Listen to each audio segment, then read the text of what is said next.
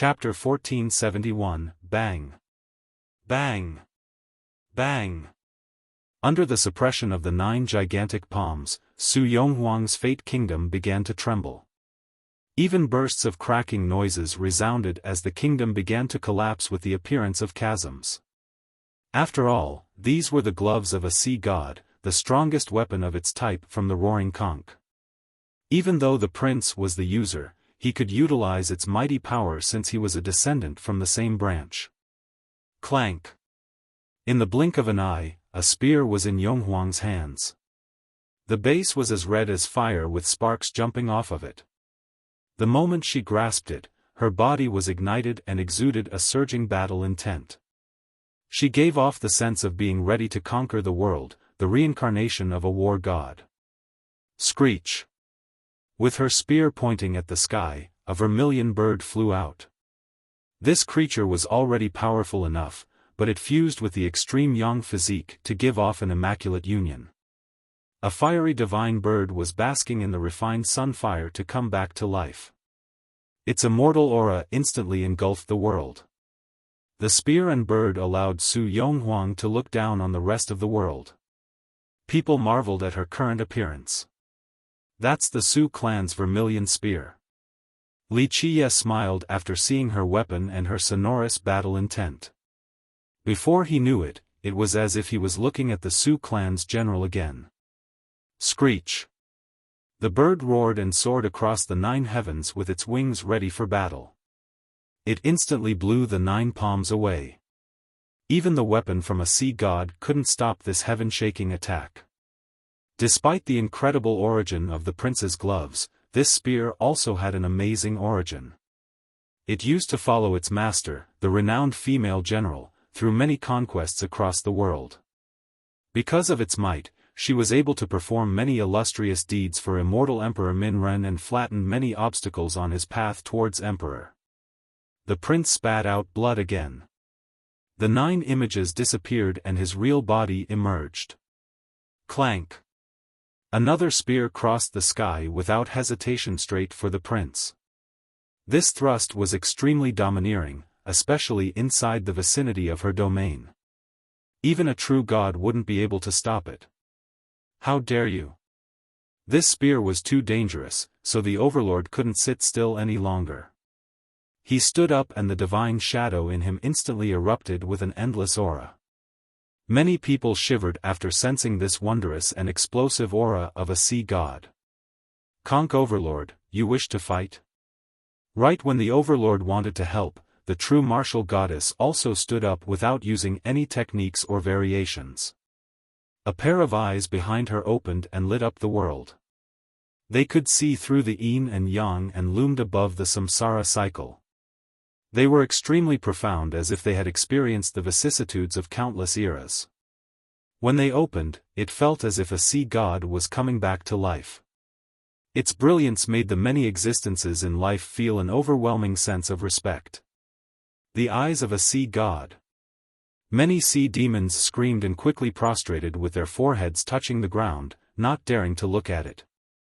One was a divine prince while the other was a divine princess. However, the goddess' talents were much greater than the conch overlord. Overlord, you are too old and no longer a match for me. The light of a sea god bathed the goddess and transformed her into a similar being. Many people trembled before this radiant scene. She was much stronger than they had imagined and definitely more qualified than anyone else to become the next sea god. Some even felt that even if someone else was accepted by the trident, she could still forcibly seize the weapon for herself. The overlord was livid after hearing this, but what was the use of getting angry? He understood that the goddess had inherited a part of the true martial sea god's power. Even with his father's protection, he still couldn't contend with her. Ah! A shrill scream echoed as blood fell into the water. The vermilion spear had penetrated the prince's chest and held him in the sky. This scene was too shocking. The once most talented sea demon has fallen to the hands of a human. His bloodied body being paraded like this was too much to take in. Finally, Yonghuang recalled her fate palaces and casually flicked her spear. Boom! His body dispersed into a bloody mist from the vibration. Nothing was left of him. The overlord's expression became extremely ugly and white. As the prince's Tao protector, he failed to save the boy in the end.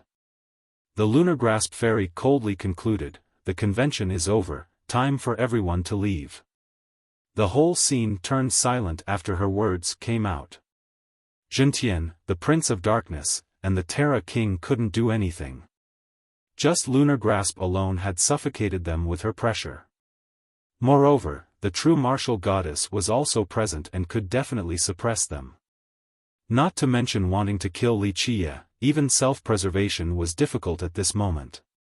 If it came down to it, maybe Wuxia would work together with the two women to destroy them. In the end, the Prince of Darkness scowled and left after angrily swinging his sleeve.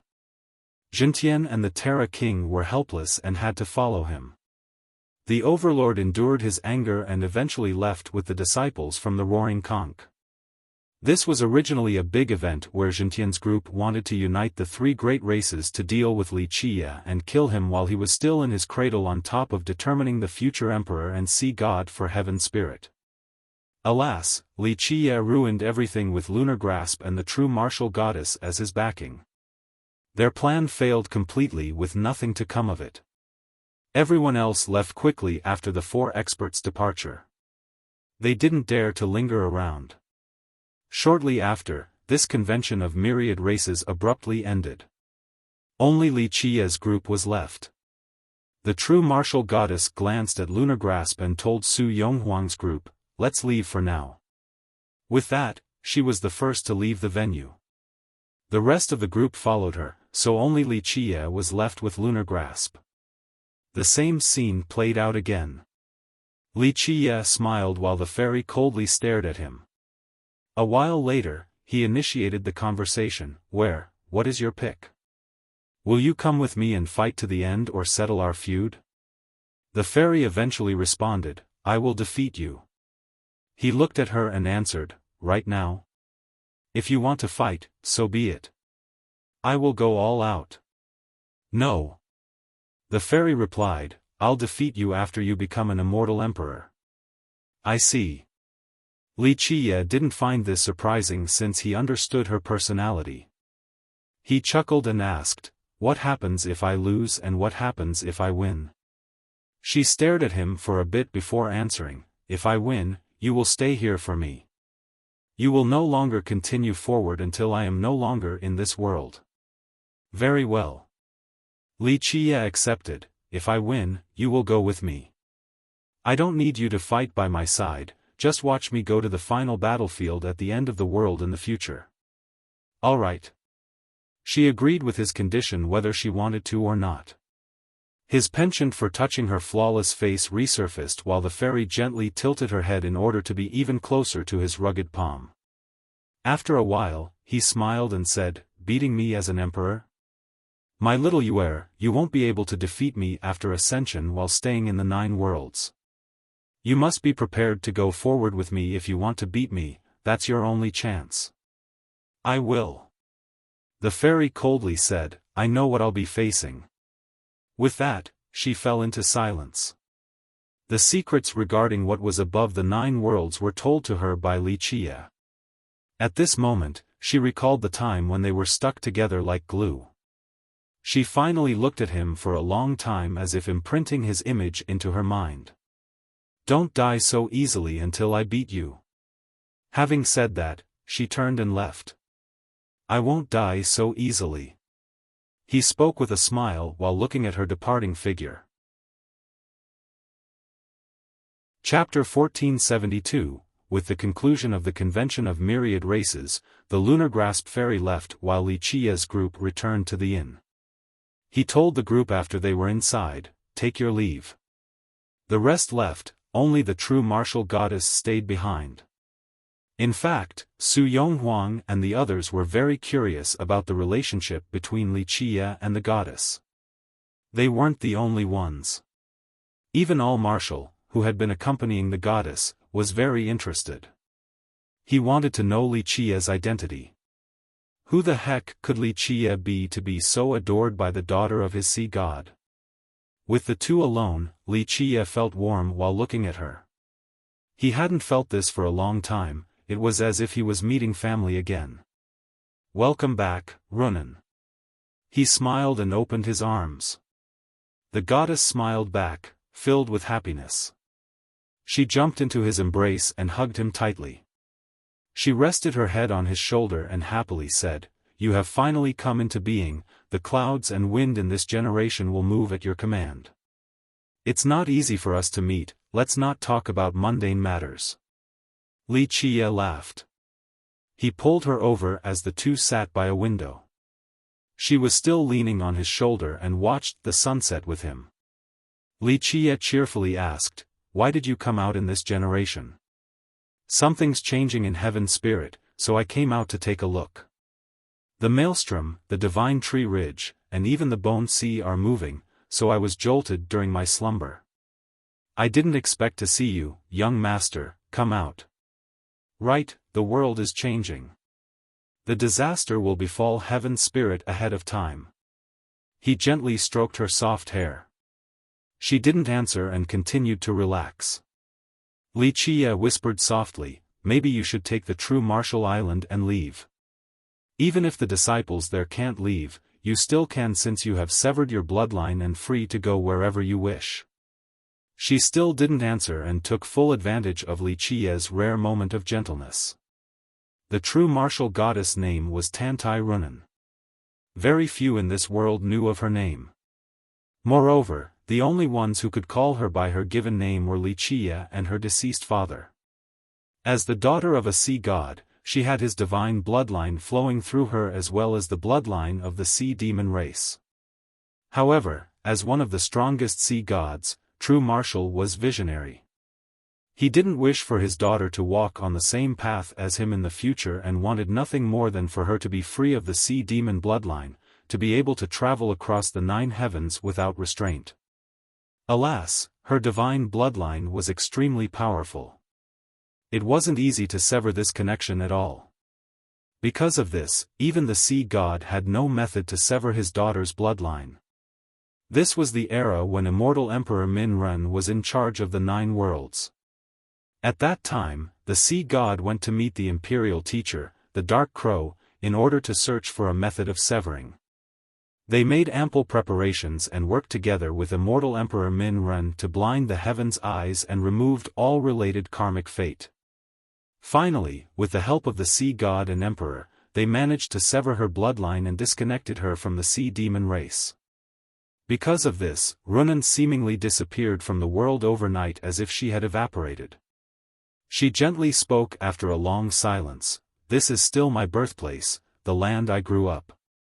Even though I have severed my karmic connection with the sea demon race, I still hope to stay until the disaster so that I can contribute. Right, many people love this heaven spirit world. It is an amazing land that gives birth to many talents. However, it will eventually face a terrible disaster. Nevertheless, this hasn't deterred people and wise sages from working hard to stop it." Wuxia spoke with a tinge of emotion. Runan quietly spoke, "I'm glad that you aren't forcing me, young master. In fact, I don't want to leave you at all even if you aren't an immortal emperor. Your presence in the White Crane Legion will make it shine even brighter. No, young master, my mission is complete. I trust that even without me, the White Crane Legion will still be brilliant in the future. It will certainly accomplish many wondrous deeds in your name. Since you have spent so much effort on it, it will surely be amazing in the future." Among the 4 legions of the Dark Crow, the Tiger Legion was the fiercest, the Azure Dragon was the most destructive, and the Silver Fox the wiliest. Those who knew about the tales of the Dark Crow, the hand behind the curtains, have more or less heard about these legions. Some eternal existences were certain of their presence as well. However, the 4th Legion had more speculations about it than the others. Even the most knowledgeable ones weren't sure of this particular legion. This was the most mysterious among the 4 legions. Some ancient existences believed it could have been the Vermilion Legion, Black Dragon Legion, or an imperial legion. In fact, the other 3 legions themselves didn't know much about the 4th. Only the truly loyal confidants of the Dark Crow were privy to this information. The missing line was, the White Crane, most secretive. This elusive legion had always been hidden and nameless like hermits even on the first day of its inception. It wasn't the Vermilion Legion with many illustrious battle record and not the Black Dragon Legion that has deterred 3 generations. It wasn't started by an immortal emperor either. Nevertheless, people still somehow knew about the 4 legions of the Dark Crow due to the popular saying. It was secretly founded by Wuxia during immortal Emperor Min Ren's generation. Tantai Runan was its first commander while immortal Emperor Min Ren served as the chief instructor. At the very beginning, it had a secret mission that was completely different from the other 3 legions. In fact, Wuxia had had this grand ambition even before the emperor's era. However, his resources and strength were lacking, so he couldn't carry out such a grandiose idea. It wasn't until he was in charge and immortal Emperor Min Ren started the emperor's era did he have the means to carry out this magnificent plan. This gave birth to the White Crane Legion. It shouldered a mission unknown to the world. Wuxia smiled and said, as its first commander, I still hope to see you leading it in the future. After severing her blood, she decided to stay with Wuxia. He also intended to train her, so he spent painstaking efforts in doing so.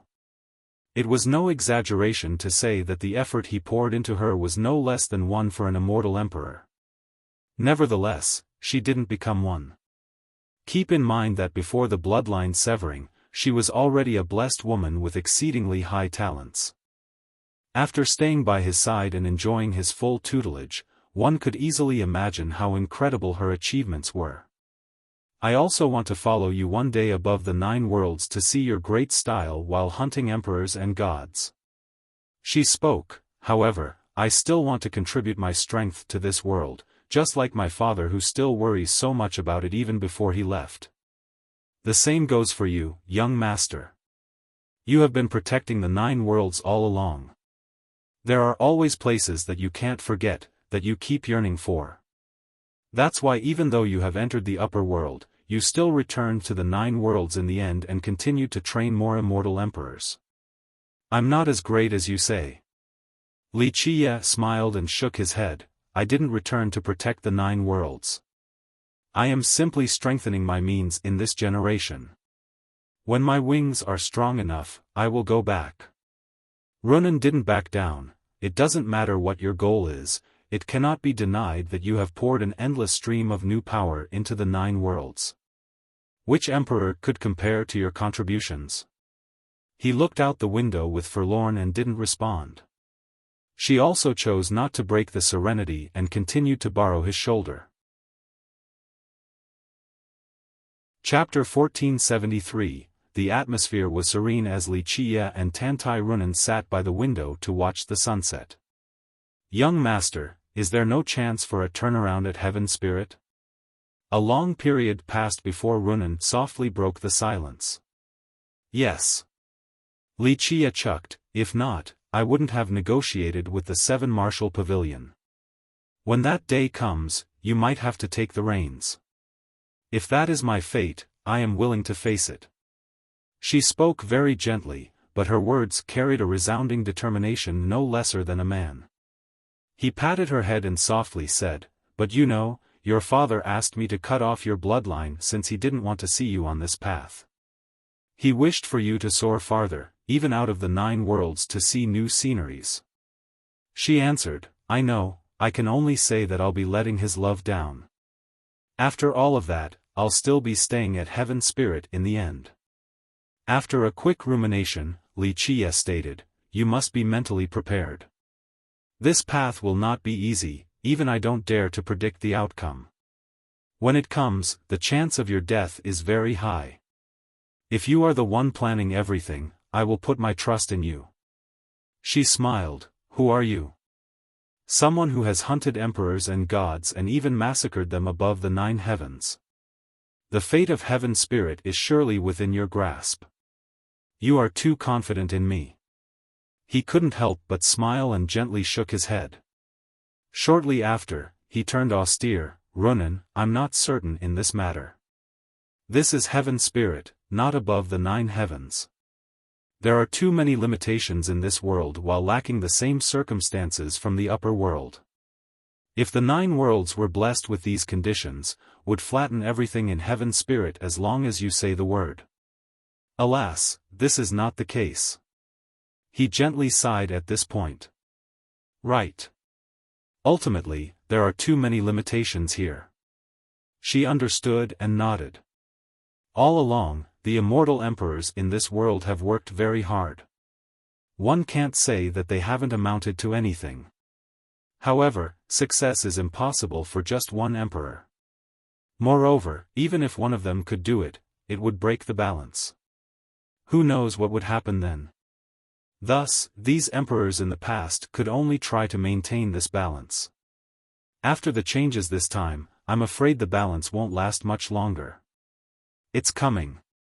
Wuxia pondered for a moment before replying, but I can't wait until that day, so I can't lend you a hand then. Young master, you have your own pursuit while I have my mission. Runan revealed a carefree smile. For millions of years, you have never stopped for anyone. I don't wish to be the shackles that force you to stop, since you will cease to be the young master that always courageously treads forward in my heart. This was a beautiful and charming smile. Every spectator would be intoxicated by this sight. If you didn't have this inhibition, I would definitely take you with me.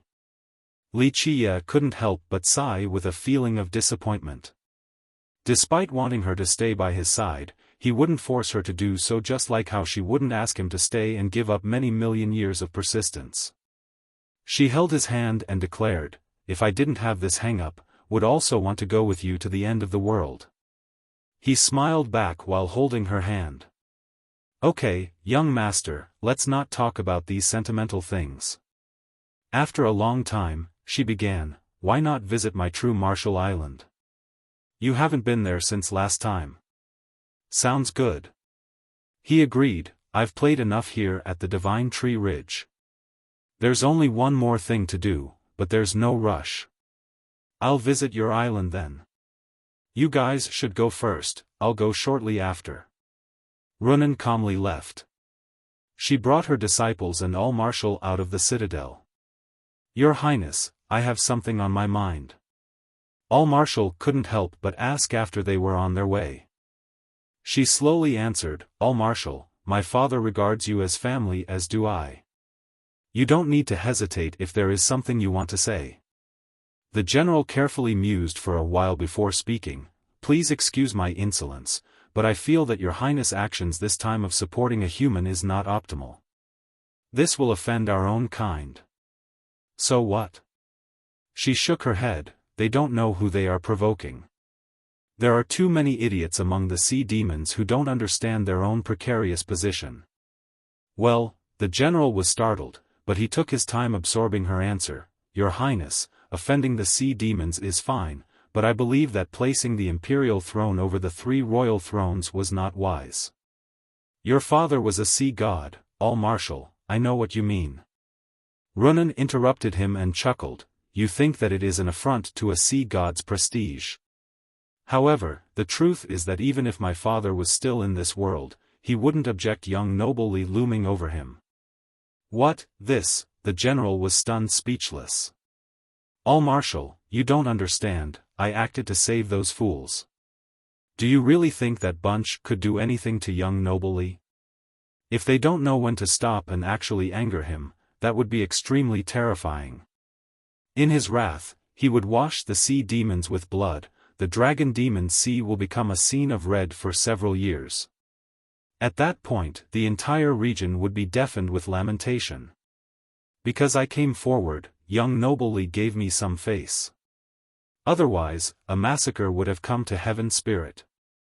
The roaring conch and the ancestral Terra think they are invincible, but in his eyes, they aren't even street thugs. Really, is this true? The general was completely taken aback. How could this be possible? Massacring the sea demons wasn't as easy as it sounded. Aside from immortal emperors, few could accomplish this task. She flatly replied, "It is because you still don't know his identity. Such a thing isn't difficult for him at all." "Forgive my ignorance, Your Highness, who is he then?" The general had to ask, "How come I haven't heard of his name in the previous generations?" "All martial, his name is taboo, not just anyone can talk about it." She shook her head. "It is normal to not know who he is before reaching a certain level. Moreover, even those who know about him wouldn't want to talk about this type of forbidden existence. He has influenced one era after another in the 9 worlds. From the desolate era to the expansion, then the ancient Ming era, and finally, the Emperor's era. He has always been the ruler with a firm grasp on the development of the 9 worlds." Her eyes lit up while recalling his tales. The dark hand behind the curtains. All Marshal realized something and thought about a particular legend. He took a deep breath and said, "He's the dark hand behind the curtains? His Majesty has mentioned this to me when he was still in this world." "Yes, that's him." Runan nodded. "Remember, when the day comes when I'm no longer in this world, the true Marshal Island must stay respectful towards him." The general finally realized who he was facing and trembled inside. The true martial sea god had talked about this matter to him before. Even an existence like true martial didn't dare to say much about the dark hand. He would always have a wary expression when this existence was brought up. Who was true martial? He was the supreme of the sea demon race, an existence praised to be on the same level as Prime. In the past, he fought evenly against immortal Emperor Min Ren even without the trident. Min Ren was no slouch either, since he brought about the Emperor's era. From this, one could extrapolate just how strong true martial was. Nevertheless, an existence like this still kept his mouth shut regarding the Dark Hand. He even feared him. This showed just how terrifying the Dark Hand was. The general knew very little about this story. Like Runan had said, one wouldn't be able to find out until they reached a certain level. Because the sea god mentioned it to him in passing, the general realized that the most terrifying being in this world was not an immortal emperor. There was another eternal being that sea gods had to take the long way around. Chapter 1474. After Runan's group left, Li Qie called for the girls. Yonghuang was present as well. He wrote a letter before handing it to Sima Yujian. "You have learned all that you need. I have nothing else to teach you about the god-slaying Tao, since you are only missing experience and more training. These things will be up to you to hone." Having said that, he paused and sighed. "It depends on your own fortune to see how far you can go in the future. It is possible to reach the end of the Tao on this path to become an immortal emperor. An assassin isn't doomed to a lightless fate or to walk on an evil and unorthodox path. Your god-slaying Tao is still a majestic grand Tao that can end at the throne. It can still open the doors to the great mysteries and beyond. Ultimately, all of this is up to you, no one else can help you." The cold Yujian quietly nodded and memorized each and every word from him. Becoming an emperor isn't dependent on your talents or how righteous your Tao is, it depends on this.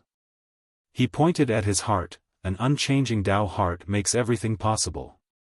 She naturally appreciated his words carefully. After losing to the swift Tao god, she had given up on becoming an immortal emperor. Moreover, she thought that an assassin would have no chance of becoming one. However, she gained something from his guidance. It was as if a great door has just been opened. "Go back from whence you came," Li Qie said. "Give this letter to your ancestor as well as my regards." She quietly accepted his letter. Although she didn't know what the relationship between him and the god-slaying Night Core was, logically speaking, he should be a talent from there as well, since he knew their Tao so well. Alas, no matter how she looked at it, he didn't look like one of them. He finally gently waved his sleeve and told her, "Go." Yujian didn't know what to say at this moment. Their relationship was a little strange. In fact, she didn't even know what it was. Li Qie was originally her target, but he had turned into someone who answered inquiries about the Tao for her. Of course, he still wasn't her senior or peer. It was a very vague relationship. Nevertheless, he still carefully taught her without any hidden motives. No one else would believe such a thing. Take care. This was all she could say despite the many words scrambling through her mind. She didn't know what else to say other than this. She nodded towards Yi Xiaoxiao to say goodbye before her figure flashed and disappeared.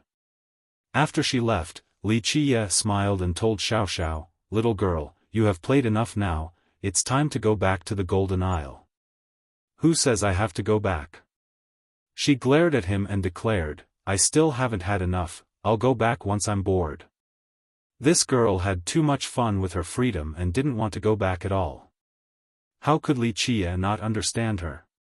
He shook his head and tried his best to convince her, "Listen, your bloodline is the most precious in this world, so you should treasure it. Since it has just awakened, try your best to understand it completely instead of wasting this opportunity. Please, I am a genius that can easily understand its profundities." She held her waist and fiercely stared at him a bit. "Oh, Ego King, seeing as how you want me to leave so quickly, are you up to something?"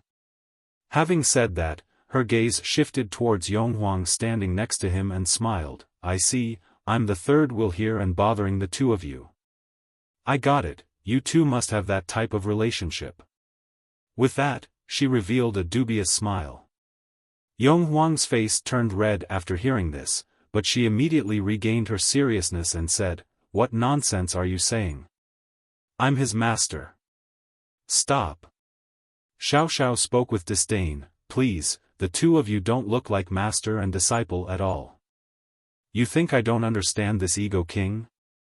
Humph, he is the biggest narcissist in the world and considers everyone else beneath him. In my opinion, if he wanted to eat you, he would definitely have his fill. Plus, for someone like him, so what if you are his master?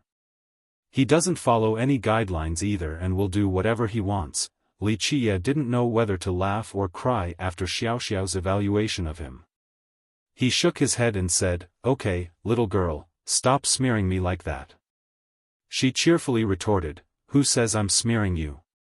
Her eyes started shifting around as if she was coming up with a devious plan. Li Qiye immediately knew she was up to something after seeing her expression. She grabbed his arm and told Yonghuang with a gloating look, "It's no use even if you are his master. See, I am his wife, his official wife, the number one, the biggest. So in the future, if the two of you want to exchange flirting glances or engage in some, you have to get my permission first. So, use this opportunity to win my favor." Xiaoxiao wasn't only gloating, she even showed her dominance over Yonghuang. Being teased like this by a little girl left Yonghuang quite annoyed. Alas, there was nothing she could do. The girl was too crazy. Instead, Yonghuang placed her frustration and blame on Li Qiye with a side glance. This playboy went everywhere and always fooled around. Now that he got this little girl involved, things like this will keep on happening. Hey now, stop flirting with each other in front of me as if I don't exist. Xiaoxiao immediately took advantage of Yonghuang's weakness and laughed. "Okay, little girl, stop." Li Qiye playfully flicked her nose and smiled, "Whether you are willing or not, get ready to pack up and go back to the Golden Isle. This is your time to understand your bloodline with an isolated cultivation. Moreover, the two ancestral trees there will help you. Others wouldn't even be able to dream of such a divine opportunity." Even though Xiaoxiao understood the intricacies in this matter, she still had no interest. "I know, but cultivating all day is so boring." Li Qiye explained with a grin, "You will still have to do it even if it's boring. Otherwise, you will waste your bloodline. If you don't try your best now, your future will be bleak. Even your amazing blood will be reduced to something ordinary. The heavenly Tao requires hard work, it doesn't favor the lazy." Xiaoxiao angrily said, "I know, don't nag like my mother." Coming from a tree father lineage, how could she not understand this logic? However, she was still young and didn't break her habits just yet. Li Qiye continued, keep working hard on cultivation. Once your bloodline reaches grand completion, maybe I'll take you to an even more brilliant and magical place. If you are too weak at that time, I won't bring a stepchild like you along.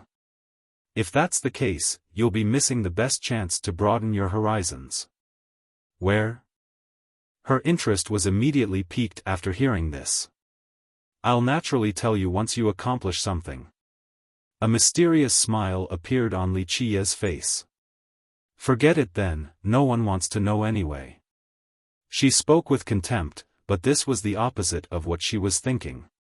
Despite her unwillingness, Li Qiye still sent her away since he valued her greatly.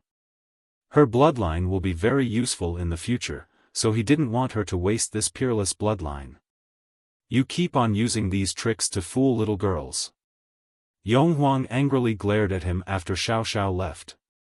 Li Qiye smiled and leisurely commented, do I sense some jealousy right now? With an annoyed expression and a slight blush, she replied, stop thinking that you're a gift to all women. Li Qiye laughed and lightly said, come, we'll visit the true Martial Island for a bit. It's a good place with countless wonders. Yonghuang didn't say anything, but she did feel a strange sense of indescribable loss in her heart that lingered for a bit. The convention ended so quickly that it set off a wave at the Divine Ridge Citadel. Before it began, no one expected for it to end in such a manner. The main characters were Meng Zhentian, the Conch Overlord, and the Prince of Darkness. However, they left in dejection.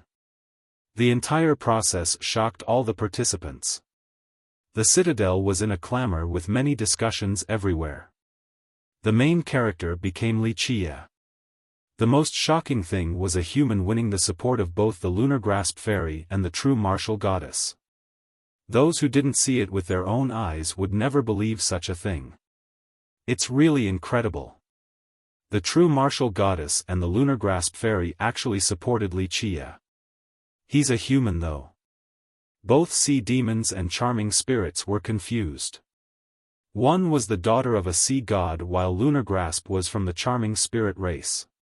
From many different perspectives, the chances of them helping a human were minuscule. After all, the human race had no status to speak of in heaven spirit. Alas, the goddess didn't support the Sea Shield Prince and the fairy didn't help Meng Zhentian. Before the convention, many people speculated that even if the Lunar Grasp Fairy didn't support Zhentian, she would at least remain neutral towards Li Qiye due to being from different races. Therefore, this result went against everyone's expectations. Chapter 1475, Is Li Qiye really going to become the immortal emperor of this generation? Many charming spirits were shaken and muttered to themselves. In the past, everyone was optimistic about Meng Zhentian. In their eyes, even if the 9 worlds were to be connected again, Zhentian would still have a great chance of winning. After all, he had experience in the battle for the heaven's will. Moreover, his strength was virtually flawless. Some were certain that no one else would become emperor but him. Plus, at the final battle, the charming spirits in heaven spirit would all help Zhentian. Even the sea demons and treants would be on his side. After all, after one full generation of accumulation, Zhentian had ample resources and connections in heaven spirit. If he were to call for it, many experts from the previous generation would be willing to follow. There wouldn't be any shortage of god monarchs or even god kings. However, this Li Qiye came out of nowhere and resoundingly at that, killing both gods and devils standing in his way. In a short amount of time, his fame completely eclipsed Zhentian, especially after this convention. He became even more brilliant with the support of the Lunar Grasp Fairy and the true martial goddess. Zhentian was overshadowed while standing beneath Li Qiye's radiance. Some charming spirits who were optimistic about him were quite stirred. It looks like both the fairy and goddess are bullish about Li Qiye. A charming spirit clan leader spoke, with them as his Tao protectors, it would be even more difficult to do anything to him in the future. Everyone knew that before the appearance of the next emperor, many imperial lineages and great powers would place their bets. If they picked the right candidate, it would be another generation of prosperity. If they guessed wrong, it would bring about declination or even total collapse. Thus, these sects needed to speculate whether they should support a particular candidate or not. After all, these candidates required help before ascension. If, say, they finally showed support after he became an immortal emperor, it would be completely futile to try and gain anything out of it. Because of this, after the convention of myriad races, the great powers in heaven's spirit began to hesitate. They didn't know whether to place their money on Li Qie or Meng Zhentian, unlike the past when Zhentian was the clear victor in the eyes of all the races. After all, humans were too weak in heaven's spirit. Everyone felt that Li Qie's chances were too small regardless of his great talents. However, everything was now different. Li Qie was exceptional and ferocious. The tide was reversed since he had won some new and powerful support. Because of this, a few lineages who were on Zhentian's side started to waver. Not necessarily. Some of Zhentian's stout supporters still believed in Zhentian's chances. A few charming spirit lords continued to support him and even tried to lobby the other great powers. Li Qie might have the fairy and the goddess as his backing, but remember, heaven's spirit is a vast world. The three races are very powerful, and it's not like the two women are the strongest. There are still existences at the Emperor Assailant level yet to come out. I have received some reliable news that more Emperor Assailants have agreed to come out and become Zhentian supporters. His steadfast supporters continued to talk to the wavering powers. After hearing about some more Emperor Assailants coming out, the hesitating sects palpitated. If Zhentian truly had such protectors, his chance would be greatly boosted. On the same day, people also heard about the fairy and goddess leaving Godhalt and heaved a sigh of relief in response. This was a rare opportunity for the few who wanted to scheme against Li Qie. The true Martial Island was very mysterious and elusive. Some said that it could travel and appear anywhere in heaven's spirit. As for why it wandered around so much, this remains an unanswered mystery. One particular hypothesis was that the island was on a divine turtle that carried it around. Another one stated that the reason why it had such mobility was that the sea god had refined the entire island into a moving ancestral ground. Regardless of the speculations from outsiders, not many have been able to see the island itself. Only extremely amazing characters were privileged enough to be invited to the island. The scenery was very charming on the island with great peaks, verdant thickets, and towering waterfalls. Auspicious beasts and birds were everywhere to be found, but they didn't disturb its serenity and peace. Li Qie and Tantai Runan sat by a precipice and enjoyed the breeze while playfully swinging their feet. She leaned on his shoulder and looked down on the entire island. The two of them didn't say anything and basked in the peaceful silence. Li Qie wistfully spoke, "Millions of years have gone by, but the mountains and rivers remain the same, unlike the fleeting inhabitants. Yes, it would be amazing if father was still here." Runan gently sighed and added, "I couldn't send him off back then.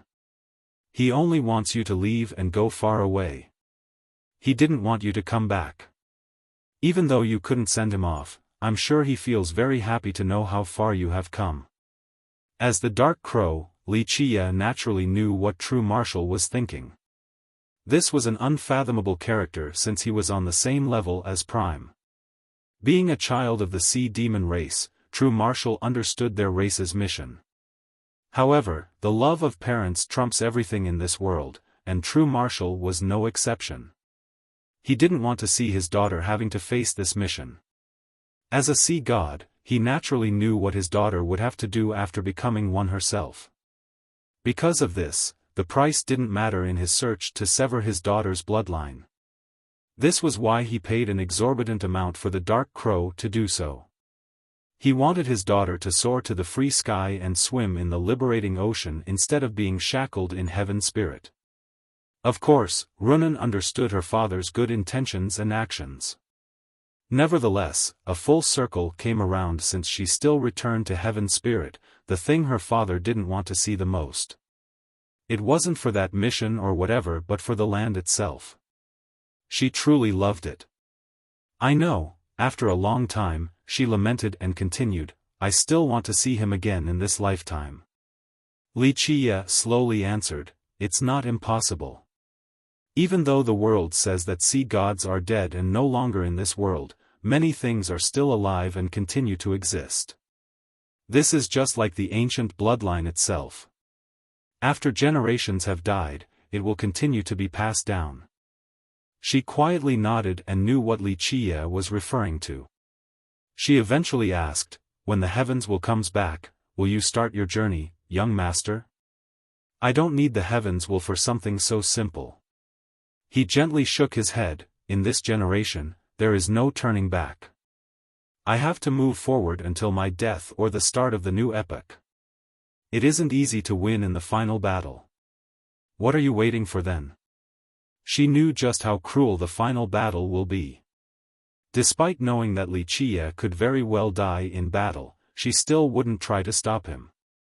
This has never been her intention, and she didn't want him to stop either, for it would go against his courageous creed that has lasted for millions of years.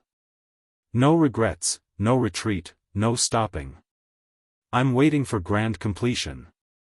Wuxia explained, I need a chance to reach the ultimate grand completion, a heavens will at its pinnacle, and the highest of accumulations. Otherwise, death will await me regardless of how powerful I am. I'm certain you can wait until then. Runan gently replied, you have been plotting for generations, so waiting a bit longer won't cause any harm. Indeed, it shall come. Too many people have been buried and too many bones have been paved. Gods and emperors, how many of these invincible beings became nothing but bones in the end? Maybe I'll be around long enough and see your triumphant return. She held his hand tightly and intertwined her fingers with his. Wuxia declared with a smile, when I am victorious, it will be a glorious and beautiful era.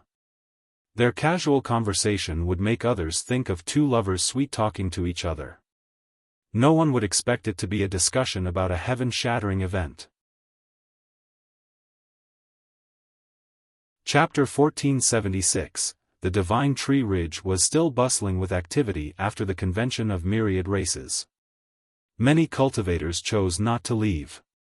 The reason was very simple, Xintian's group was still here.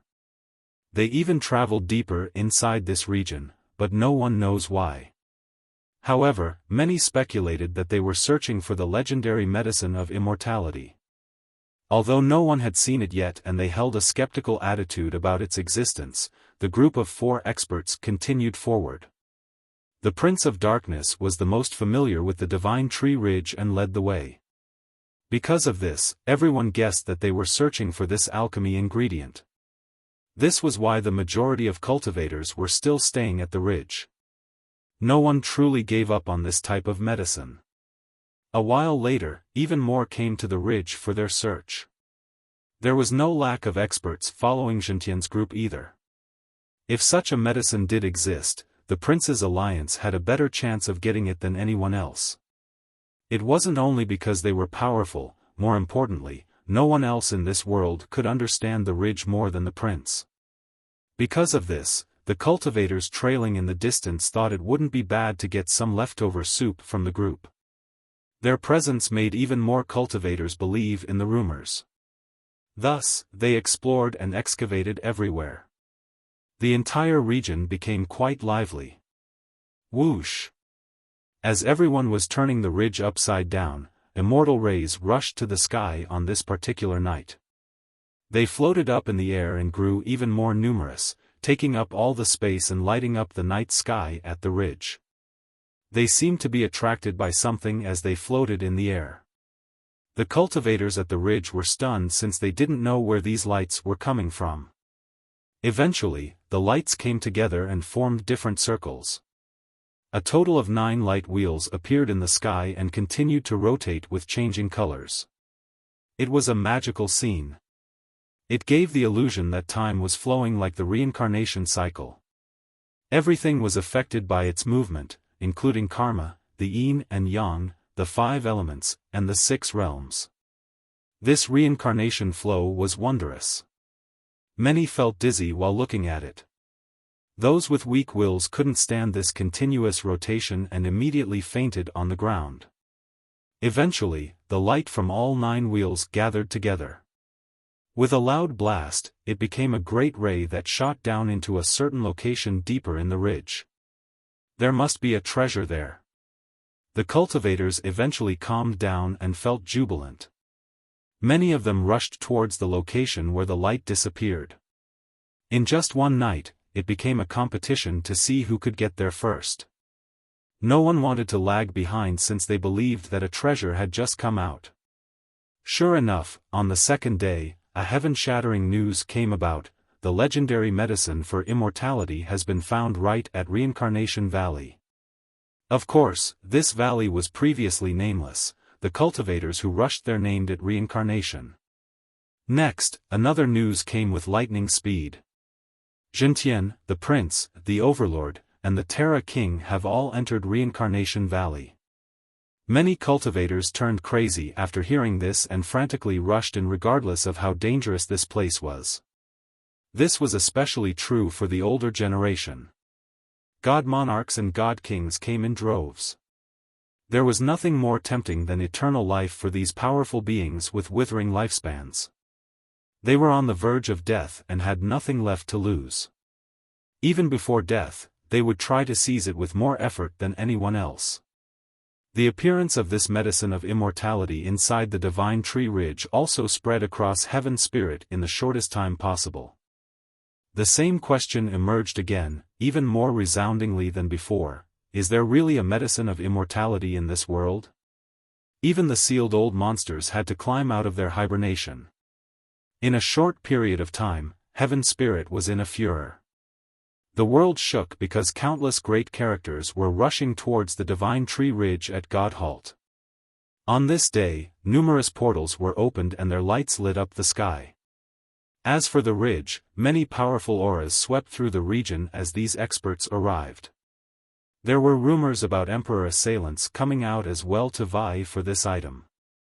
Li Qie was alarmed as well by the immortal light shooting towards the night sky. While staying at the true Martial Island, he looked at the 9 disappearing lights and smiled. After so many years of waiting, the time is finally ripe. What a shame that so many emperors couldn't wait until this day. Su Yonghuang was alerted as well. She immediately went to find him and said, "This aura, it is just like that great momentum I felt in that place." She was referring to the place where her ancestor died. She had entered that area, but only the outskirts by the corpse. That's the place, Zhentian's group has found it. With the Prince of Darkness there, it isn't strange that they're able to find it. After all, he is the local snake who is very familiar with the ridge. Yonghuang spoke in awe, so they came for this legendary medicine. In fact, not long after she got here, she had heard people talking about this medicine growing at the ridge before. Li Qie smiled and said, "There's nothing surprising about this.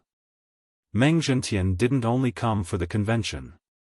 If that cowardly turtle, the conch overlord, came as well, they naturally had a plot going on." Li Qie paused before flatly adding, "But there is definitely no medicine of immortality in the world, at least, not at the Divine Tree Ridge. If it's not for immortality, what is it for then?" Yonghuang was surprised after hearing this since everyone else said otherwise. Li Qie slowly uttered, "Reincarnation 9 leaves." Reincarnation 9 leaves? She had never heard of this item before and asked, "What kind of immortal vegetation is it?" Li Qie only smiled before turning to leave. Under the moonlight, Runan also stared at the wheels rotating in the sky and said, "The Reincarnation 9 leaves have finally matured." "Yes, it has indeed after so many years." Li Qie loudly laughed. She withdrew her gaze and looked at him to say, "I heard that father went to the ridge to find it, and not just once either. After several fruitless trips, he finally found the place with the final leaves. I'm sure he must have consulted you about this. Unfortunately, he still returned empty-handed even after going there. Li Qiye smiled without answering her. The 9 leaves have always been a myth. Not only sea gods, even emperors have searched for it. Some emperors were successful, but since it wasn't ripe, it would have been meaningless to take it. She had to ask, can it really make people reincarnate and live again? I don't know. Li Qiye shook his head. According to the records, this is possible. However, I have never obtained mature leaves before, or I wouldn't have been waiting for so long. From one of the tattered records, 1 leaf can indeed allow someone to reincarnate once. However, the chance is only around 20%, 1 in 5. Failure would mean turning into ashes. She curiously asked, can one person use several leaves? It's possible. He replied, the more you use, the less potent it will be. For example, the first one is 20%, the next one will be reduced by half, and so on and so forth. Of course, you can also test your luck and eat all 9 at the same time. Maybe you'll get lucky and be successful. Chapter 1477, Reincarnation meant coming back to life for an entire generation. Thus, it was discussed and sought by many invincible characters alongside immortality. Even emperors were no exception. However, these 2 topics were impossible to reach. The emperors failed to reach immortality, let alone reincarnation. Because of a wondrous medicine like the reincarnation 9 leaves, many of these great beings came to the divine tree ridge in order to find this mythical item. Some emperors and sea gods actually managed to find it in the past, but they came back empty-handed since the leaves had yet to mature completely. Even if they took it, it would have been useless. The leaves would only be ordinary dried grass. After years of waiting, it was finally ripe in this generation. There are still several old monsters in heaven spirit. Runan slowly said, they won't come out so easily. This is probably why Jintian's group want the 9 leaves, they want to invite them. The more the merrier. Li Qiye smiled and said, I'm more afraid of people not coming out. If that group doesn't come, it would be problematic for me. It's looking good now, though. Jintian and the Prince of Darkness are still quite young, full of blood energy and life force. Runan smiled. She immediately understood his intentions after hearing him. I won't participate in this important matter then. If I go, they might hesitate, and that will ruin your business. We'll just take advantage of this opportunity and give them a chance. Maybe they will think they are in control and certain of victory. I hope they think so too. Li Qiye grinned. Runan couldn't help but chuckle. After following him for so long, she naturally knew what he was scheming. Jintian and them aren't the only victims to fall for this. Many arrogant existences thought that they had victory within their grasp, but in the end, the dark crow hiding behind the scenes devoured them completely without leaving behind bones. Those who truly knew the dark crow were also aware of how terrifying he was. The wise move would be to stand aside or simply not come out at all. After the destruction of the ancient Ming, few people in the world could stop his path. After all, they risked being massacred. After a long silence, he looked at her and offered with great sincerity, if you want, I can leave you 1 leaf. No, I don't want to keep such a thing either. She gently shook her head. Li Qiye replied, I know you don't need it, but it can be a good backup plan. If it comes down to it, you will have a certain chance to start over. She pondered for a long time before directly answering, no, I won't gamble on the chance to come back. I feel that I am ready to face both success and failure. Otherwise, I won't be able to handle the everlasting mission since who knows how long it will last. At this point, she sighed with some sadness, I have shined in my life with incredible accomplishments. I just need to face the final mission so that it can end already. I know that regardless of the outcome, I will have tried my best. Leave it for the heavens to decide. Their hands were still intertwined. He could understand her feelings. "I'm no match for you, young master." Runan wryly smiled and lamented, "I am gifted with some intelligence, but in the end, the wisest is still you. Throughout the long years, you explore and fight in succession before building up even more, never feeling discouraged in defeat and no complacency in victory. Your shadow has always wandered across time itself with great perseverance. From the 9 worlds to what lies above to the 9 worlds, you never gave up in accumulating and consolidating your power." She let out another long sigh and bitterly said, "I don't have the same Tao heart as you and might not be able to persist after such a long time. Seeing those close to me leave one after another and finding myself alone on this path. At that point, I think I might go crazy." Li Qiye sighed as well. The long years were truly endless. "Thus, you have always been my pride." She was still tightly clasping his fingers as she smiled, "You shouldn't waste something like the 9 leaves on me. Make good use of it in other places instead." Reincarnation.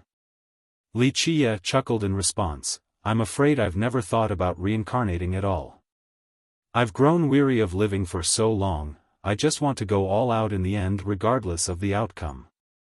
In this generation, I'm not thinking about starting over after losing. At the very best, I might just leave some backup plans. I trust you, young master. Whether you win or lose, you will be the last one smiling. Defeat won't get you down since you will have a way of lifting your head again. I don't want to see you talk about defeat like this since you will certainly rise and become even stronger in order to take down your enemies. Even if I have some backup plans, I wouldn't gamble on the 20% chance of the 9 leaves." She smiled back at him. Runan knew that although her young master was always smiling, this was not the case for his heart. He rarely had moments of sincere happiness. Eventually, Li Qiye and Su Yonghuang left the island to enter the Reincarnation Valley. Once they arrived, cultivators from all over Heaven Spirit were constantly rushing into Godhalt for the Divine Tree Ridge.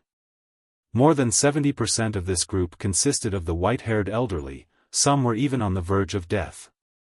These were the ones most desperate to prolong their lives.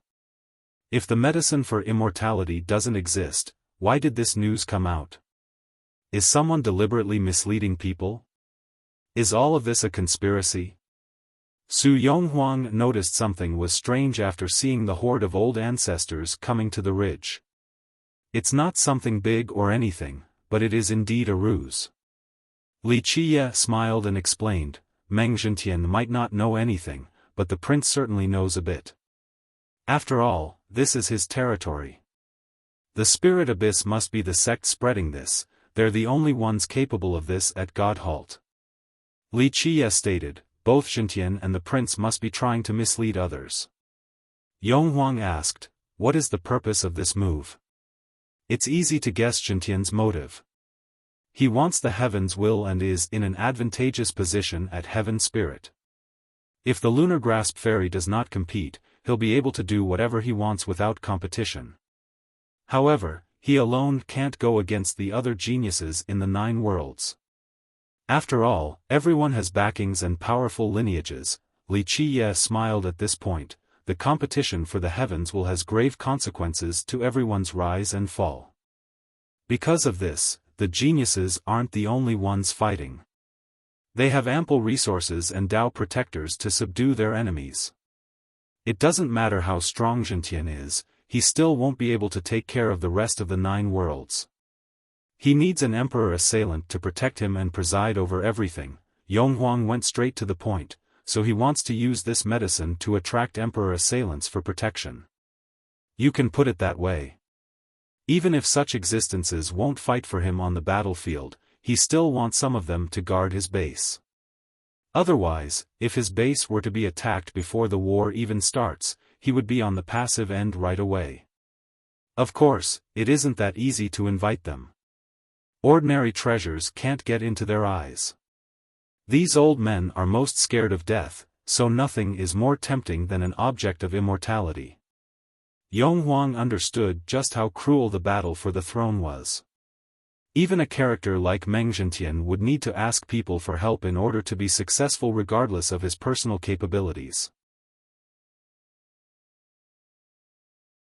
Chapter 1478, Reincarnation Valley was deep inside the ridge. This particular valley was lush and surrounded by rivers running around the green and rolling mountains. It wasn't overly large and secluded, but it did have an oppressive energy. This land would give birth to wondrous creatures, possibly even a deity. It wasn't like this the last time I came. Su Yonghuang was surprised to see this scene even before entering the valley. Li Qie chuckled and revealed, "It's not too surprising since the great momentum hit it before.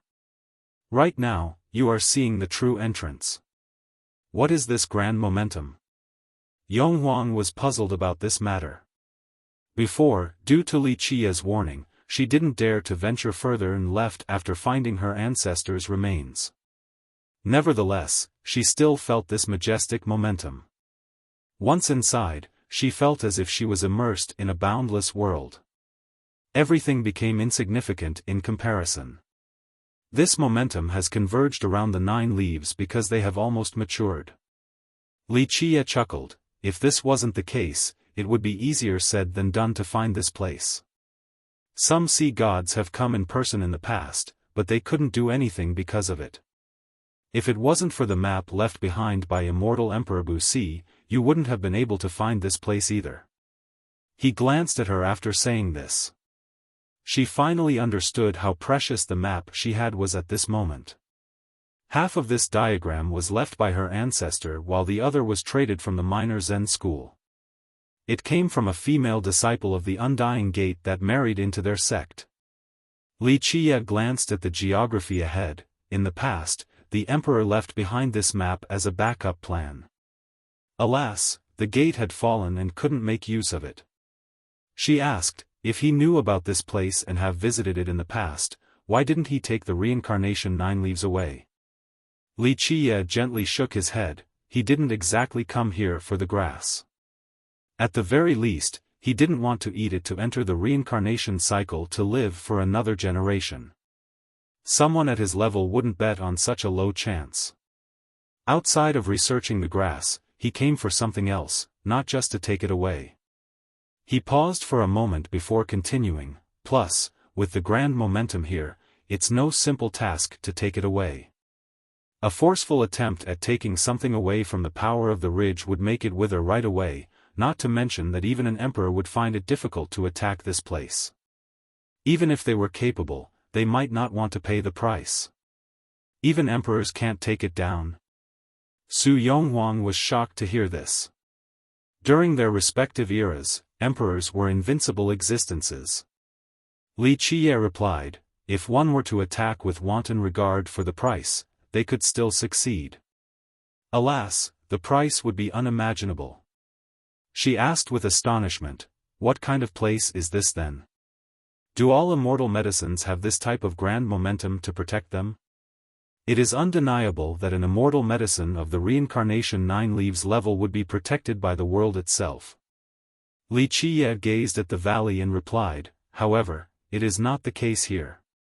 To a smaller extent, the momentum is man-made, but due to the location blessed by the high heavens, you can also say that this momentum is a natural phenomenon." "Are you saying that these leaves have a master or had a master before?" She could read what he was implying. Li Qie glanced at her and said, "You are very discerning, truly a good seed to be a disciple. Stop trying to insinuate anything and obediently call me master instead." She gritted her teeth and angrily glared at him. Her words didn't carry much confidence because a master like her had no semblance of one while Li Qie didn't look like a disciple at all. As the master, she had nothing to teach him, but he instead had taught her many things. Their roles were completely reversed. Li Qie smiled and said, "You are right in some ways. The 9 leaves can be considered to have a master already, but not in my eyes." "What kind of existence is its master?" She became curious. In this location, there was a momentum untouchable by even emperors. Its master must have been quite mighty and frightening. A dead person. Wuxia chuckled in response. Just think about it, what type of people require this item? Of course, even for them, this is only a backup plan. No one would use it unless there was no other way. People of this level wouldn't gamble on a 20% chance. If it has a master already, if you try and take it away, aren't you? She became worried. It was a reasonable doubt. After all, a master of this item was surely a terrorizing existence. So what? He interrupted her and laughed. If I need something, it is the same regardless of whether it has a master or not, it's completely up for grabs. Yonghuang was speechless. He said these high-handed words so casually. It was simply unreasonable, but that was not his nature, this was someone who spoke with his fist. The two talked along the way and made it to the entrance of the valley. There were many cultivators and experts standing here. Some released their blood energies and didn't hesitate to show their strength publicly. Others hid their auras and identities. The few true masters were hiding in the shadows while gazing at everything. Because of this, no one knew who the strongest at the valley was. Some even believed that emperor assailants have made it here. However, these characters would just quietly stay in the background. Fierce is here. People quickly made way for the duo after seeing them and didn't dare to block their path. However, some also felt relieved after seeing that it was only Wuxia and Su Yonghuang. Fiercest was strong indeed and enough to make others tremble timidly. However, if the lunar grasp fairy and the true martial goddess were here as well, no one could contest him for the medicine. The younger generation was fine with it, but for the dying crowd, they must have this medicine. Even if they were to face Wuxia or Mengzhentian, they would still risk it all and try to fight for the medicine. After all, nothing was more important and precious than living on. Because of this, the absence of the other two women was a welcomed sight. At the very least, they still had a chance against Wuxia instead of none. Someone couldn't help but mutter with dissatisfaction, he's so young, why would he want an immortal medicine?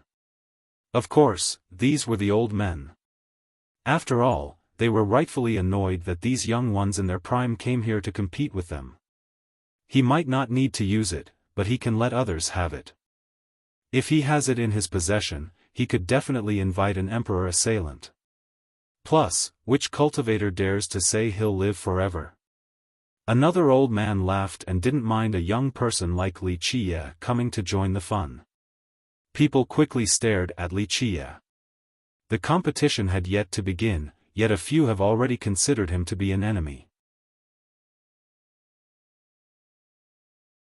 Chapter 1479, Wuxia and Su Yonghuang stood by the entrance and glanced into the valley ahead. It was very pretty with verdant trees and long vines everywhere. Moreover, a spirit energy enveloped the entire place without dissipating. A garden for meditation this was, many cultivators would be willing to stay here and train. There were ponds and small streams connecting here and there. These complex currents formed a water vein. Moreover, the water from each stream didn't interfere with each other and flowed quietly. It made the valley seem like a water kingdom. Even the potholes were filled with water. In the middle of such a valley situated an old tree whose branches twisted everywhere. Even though it wasn't overly large, it was flourishing with green leaves. Its thick bark made its age apparent. This tree was incredibly conspicuous in this valley as if it was absorbing the massive amount of energy in the valley in order to grow. Yonghuang was attracted by this scene and asked, "Is that the reincarnation 9 leaves?" "No, that's not it. This old tree is still very amazing, but the disparity between it and the 9 leaves is considerable, they're not on the same level at all. The little grass growing beneath this tree is the real reincarnation 9 leaves. It is attached to this tree." Wuxia pointed forward. She followed his direction to take a gander. Below the numerous roots was a grass around 1 foot long. There were 9 round leaves growing from it like little circles with thin teeth on the edges. Because of these sharp edges, it looked as if the leaves were rotating. Even though the leaves were emitting a faint light as well as the occasional flash that resembled shimmering gems, many were drawn towards the old tree instead. It was because there was too much energy from the tree. Plus, there were many signs pointing to its great age. Even the most ignorant would know that this was a divine tree. Because of this, the grass growing from the roots of this tree was extraordinary, but it was no match for the tree itself. Su Yonghuang felt the same way. In the beginning, all of her attention was fixated on the old tree that had experienced the vicissitudes of time. Despite not being an alchemist, she could still tell that moving this energy-rich tree into a sect would grant great benefits for the disciples there. This was precisely the reason why she didn't notice the reincarnation 9 leaves in the beginning. How can you tell that the leaves are ready? After being reminded by Wuxia, she carefully gazed at the leaves. The longer she looked, the more extraordinary it seemed. The occasional glimmer from the leaves was wondrous like the stars themselves and full of life. Take a closer look at its roots and see if it is about to separate. He woke her up from her stupor.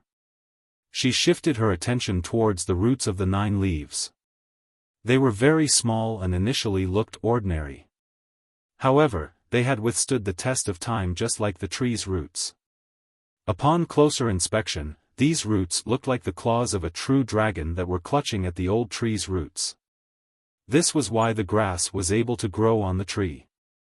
However, these claw-like roots were loosening their grasp and seemed to be separating from the other roots. Don't think that it is growing on the old roots.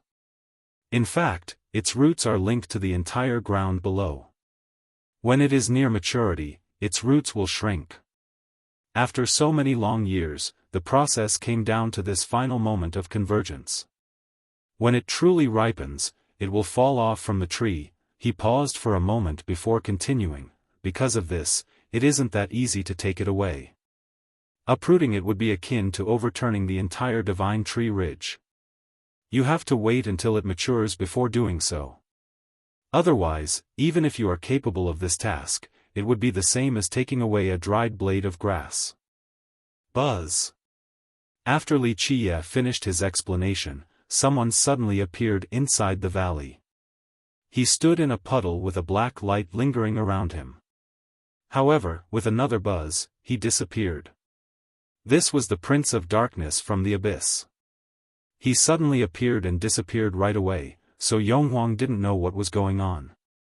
After seeing this, a cultivator shouted, "It's the prince, that's the 5th time he has appeared." Someone else murmured, "The prince's group is getting closer and closer to the immortal medicine. It looks like they have a good chance of getting it now. What's going on?" Yonghuang found the prince's actions puzzling. It shows that he's going to the right places. Wuxia smiled and explained, "If he can't reappear, I'm afraid he will never be able to come out from this dangerous place." With that, he pulled her into the valley.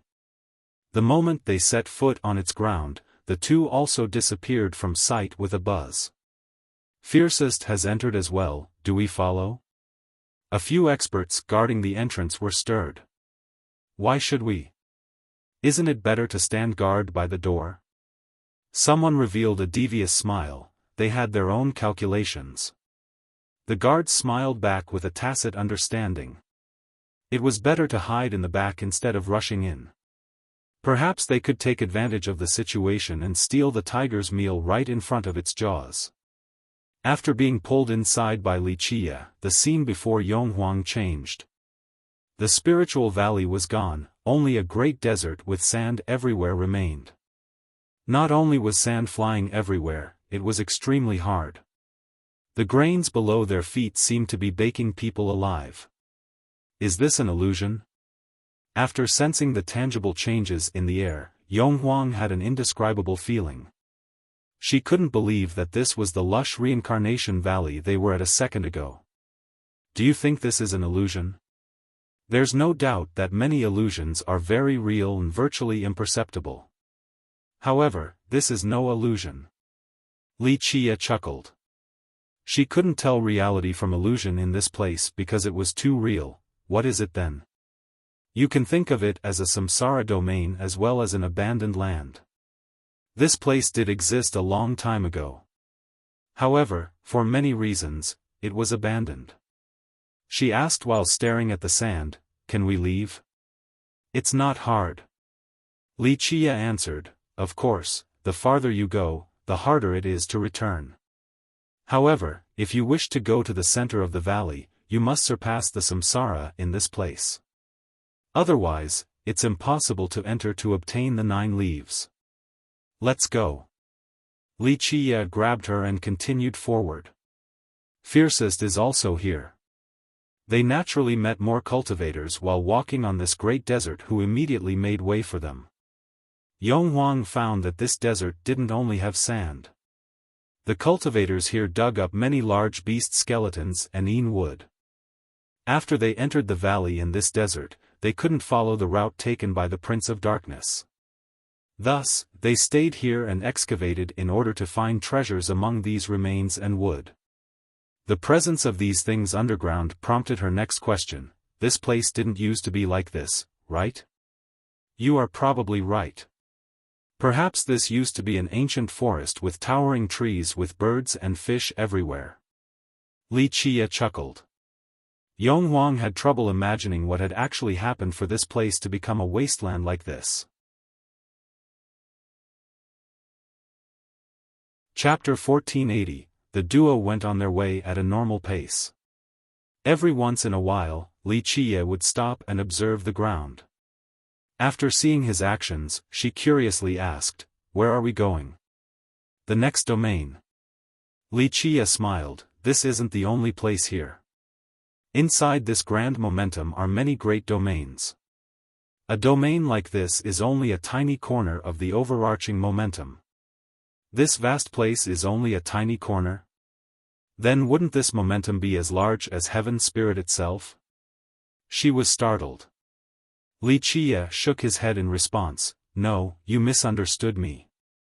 I'm saying that this vast realm only carries a small amount of the momentum's unimaginable power. This is the reason why even emperors can't easily take down this place." The two went on for a long time before arriving at a dune. While standing on top of it, Wuxia looked around and smiled, "This is the place. Get ready, we're about to jump." Yonghuang took a deep breath and stood next to him. "Go." After she was prepared, he held her and jumped. The two disappeared instantly. The scene before them changed as they were now back in Reincarnation Valley.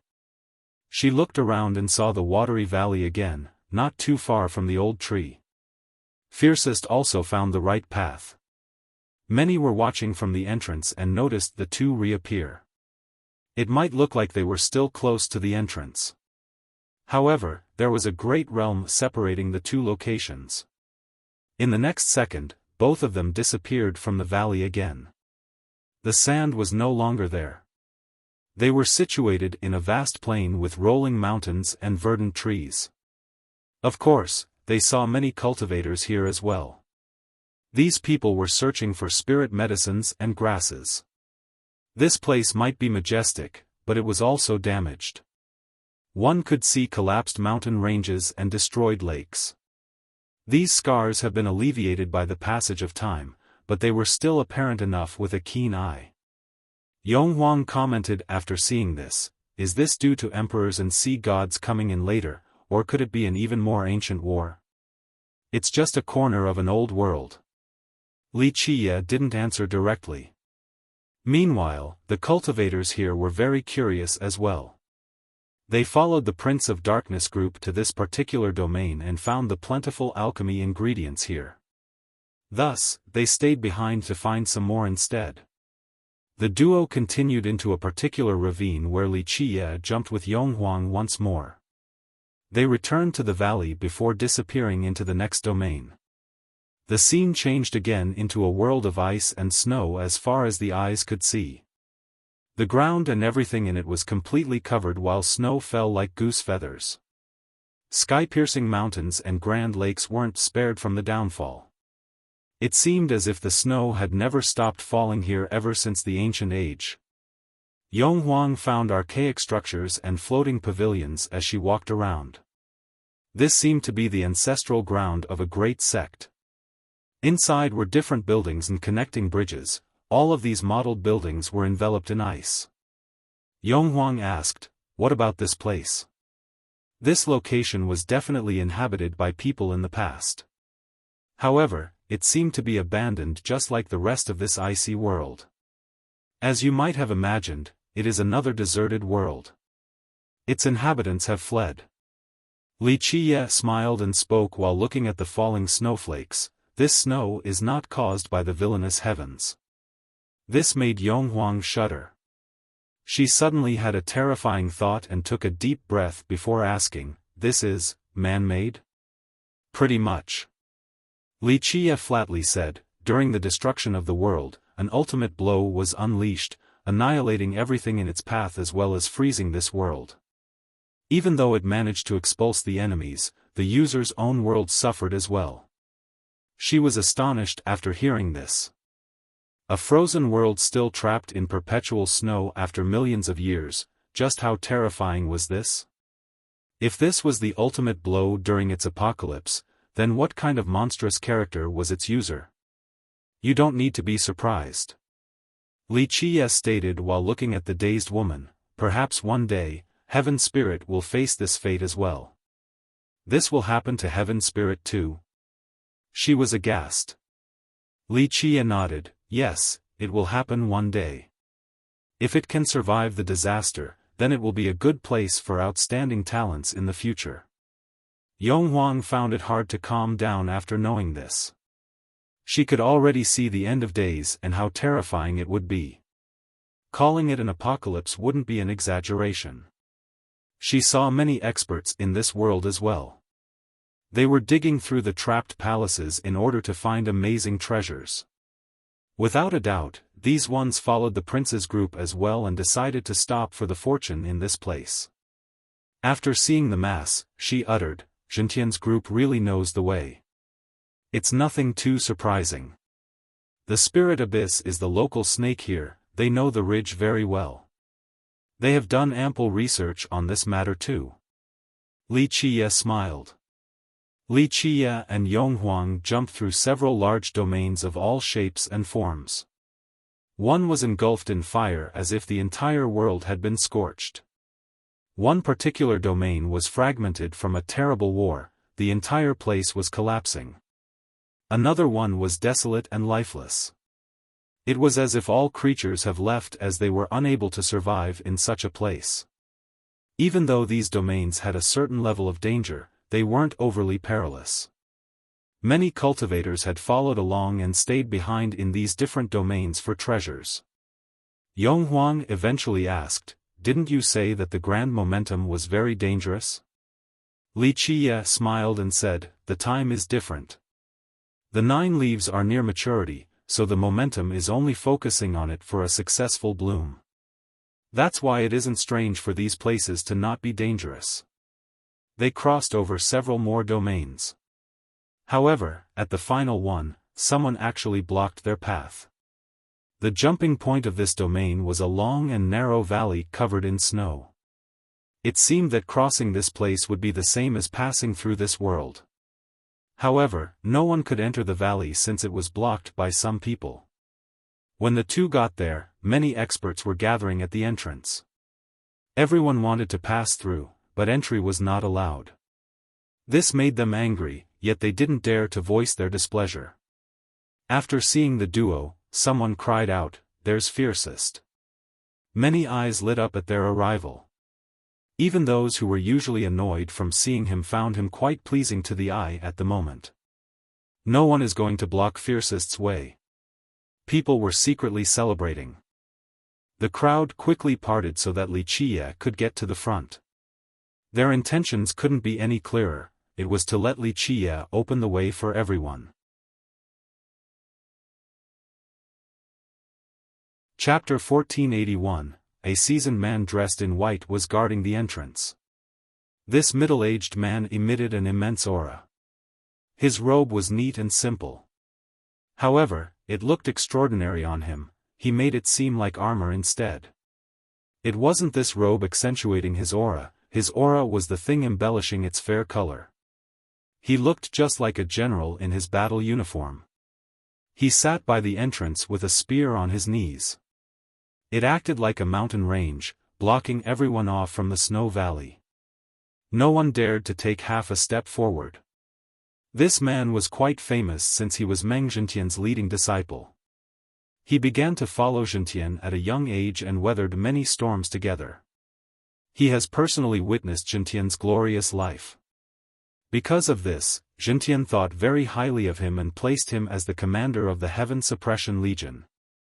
Another reason why Zhentian valued him so much was due to his exceedingly high talents.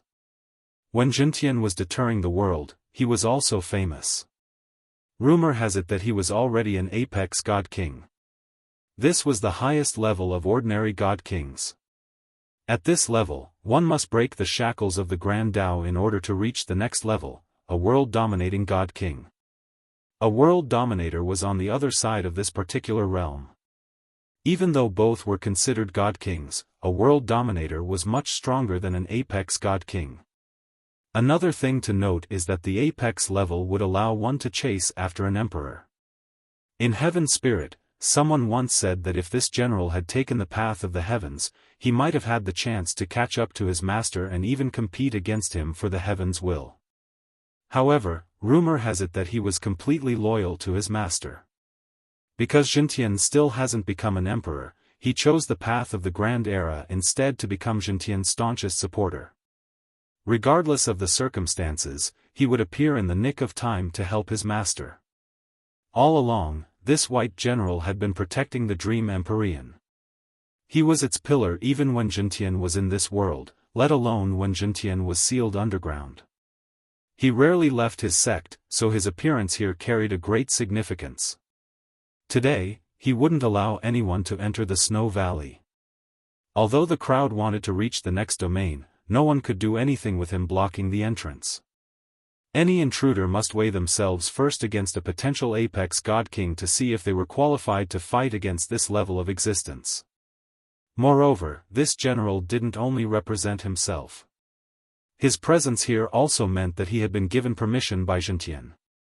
One could even guess that this was under Zhentian's orders. Thus, the general had Zhentian, the Prince of Darkness, and the Conch Overlord behind him. Who would dare to oppose these supreme behemoths? This made people think that the next jump would take people to the end of Reincarnation Valley where the immortal medicine was growing. Everyone here understood the significance of this medicine.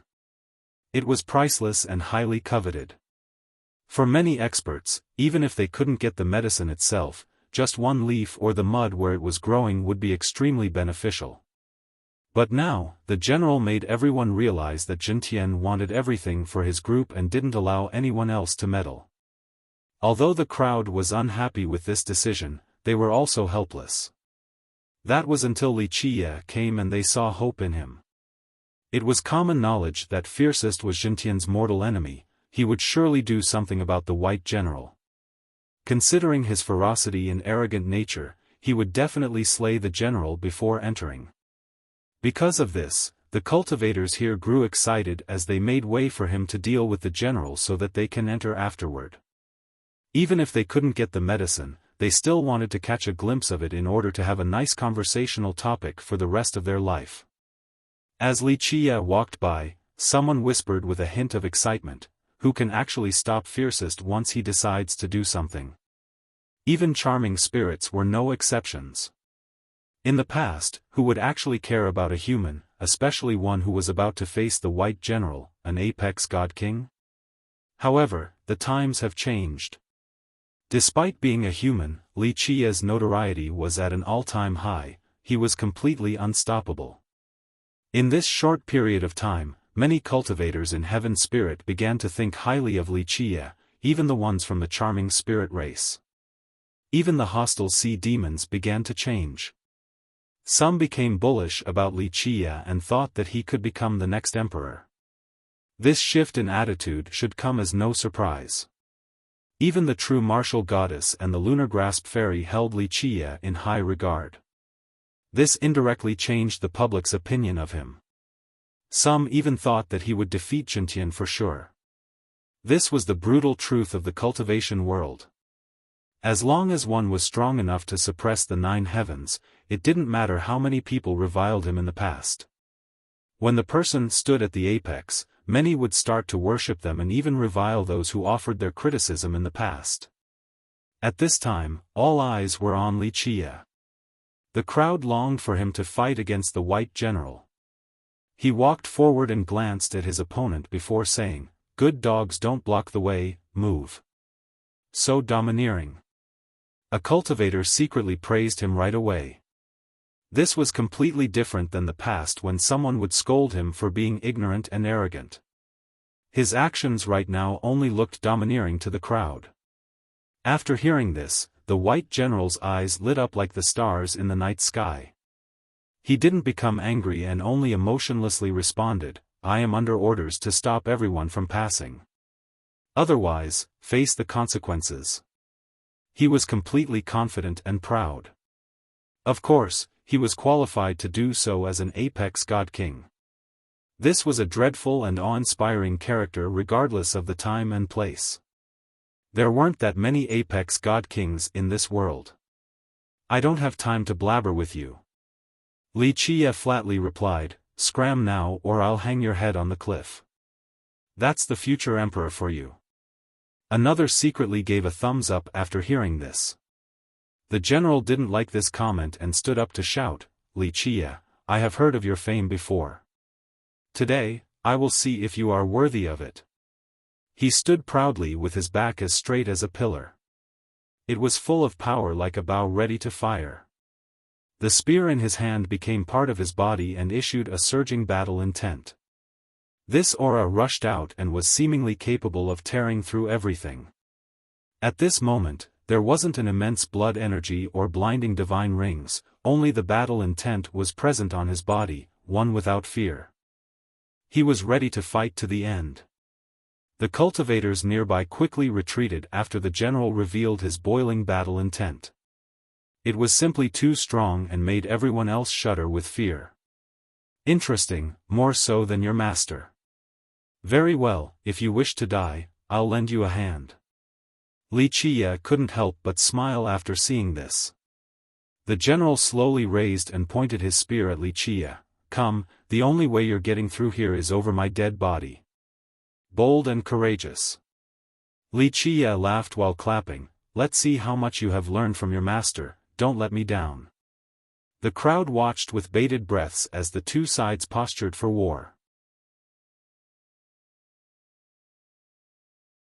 Chapter 1482, shortly after the words were exchanged, many eyes darted to Wuxia and the white general. With the spear in his hand, the general's will to battle was monstrous, he was ready to fight against the rest of the world. Meanwhile, Wuxia was nonchalant and relaxed, as if he could easily take down any powerful foe. The atmosphere became tense with everyone holding their breaths. Many felt that Wuxia could take down the white general instantly. However, they still wanted to see the fight. After all, the general was Jintian's disciple. He might not be as strong as Jintian, but the disparity shouldn't be too far. Thus, if Wuxia killed the general, it would be a direct blow to Jintian. "Fellow Taoist Li, it is just a misunderstanding." A voice came about during this tense moment. It was one with the world and its rhythm while accompanied by the Grand Tao. Another man came about, causing the sun and moon to shift with celestials floating around him. Each of his steps seemed to be crushing the world with the weight of Mount Tai. "Meng Jintian!" Someone exclaimed after seeing him. People might have conflicting thoughts about him, but at this moment, they all felt a sense of awe and respect. They quickly parted to make way for him and kept a distance. Jintian's arrival shocked everyone. They felt their hearts beating faster and knew that a storm was coming. Misunderstanding? Wuxia maintained his leisurely smile after seeing Jintian. He looked as if the dreadful Jintian was no different from a random person walking on the streets. Just this alone was worthy of admiration. Anyone would be affected by Jintian or at least put on a serious expression. If they weren't enemies, then it would be a look of respect. Jintian revealed a smile as bright as the sun, illuminating everyone's hearts. It made them feel at ease and that he was trustworthy. He spoke, I was thinking of everyone's safety when I had my disciple stay here in order to avoid needless deaths for our friends here. This answer made everyone glance at each other. Such an excuse was unbelievable. However, no one dared to question him at this moment. After all, opposing him right now was an unwise move, not to mention very few here were qualified to fight against him. They knew they weren't his match, so why would they bother to challenge him? They glanced over at Wuxia instead since he was the only one who would dare to do so and fulfill their wish. So you are saying that I am misjudging your good intentions? Wuxia chuckled. Jintian showed a charismatic and convincing smile, fellow Taoist Li, you are overthinking things. He spoke in such a friendly manner that it made them seem like friends that haven't met in a long time. No one could imagine that these two became irreconcilable enemies not long ago. At the convention of myriad races, Jintian angrily called Wuxia by his name, but now, it was, fellow Taoist Li, with a friendly smile. Wuxia asked in a carefree manner, so you have a reason for letting your disciple block this path? Jintian seriously replied, I indeed did so for everyone's sake so that they don't enter the dangerous area and lose their lives. Everyone followed us here, so if they were to die because of us, would feel very sorry. He spoke with such sincerity that some people were confused and couldn't determine whether he was lying or not. They found it hard to suspect him due to his attitude.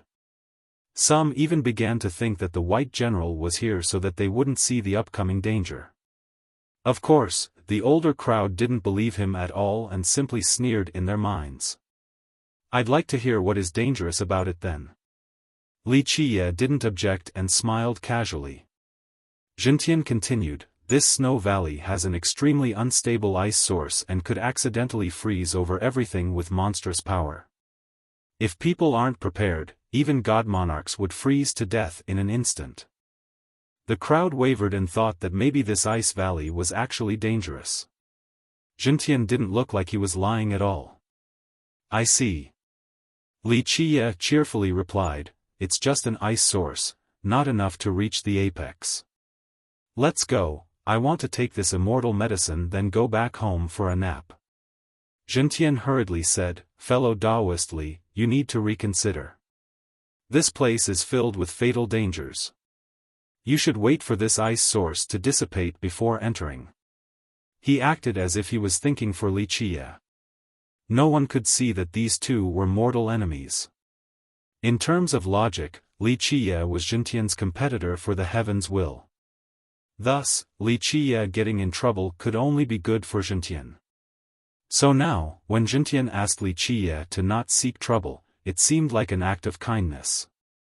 This began to convince the other cultivators nearby. Even some of the more experienced cultivators murmured, maybe this ravine is really dangerous. At the same time, the real masters understood what was going on. They knew that this was a type of strategy to egg Wuxia on. The more Jintian talked like this, the more Wuxia would want to take the risk and rush inside. Wuxia smilingly replied, I accept your goodwill, but this danger is nothing to me. Move. He bit the bait. The old master quietly thought, the older the ginger, the spicier it is. Fierce might be powerful, but his scheming is still not a match for Jintian. Well, Jintian hesitated before answering, if fellow Taoist Li wants to come inside, I can't do anything about it. However, focus on staying safe and leave at the first sign of danger. I shall lend you a hand then. One would mistake Jintian as Wuxia's best friend at this moment. No need, this won't be anything. Wuxia didn't care for Jintian at all. Su Yonghuang, standing next to him, was also chuckling. She knew Wuxia too well. Wuxia enjoyed jumping into traps and trampling all over his opponent's calculations when they were certain of victory. He enjoyed watching their despair. Jintian helplessly replied, I won't hold you here any longer then. Both he and the white general stood to the side so that Wuxia could enter. The older masters quietly shook their heads. Wuxia was still goaded into this trap in the end. He was still a bit too young and inexperienced compared to Xintian. Regardless of their thoughts, everyone held their breaths as they watched the snow valley to see if it was dangerous like Xintian had said or not. They wanted to see if Wuxia could actually weather through the incoming peril. They didn't miss a single beat as he slowly walked into the entrance while waiting for the danger to come.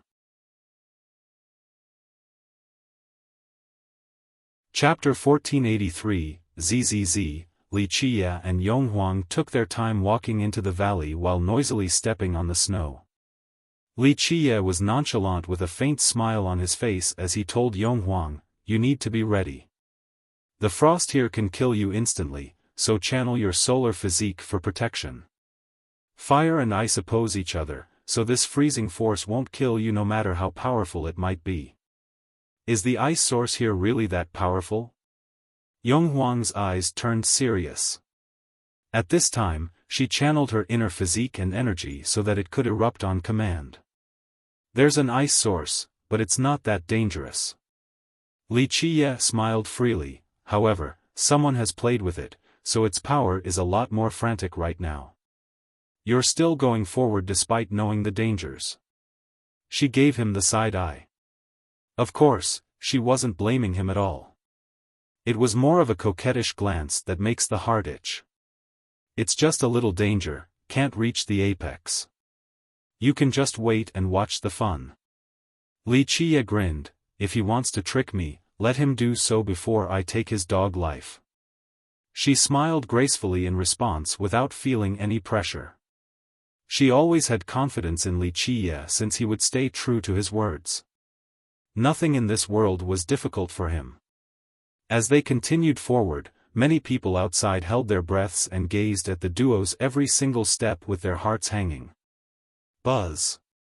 Once the two reached the depths of the valley, a freezing force suddenly exploded with unbelievable speed and encapsulated the two, turning them into ice sculptures. However, Yonghuang prepared herself beforehand. The moment the ice layer surrounded her, her solar physique erupted with its refined sunfire surging several times more powerful than usual. Buzz, the physique melted the ice right away and continued to spread further to melt everything else. However, this freezing force was extremely powerful.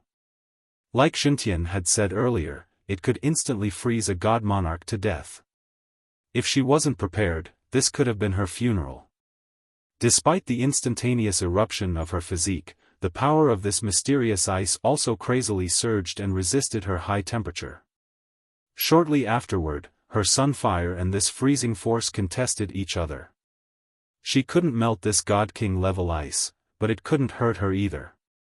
As for Wuxia, he was also frozen and stood still as if he had been killed by the cold.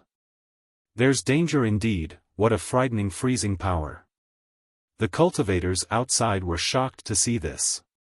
Even someone as strong as Wuxia had been frozen, this made all the spectators sweat. Luckily, the white general stood guard there or they might have suffered the same fate as Wuxia just now. Some of the wavering cultivators heaved a sigh of relief and felt that they had misunderstood the white general. It looks like Xintian had good intentions after all. Only the real masters from the previous generation were staring at Su Yonghuang, who was on the verge of being frozen. They were able to see some clues.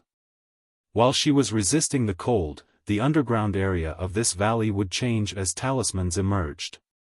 These talismans would only appear for a split second. No one would notice them if they weren't paying attention.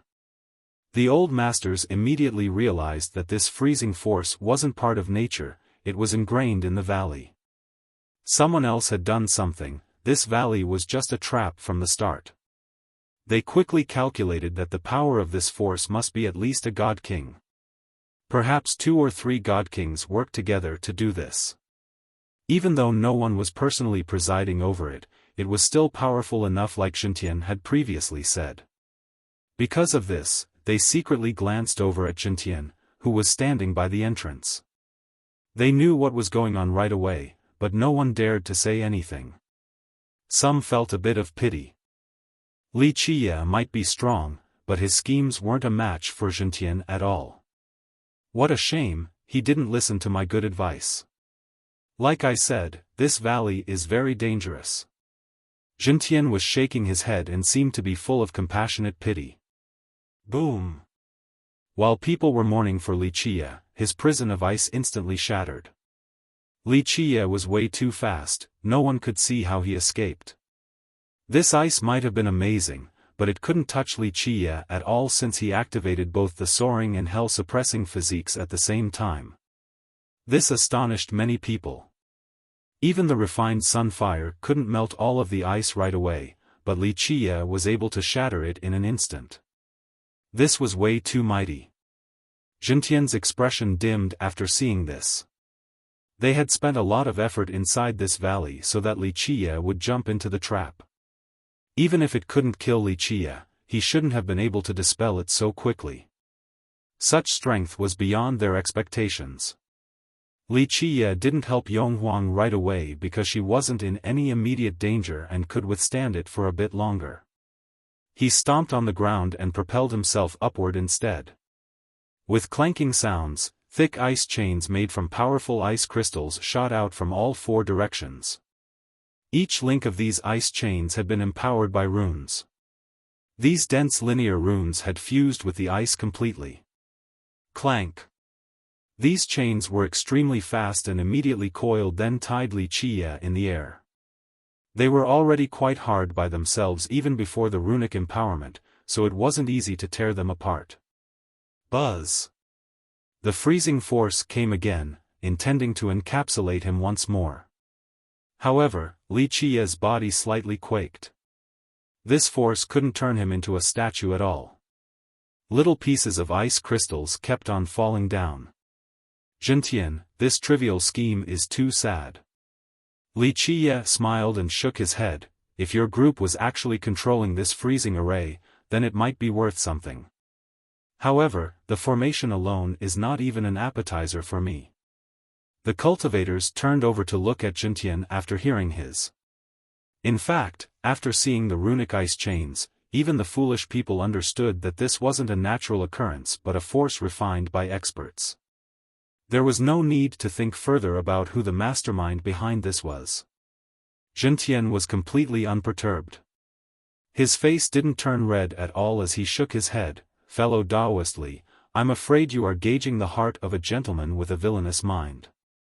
You should know that Reincarnation Valley itself is a grand momentum. This frozen valley ahead is a part of it, it has nothing to do with us. Some cultivators felt that this was an acceptable explanation. Perhaps this formation was already here before they arrived. Is that so? Then I am wrongfully accusing you. What a waste of our good intentions.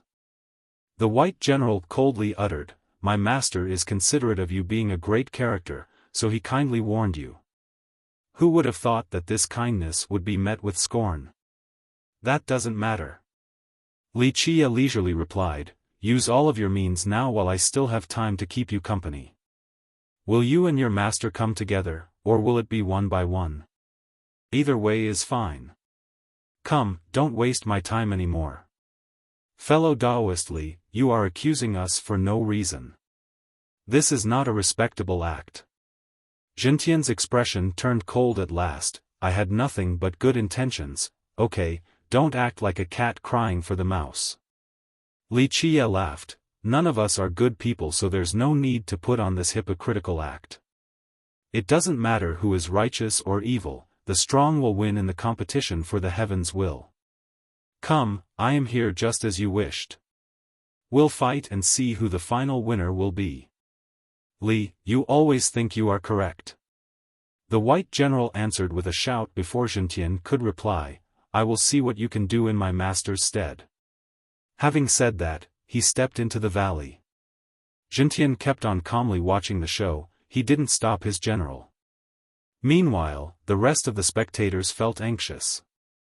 This was the prelude to the battle for the heavens will. Chapter 1484, Clank. After entering the valley, the general thrust his spear straight at Wuxia. The weapon carried a bright glimmer just like a shooting star crossing through the sky. The attack was ferocious and contained a force that could penetrate all things. Experts and deities would tremble before this attack from an apex god king. Even though the spectators outside knew that this attack was aiming for Wuxia and not them, they still felt a chill by their throats as if it was trying to pierce through them. They wanted to gasp, but there was no air. This was a very uncomfortable feeling. The weaker cultivators fell down to the ground because this strike had enveloped this area. They couldn't withstand this pressure and saw a vision of death. Clank! Sparks went flying. This spear was indeed incredible, but Wuxia stopped it with a saber in his left hand. The benevolent saber emitted a brilliance that jumped around on its blade, making it seem alive. This immortal light made the edge as bright as snow. It looked just like a moon illuminating the entire area. There was a majestic figure within the immortal light. It stood there as if it was ushering in a new age. It could sever the past and reach the future. No darkness in this world could hide from this figure. Immortal Emperor Min Run. A knowledgeable paragon from the previous generation murmured and recognized the background of Wuxia's saber. The smart experts gasped after seeing the true treasure seemingly coming back to life. Anyone could wield a true treasure, but unleashing its imperial power was a different story. The weaker ones would be completely depleted after attacking with the weapon once or twice. Only experts who were sufficiently strong could wield these true treasures. However, this saber in Wuxia's hand was full of life as its imperial aura engulfed the world in just a moment. Without a doubt, this saber under his control could easily unleash an invincible imperial attack. Keep in mind that even god kings might not be able to wake these weapons because their awakening also meant gaining their recognition to a certain extent. This awakened state meant that the weapon was at its strongest level. A peak-condition true treasure unleashing an imperial attack was much different from an attack of a dormant true treasure. Rumble. The white general's blood energy soared to the sky without holding anything back. It surged like a flood that spread across the world. His spear became even stronger and emitted a torrential light. With his support, the spear tried to suppress Wuxia with an unstoppable force. There was no doubt that the white general deserved his fame. As an apex god king, he could use his own power to stop a true treasure. Boom! The saber erupted during the first exchange. Boundless immortal light shot to the sky. The imperial power within frantically exploded as if an emperor had awakened and arrived at the scene. Boom! The erupting saber didn't only blow the general and his spear away, it also destroyed all the ice chains on Wuxia's body. At the same time, the ice entrapping Yonghuang shattered, allowing her to escape. Die! The general rose up again after being blown away. His spear unleashed a torrential barrage with loud blasts. It looked as if comets were falling down from the sky. Each thrust could wreck a mountain. Clank! The hymn of a saber echoed across the realms. The benevolent saber in the sky made everything else seem dark in comparison. With one slash, the only thing that remained was its white-as-snow brilliance. There was nowhere in the world to hide from this attack. All darkness instantly vanished into smoke. This was the first slash of 3, pacifistic brilliance. This blade alone illuminated the 9 heavens and 10 earths. The world needed nothing more than just this slash. The saber itself had peerless strength, not to mention it was in its peak form. This attack seemed as if the emperor himself was performing the slash and could definitely decapitate a god king. Boom! The white general was blown away. Eat another one. Wuxia soared to the sky and gave chase while unleashing another blade straight at the general. This particular slash had no variations and profundities, it only had the will of immortal Emperor Min Run. Under his will, no existence in this world could resist. Merciful wisdom, the second slash from the benevolent saber. This slash contained the emperor's will. Everything became extraordinary and supreme. This one slash had turned into a peerless grand Tao. At this moment, everything disappeared in this saber Tao, leaving only the emperor's will behind. His will was unquestionable and could order the world. Because of this, many cultivators outside the valley couldn't stand straight and kneeled on the ground. The white general didn't back down. He crazily roared and revealed his God King's rings. They came out and formed their own world. Each halo carried an apex Tao. At this moment, he was standing at the pinnacle of the Tao and even broke through its limits. Dragon roars continuously resounded. In this split second, his spear looked just like a true dragon coiling in the sky. Its draconic aura surged with the formation of a domain. Draconic runes as large as mountains floated within this domain. At this moment, his spear had opened its draconic domain for protection against the emperor's will. This was one of his strongest attacks. He wouldn't resort to it unless there was no other choice. A bit interesting, have another. Li Qie laughed. Boom! His vitality erupted. The saber let out a long hymn and seemed to be transforming. It was no longer a simple weapon as it has gained its own life force. Clank! The world became clear after this slash came out. Everything became brilliant yet ethereal.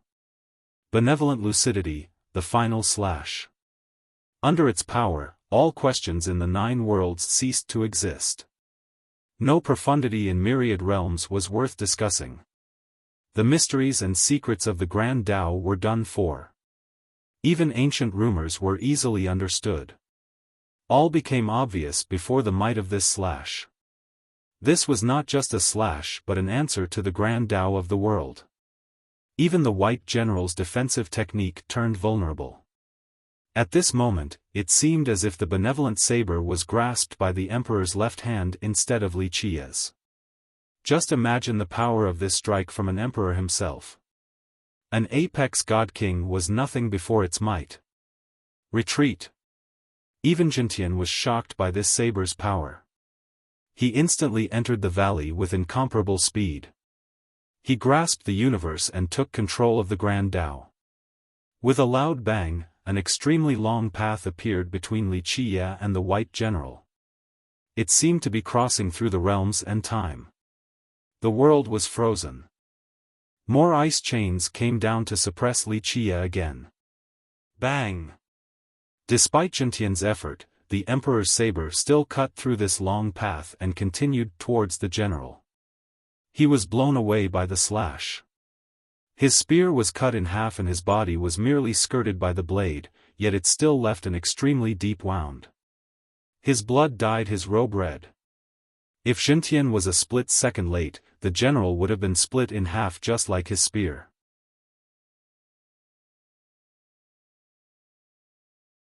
Chapter 1485, The White General turned pale while looking at his broken spear. This was an extremely precious true treasure, yet it was still split in half by the benevolent saber. He was silent for a while. Without an immortal emperor true treasure, he shouldn't even think about fighting against Li Qie even if he was an apex god king. Many took in deep breaths after seeing this.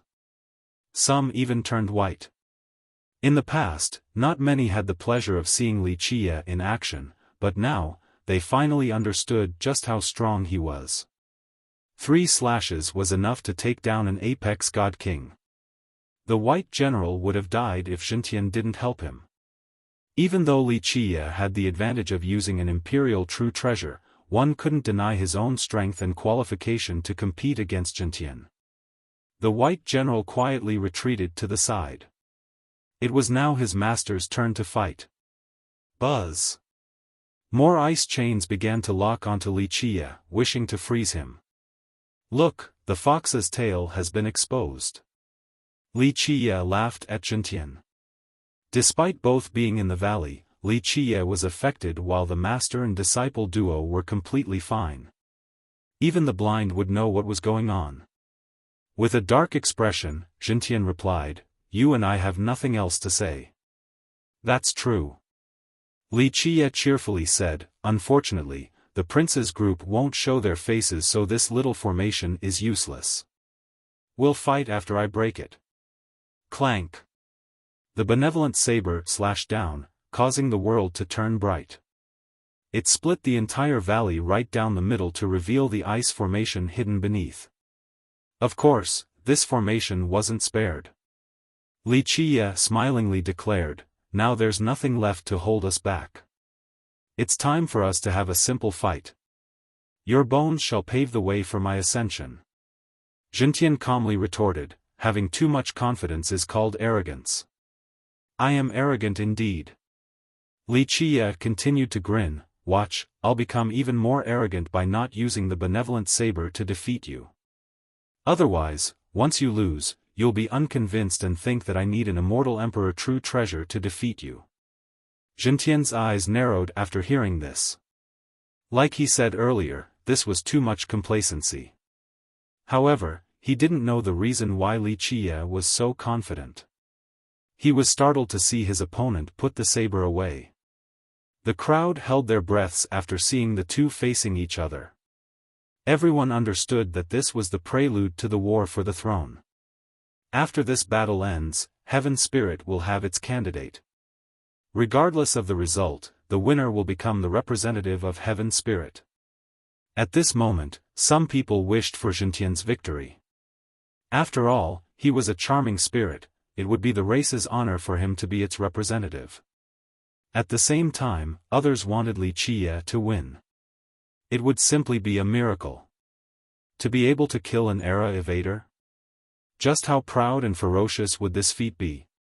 The atmosphere turned tense right away for the people outside of the valley with their hearts hanging by a thread. Of course, there was no lack of excitement. Not even in their dreams did they think that one day, they would be able to watch a fight for the throne in person. I haven't personally fought for a long time now. Jintian's eyes turned cold while revealing a blinding radiance. There were suns and moons floating inside his pupils. His entire being suddenly turned gigantic. Forget it, I'll refrain from making a joke out of you before the battle by exposing your past. It would be a bit too despicable to make your Dao heart waver beforehand. Having heard that, Jintian's eyes emitted an endless bloodthirst. Even the world felt the chill from this murderous intent, let alone everyone else. Those who didn't attend the convention of myriad races didn't know what Li Qie was referring to. However, those who were privy glanced at each other. They wanted to know whether this was the truth or not. There had always been a popular belief in Heaven's Spirit, that Jintian went into seclusion out of love for his brother, immortal Emperor Ta Kong.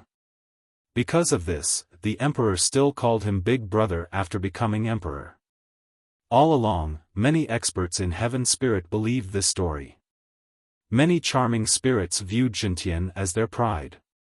After all, the position of emperor was too tempting for anyone. Just how grand and respectable was it to give up this position for his brother? This was a wonderful sentiment.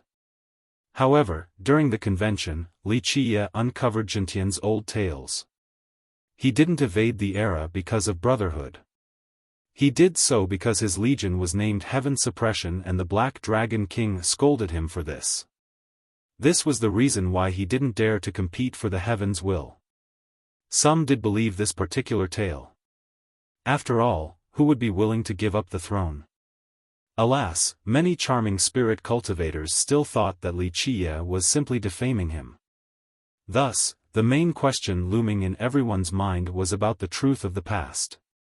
Did Jintian give up on the throne out of brotherly love, or was it out of fear towards the Black Dragon King? Come, it's time to fight. Li Qie stepped towards the sky. Jintian didn't hesitate and soared up as well to confront Li Qie. Bang! Li Qie casually swung his arm and a gigantic battle stage descended from the sky. This battle stage was initially hovering in the air, but it was pulled down by Li Qie. It was ancient and modeled with divine runes all over it. These runes were quite powerful and seemed to have been refined by some wise sages of the olden days to form this battle stage. There were cracks and holes everywhere. When a stage of this magnitude received this type of damage, it meant that the fights that took place here were incredible. Come. Li Qiye slowly spoke to Jintian while standing on the stage. Jintian stepped inside, ready to fight. The cultivators nearby immediately flew up as well in order to watch this earth-shattering duel. Everyone knew that if a duel of this level was done outside of a battle stage, the world itself might shatter from the black holes and scars left behind by their attacks. Jintian stared at Li Qiye and uttered, "If you lose, you must quit immediately." Quite confident. Li Qiye leisurely glanced at him and replied, "Will it be you alone, or will the prince and the others join in?" This prompted many cultivators to glance at each other. Some even opened their heavenly gazes to sweep over the area. However, no one found the prince's group. "Li Qiye, you are too presumptuous." Jintian uttered, "Are you so certain of victory already?" Li Qiye smiled and replied, "I don't want to make you feel bad so early, but my victory is assured. Since you want to fight, we can raise the stakes. I'm not a nice person anyway, so let's make this a fight to the death. If you lose, you will leave behind your life. I wouldn't mind watching you cut off your own head either." Jintian glared at him. He wasn't a nice person either, so he retorted, "Very well. If you lose, you will have to cut off your head as well. I also want to see it." "Very well." Li Qiye agreed right away, "However, you won't have the chance since your death has been guaranteed after opposing me." "Humph." Jintian scowled. Even though he didn't become angry, his demeanor already showed his annoyance. Boom! He released his vitality. In the blink of an eye, it engulfed the world as if he wanted to flood it. With this invasion of power, everything else seemed incredibly insignificant. His blood energy was an endless sea. The world itself was only a tiny boat that could capsize when a storm comes. All the other experts here also felt trivial. It was as if Jintian's rage could annihilate everyone while his wrath could slaughter billions.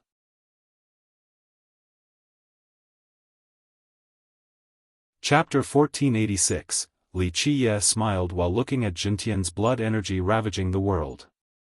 With a loud blast, his energy was released as well. It turned into a true dragon and coiled in the air while roaring non-stop.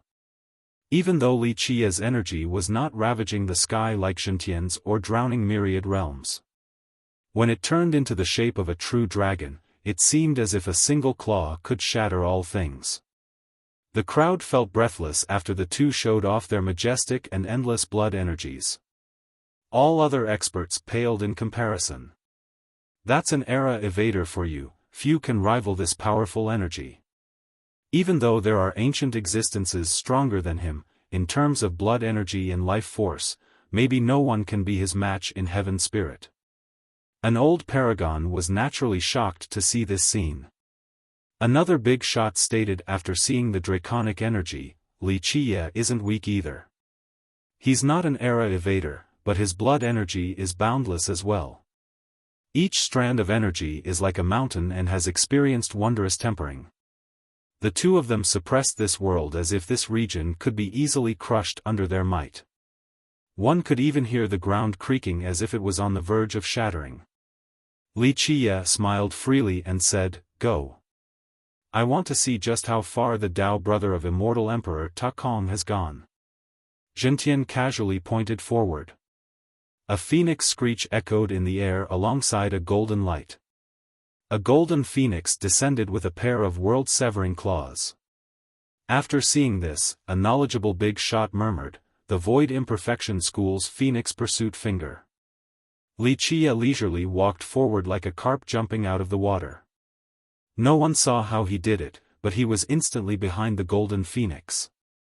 Boom! A random blow from him penetrated the phoenix's weak spot. With a scream, it quickly fell down. Before it could hit the ground, Jintian's seal pressed down with the momentum of the world. The sun and moon came with a torrential flood. One could even see all types of fish among this water channel. Such a seal made him look like a sea god that could command the sea demons. Regal Valley's sun and moon myriad fish seal. The knowledgeable big shot commented again with astonishment. Wuxia strolled through this divine seal and somehow avoided the sun and moon as well as the fish. While inside the seal itself, he reached out with his powerful finger and the seal crumbled. In this split second, the yin and yang rose in Jintian's hands. His fingers seemed to be taking root in the earth as he instantly sealed the space around him to form a Treefather's divine mark. This mark erupted and brought the world down with it. The ancestral Terra's world-grasped mark. Of course, the big shot revealed his vast knowledge once more. Rumble. In the blink of an eye, Jintian and Wuxia exchanged several dozen moves. Each attack was extremely powerful and capable of branding the world. Extreme Yang schools divine him. Each time Jintian performed a different technique, the big shot was able to name it. Swift Dao Sacred Grounds 8 Pavilions Sacred Fist. Roaring Conch's Golden Age Bringer. This ferocious battle demonstrated the two's wondrous energies. Their techniques revealed the mysteries of the Grand Dao and could directly touch the Dao's fundamental essences. Jintian's attacks were extremely broad since he could easily perform any technique from myriad races.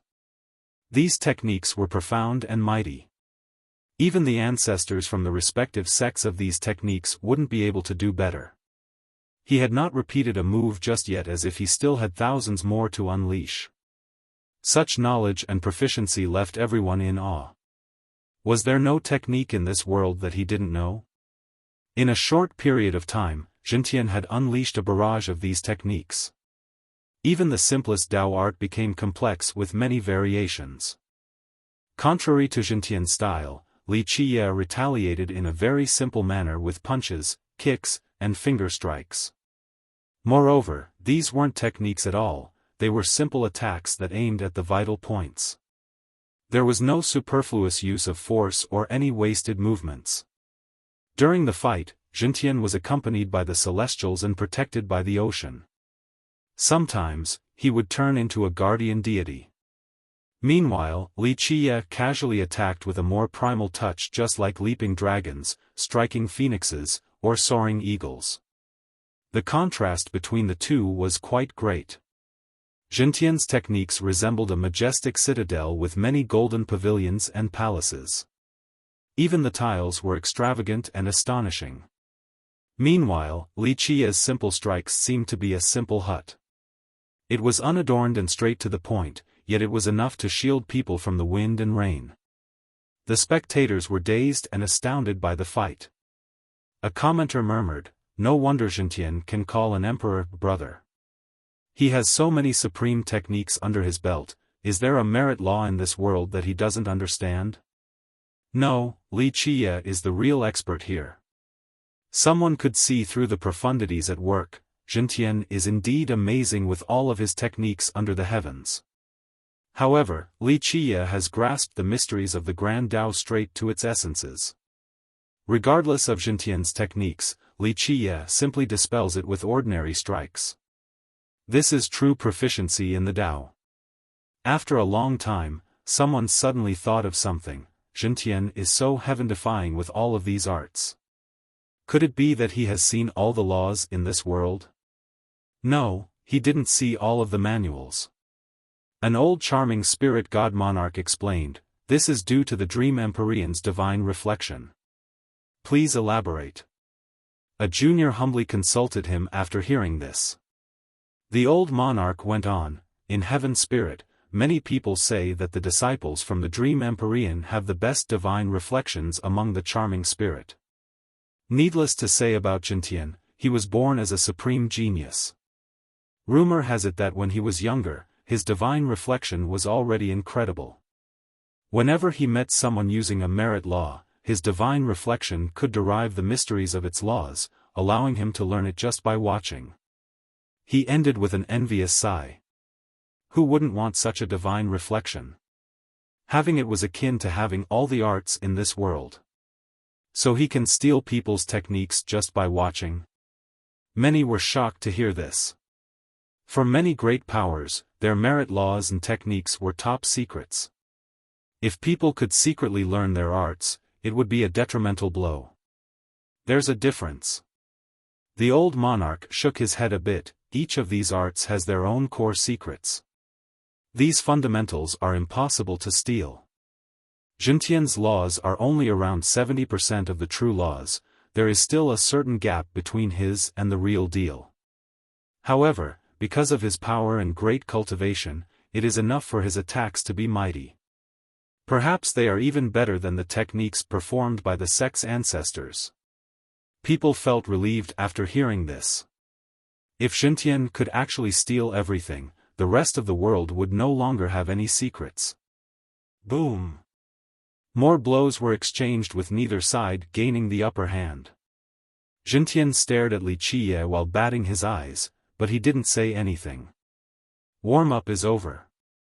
Li Qiye lightly said, "It's time for you to use your real techniques. Copying others in a superficial manner can't reach the apex."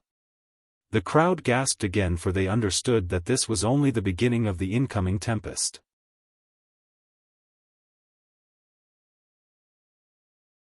Chapter 1487. In this instance, everyone looked at Jintian to see if he would use his own arts. After all, the cultivators here knew that practicing 100 merit laws wasn't a match for focusing on just one. Jintian indeed used all the top arts in this world, but he still hasn't exerted his real fighting potential. Jintian calmly said, "Let me see your top techniques too then." The past exchanges didn't include their personal best since they were only warming up. Jintian was trying to find Li Qiye's openings while Li Qiye simply retaliated. "Very well, it's time to broaden your horizons." Li Qiye smiled and slowly raised his right hand forward. Boom! He suddenly made a fist that held golden glimmers. At this moment, his right hand seemed to be made from gold. Boom! A second explosion occurred. This golden fist poured out an endless power as if it wielded the power of the world concentrated in a particular domain. Boom! It quaked for the third time. In the blink of an eye, an immortal radiance poured out. It seemed as if his fist was soaring in the sky towards ascendancy. A witness of their previous fight in the Bone Sea murmured, "Li Qiye is using his killer move, I wonder what this technique is." His last punch penetrated Jintian's avatar. After hearing this, everyone felt excited. They didn't want to miss a single technique. Indestructible Diamond, Sacred Spring, and Soaring Immortal Fists, these three fists united in a split second and granted Li Qiye a world-destroying punch. Jintian turned serious after seeing this. He knew just how powerful these fist techniques were after experiencing them last time. Activate! Jintian smiled and stepped even higher into the sky before he began to make a seal with both hands. After batting his eyes, a divine seal was formed within his 10 fingers. This seal looked down on the world with disdain. All existences seemed incredibly insignificant and not worth mentioning. This blow could annihilate everything before him. All the people nearby felt suffocated by this attack.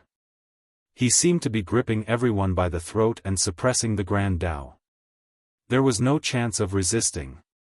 Such power stunned the crowd. Without a doubt, he has created a heaven-defying merit law. If he could become an emperor, this art of his would shine for a generation. This was the Heaven Suppression Seal, a supreme art that Jintian took nearly 1,000 years to hone with painstaking effort. This seal took the good and removed the bad from all other techniques. Boom! It came crashing down. All of his energy was focused on this particular seal, causing the 9 firmaments to lose their light. Even the sun in the sky lost its colors while the stars rustled from its impact. Completely matchless. Even god monarchs turned pale after sensing its power. How could anyone stop this seal? Well done. Li Qiye smiled and unleashed his triple fists. Jintian's seal might be peerless, but Li Qiye's fusion fist wasn't weak either. It instantly crossed through space and slammed into the seal. Bang! A tempest swept through the sky because of this impact. It continued to spread and would have annihilated everyone nearby if they weren't standing on an old battle stage. Boom! Some remnant shockwaves still rushed to outside the stage. Dozens of peaks nearby immediately collapsed as if they were heaps of powder and turned into ashes. Get back now! This scene made the knees of the spectators go limp. They leaped towards the horizon in order to maintain the farthest and safest distance. Such a terrifying storm would turn even paragons to ashes if struck. Boom! At this particular juncture, Jintian's heaven suppression seal spewed out an overwhelming light. His blood energy soared even more as he stepped inside a peerless Grand Tao and spewed out like a primordial flood into the seal. This made the seal even more powerful as it now had a god-slaying might. Bang! With the sudden eruption of power, Wuxia was slightly suppressed. Bang! Bang! Bang! The sacred spring portion of the attack was enraged and frantically gathered more energy in order to stop the seal. Suppress! Jintian shouted in the face of this retaliation and added even more energy. He channeled his boundless force into the seal in order to destroy Wuxia at all costs. Rumble! This triple fusion couldn't withstand the seal any longer, so Wuxia had to raise his right hand one more time in this split second. Boom! Boom! Boom! His fist shook 3 times. The Sky Destroyer, Furious Immortal, and Hell-suppressing fists instantly burst open, turning the attack into a fusion of 6 fists. The power of his right punch wildly soared. The Sky Destroyer fist granted him an endless strength capable of destroying everything in this world. The hell-suppressing fist made this punch have an immeasurable weight capable of suppressing gods and devils. Lastly, the Furious Immortal fist exploded crazily and made the other 5 fists several times stronger. In a brief moment, Wuxia's fist was dozens or even 100 times stronger than before. Rumble! His fist had turned invincible under this new empowerment. Even a god would be rendered into a bloody mist. The seal couldn't suppress Wuxia any longer. He slowly rose against the pressure. The collision between the fusion of 6 fists and the heaven suppression seal ravaged the entire stage, causing it to shake and be on the verge of falling apart. Activate! Jintian howled again after Wuxia started gaining ground. In an instant, his fate palaces rushed to the sky. A supreme Grand Tao emerged. He gathered the power of the heaven and earth to control all the Tao in the universe. Boom! His seal immediately became incomparably resplendent. Incredible laws appeared inside as if they were created by an ancient creator god. Each law carried an untouchable divinity and power capable of pressing down on all things. Nothing was more sacred and powerful than them. He had derived his own seal to its limit. The limit of this seal was the limit of the Grand Tao, allowing him to easily take down a god king. Boom! The stage trembled even more violently. The 6 fists couldn't withstand the unstoppable seal in its ultimate form. With a loud blast, Wuxia's body was pushed down from the sky and slammed into the stage. This created a pit with half of his body buried underneath. The spectators shuddered after seeing this. The seal was too powerful. If it was them, they would have been crushed to smithereens already. Too overbearing, just this law alone is enough for Jintian to be proud for an era. This art is enough for him to look down on the talents of this world. Even powerful existences from the previous generation had to admit this. The world soon became quiet. Everyone held their breaths, some couldn't breathe at all while watching Wuxia's inability to resist the seal. Some could even hear his bones creaking beneath its pressure as if his frame couldn't bear this any longer. If this went on, his body would shatter and turn into a bloody mist. Bang! Bang! Bang! Bang! A moment later, his fist shook for more times with the extreme Yang, Heaven Devourer, Void, and solar fists. His punch now became a fusion of 10 fists. His right hand's light illuminated the world. No one could keep their eyes open due to this brightness. His right hand already had 6 before this, so now with the eruption of 4 more, the power of refined sun fire, a heaven-devouring strength, the power of space, and the might of light gathered together. At this time, there seemed to be countless suns exploding on his fists along with numerous black holes as well as gods of light in their fury. All of this on top of the empowerment of the furious immortal and sacred spring fists increased the power of this punch by 10,000-fold.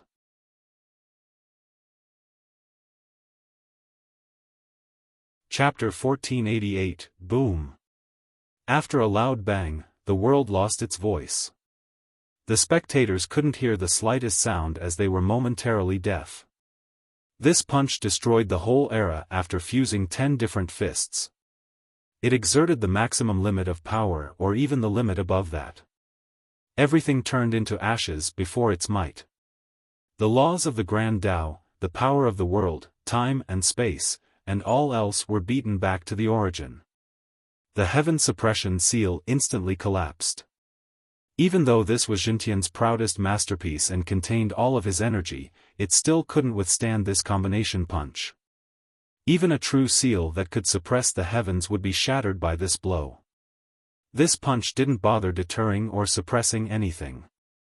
It was the purest force of destruction that blew everything back to nothingness. One could hear cracking noises emanating from the entire stage. The lines intertwined with each other, making it seem that this whole place could crumble at any moment. It became a vast expanse like the birth of the primordial chaos because the punch had returned everything back to the primal beginning. Objects and laws as well as the fabric of reality were reverted. This was why the stage eventually turned into a vast nothingness. Boom! After the seal was destroyed, Jintian was sent downward by this punch and slammed into the battle stage, creating a huge pit. Just a bit more and he would have flown through it completely. When all the cultivators could hear again, there was still no sound outside of their own breathing. They didn't dare to breathe either because it seemed as if a huge palm was gripping their necks. They were speechless and couldn't even gasp or shout. There were no words to describe their feelings. Even the white general who had the utmost confidence in his master was astounded and took several steps back. In his eyes, no one in this world could oppose his master outside of emperor assailants. Alas, at this very second, his master was smashed into the stage, shattering both the floor and his confidence. The unbeatable image of his master was shattered. This should have been impossible, but he was witnessing everything with his own eyes. This was more shocking than anything else in the world. Jintian's supporters, in particular, felt despair. Some twitched while others bent over to puke. Boom! Debris went flying. Jintian jumped out of the pit. He looked quite embarrassed at this moment with bloodstains everywhere. This might be the worst state he has ever been in after becoming famous. Well done, very powerful. He stepped into the sky again with bright glimmers in his eyes. Despite being bloodied, his spirit and energy were still high while his aura was still as suppressive as before. His supporters finally heaved a sigh of relief after seeing this and said, "That's Jintian for you." As long as he was alive, there was still a chance. This was true for characters at his level. In fact, losing wasn't a humiliating thing at all since the competition for the heavens had always been cruel. Countless geniuses have lost in the past, even the emperors when they were younger. Wuxia is worthy of his title, fierce. Only he can compete and defeat Jintian among the younger generation in heaven spirit. A few experts felt pride while watching Wuxia. In the past, a human like him was an object of scorn. Many people looked down on him as a human couldn't possibly compete against Jintian. But now, his abilities have proven his invincibility. He trod forward in an unstoppable manner. Those who hated and treated him with contempt in the past couldn't help but admire and even worship him. This was the cultivation world. Respect and admiration had to be won with the fist. As long as one was strong enough, they could change all past sentiments. Jintian slowly spoke while gazing at Li Qie. It seems like I have still been underestimating you. His eyes were extremely profound and bright. No one knew what he was thinking. That's been the case the entire time. Go ahead and use your entire arsenal or there won't be a chance. Li Qie showed a carefree smile. Such casual and domineering words stirred all the listeners. No one would question Li Qie at this moment, nor would they call him arrogant, for he has earned the qualifications to speak in this manner. Just how tyrannical was it to claim that Jintian had no chance? How many in this world would be able to utter such words? But now, people took it in stride as if it was a natural and fitting occurrence. Boom! Li Qie slowly raised his right hand once more. At this moment, it was still shaking with the 10 fists. People felt their hearts tighten with anxiety as a cold sweat ran down their spines while looking at his right hand. This combination made their legs grow weak. They were no longer able to stand straight. They could imagine that if this punch struck their bodies, they would be turned into mincemeat instantly. No, not even pieces of their flesh would be left. The residual mist would be blown away by the wind. In fact, Jintian was slightly alarmed as well. Even an informed master like him with an arsenal of all arts in this world didn't know what kind of punch this was. There were still merit laws that he hadn't seen before. For him, this punch wasn't part of any of the laws in his knowledge. This meant that Li Qie was the creator of this supreme punch. Just thinking about how Li Qie's punch destroyed his masterpiece, the Heaven Suppression Seal, suffocated him. It implied that Li Qie had a deeper understanding of the mysteries of the Grand Tao than him. His current state of mind was completely understandable. Even if Li Qie's cultivation was weaker than his, Li Qie had traveled further on the path of the Tao and surpassed him. Jintian's eyes turned icy cold. If Li Qie remains alive, he would lose to him and have no chance of reaching for the heaven's will. Jintian cried out, "Fine, let me see your supreme fist again." Buzz! In the next moment, his divine reflection appeared. It looked like a full moon hanging above him. It was as white as jade with a very gentle light that could ease everything in this earth back to the source. The hearts of all spectators skipped a beat after seeing this moon. A perfect divine reflection. Even charming spirit god monarchs felt jealous of this wondrous creation. All eyes were fixated on it. Everyone knew that the Empyrean had the best reflections among all the charming spirits. Just how powerful was this perfection reflection from Jintian? Good, I also want to see how much you have learned from your progenitor, Shen Mengtian. Li Qie couldn't help but smile while looking at the reflection.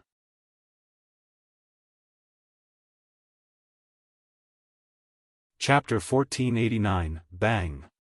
In this split second, Jintian's clear as jade divine reflection emitted a blinding light full of golden strings and powder.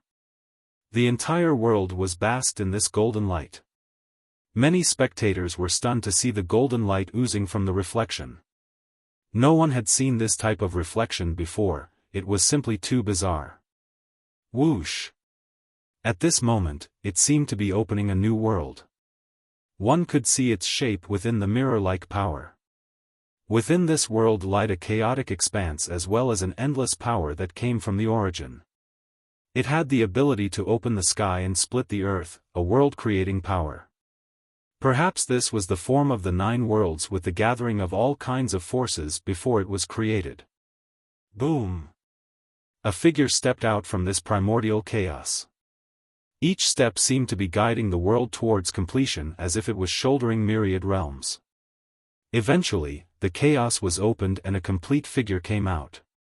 A golden man was standing there as if it was the oldest creature in existence. Its figure of endless height towered into the sky. People couldn't even see its face when they looked up due to its monstrous size.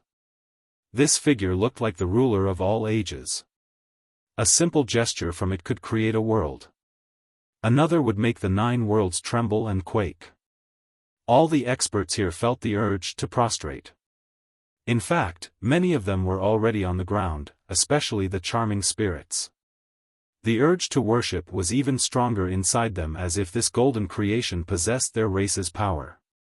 It made their eyes brim with tears of excitement. A charming spirit lying on the ground even murmured, "Is that our progenitor?" No one could give an answer since they hadn't seen the charming spirit progenitor before. However, this golden man ahead did give them the feeling of an ancient power from their race. Even if this figure wasn't their progenitor, it certainly had their progenitor's power. What is that? Even older charming spirits didn't know what this existence was. A legend. An old god monarch from their race paled and murmured, "A legend from the dream empyrean." Shen Mengtian might have come from the spirit abyss, but he was also blessed by the origin power of our race. This allowed him to have our progenitor's power. Because of this, he was able to leave the abyss and create his own sect. Who would have thought that after him, Meng Zhentian would also inherit this power? This is too unbelievable. The old man felt envious after saying this. Boom! The golden man's chest shot out even more rays that instantly soared towards Wuxia. They carried an unstoppable power capable of piercing through heaven spirit itself. If there were deities in the 9 heavens, these rays would make short work of them. The experts were stunned to see this attack.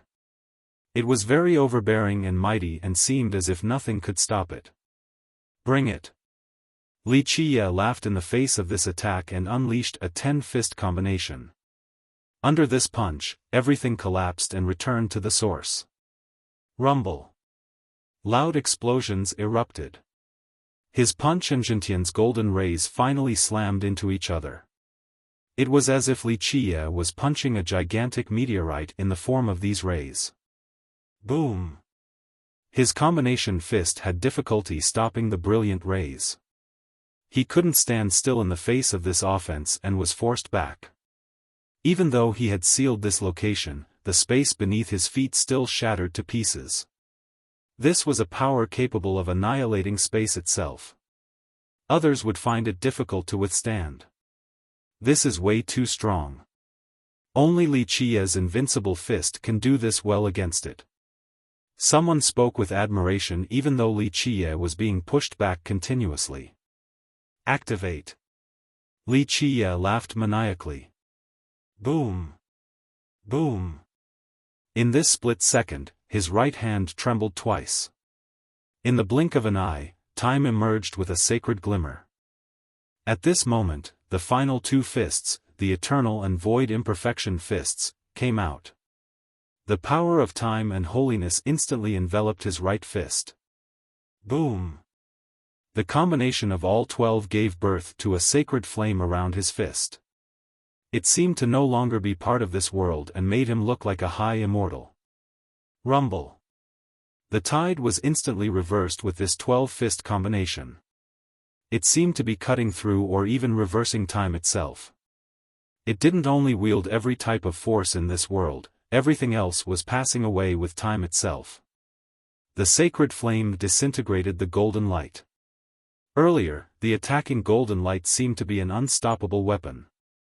However, this tool of war dispersed like golden powder as it couldn't withstand a single blow from Wuxia's fist. After the initial blast, Wuxia somehow recreated Zhentian's golden brilliance then shot it back at him. If Zhentian couldn't stop this, he would be turned into ashes.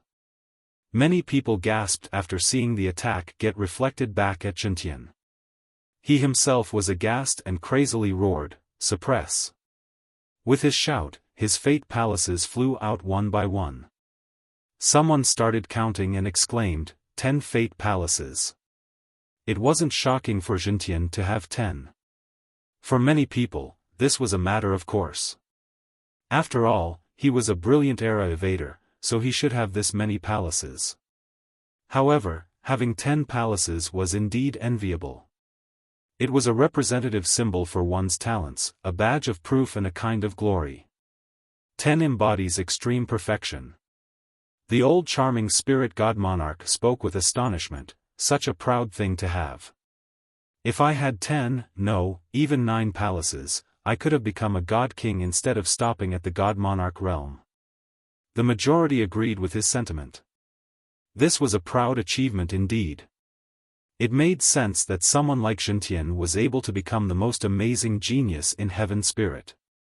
The 10 palaces instantly formed a kingdom with a majestic primordial power as if it was its own world. Whoosh! A large divine reflection appeared within. It was of an unimaginable size and blotted out the sky in the kingdom. Whoa! Everyone was dazzled by this large mirror. This might be the first time anyone has ever seen such a huge divine reflection. Boom!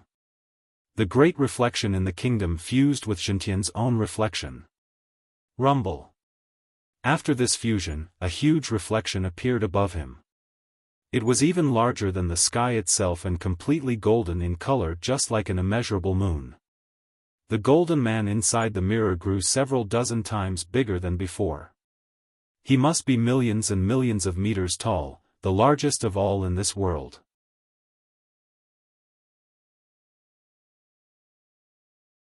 Chapter 1490. Even the god monarchs nearby felt insignificant before this huge golden figure. They felt as if they were mere ants. No, they weren't even ants, they were only grains of dust floating in this world. Boom! The golden rays that were shot out this time had materialized and used the ultimate speed to attack Wuxia. This power was impossible to describe. Nothing and no one could stop its annihilative might. Rumble! Even Wuxia's 12-fist combination, that could pierce through time itself, couldn't shatter it. It was too ferocious and contained too much power. Boom! It made contact with Wuxia and pushed him all the way up to the sky vault. He slammed into it as if it was a wall, causing the world to shake. Even as he was being suppressed by this power, his fist still couldn't break it down. Rumble!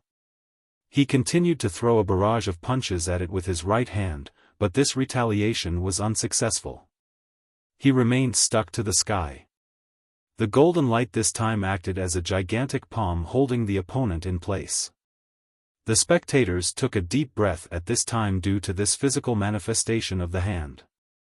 It looked as if it belonged to an immortal emperor with the ability to suppress the 9 heavens and the Grand Tao. All resistance was futile in the face of this hand. Even the strongest character couldn't stop a single blow. The crowd felt a cold chill spread down their spines. Some couldn't help but touch their own necks after feeling a strangling sensation. They could even hear crackles as if this gigantic hand was crushing their throats. It wasn't only an immense pressure but also a soul-destroying sensation. With cold eyes full of murderous intent, Zhentian uttered, "You shouldn't have opposed me." He stood there proudly like a ruler. Everyone shuddered with fear after seeing his appearance. Someone murmured, "Is it over? Is Zhentian about to win?" A charming spirit expert said, "That's Zhentian for you, only he will become emperor in the contemporary." Wuxia only smiled in response. Whoosh! His inner physiques lit up. In a split second, the soaring immortal, hell-suppressing, void imperfection, and sky destroyer physiques activated. Speed, power, weight, and a power to disintegrate all things flared to their limits. They combined to form a monstrous domain. Inside this domain, there could only be one ruler. Boom! With the help of the 4 immortal physiques, his right fist suddenly broke through another limit. It shattered time, space, and the shackles and restraints of all powers. All bottlenecks were suddenly meaningless. Even the great emperors above the 9 worlds would quiver before this fist. It shattered everything. The materialized golden hand instantly crumbled. Everything seemed to be slowing down. Everyone could see a huge amount of golden debris swirling everywhere and falling from the sky like rain. Bang! They felt that this scene had suddenly frozen the world, the scene of Wuxia's right fist penetrating Meng Zhentian's chest. Blood spurted out and dyed the sky red. Zhentian's chest was completely penetrated. He fell down with a loud thud onto the stage like a falling meteor. His blood dyed the stage crimson. There was a huge pit on the old floor with cracks emanating from it. If this went on, the stage would actually break down completely. In this split second, time was stopped and the crowd was speechless as they gazed at this scene. Their mouths were opened so wide that one could fit an egg inside them. Now, it was Wuxia's turn to be an untouchable god-fiend, instilling dread into everyone. The spectators were breathless and trembled helplessly. The cultivators here didn't know how to describe their emotions and the scene unraveling before them. The charming spirits that thought Jintian would win earlier were now pale with their legs shaking. Some couldn't help but drop down on their butts. Earlier, they were praising Jintian and thought that he had successfully suppressed Wuxia. Who would have thought that Wuxia would reverse the tide so easily and pierce Jintian's chest? The white general paled as well. He didn't expect his master to lose like this. Being beaten by a junior was something unbelievable. Everyone was silent for a long time. This was Meng Jintian, the junior brother of an immortal emperor. Many experts couldn't handle this reality. Wuxia stood in the sky and insipidly stated, "It's my turn to say, you shouldn't have opposed me." Crash! Gravel went flying as Jintian got out from the pit. He was covered in blood with a terrifying hole in his chest. This might be his worst defeat since the start of his journey and the first time having his chest completely penetrated. He's still okay. Some experts heaved sighs of relief. As long as he was alive, there was still a chance of beating Wuxia. At this moment, the crowd watched the two and didn't even dare to breathe loudly. Everyone could see that Wuxia had the absolute advantage, but they still wondered if Jintian could do something to change the situation. Buzz, the wound on his chest began to heal. In a brief moment, his chest was restored to before it was penetrated. At his level, recreating a body was a simple task. Nevertheless, Jintian was still uncomfortable and had a pale expression. The invincible attack from Wuxia didn't only create an external wound. He had to pay a great price in order to heal his chest. He glared at Wuxia as his eyes darted about. Suddenly, he felt as if he was weak and lacking confidence. As a genius, everything was within his grasp. He was able to easily deal with any danger, but at this second, he became irresolute. This was the second time he had this kind of feeling in his life. The first was a very long time ago when he faced the Black Dragon King. After being scolded by the king, he didn't dare to come out. However, he didn't feel as if that was an embarrassing matter. After all, the king reigned for 3 generations. Even emperors had to be respectful towards him, let alone others. Even his brother, immortal Emperor Takong, had his heavens will torn apart by the king. Thus, even though this was a taboo matter to him, he himself didn't view being afraid of the king as a disgrace. However, Wuxia was affecting his Dao heart as well as his confidence. One might even call this feeling fear. This was disgraceful for someone like him who aspired to be emperor.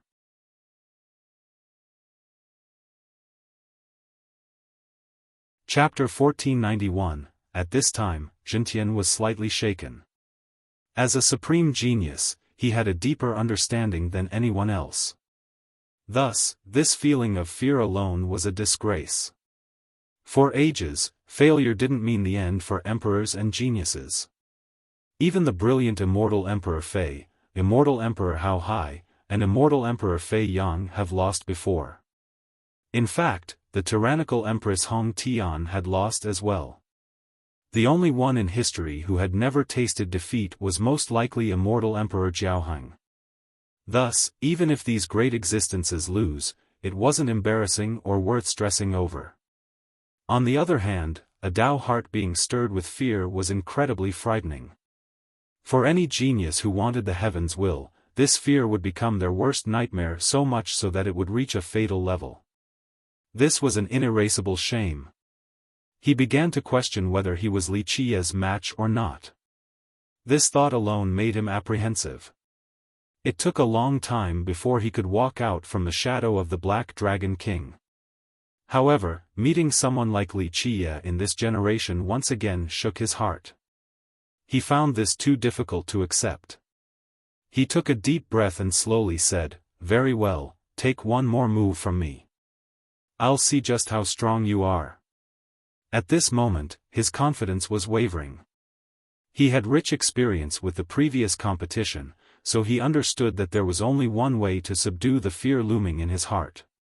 A rematch, a victory against Wuxia in order to bolster his Dao heart.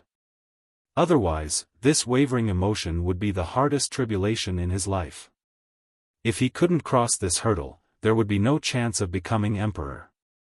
"Okay, this is your last chance." Wuxia smiled, "I want to see how you will overcome your own Dao heart." This answer took Xintian's breath away. He didn't expect Wuxia to see through him. As a result, his heart shuddered even more than before. This insight was indicative of his opponent's profound outlook on the Grand Dao.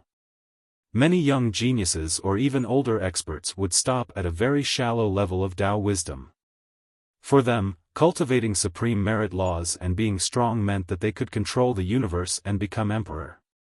However, a truly experienced talent like Xintian understood that these two factors weren't the most important. An unwavering Dao heart was absolutely crucial to be acknowledged by the heaven's will. The weak could become strong through cultivation. Insufficient talents could be made up in other ways.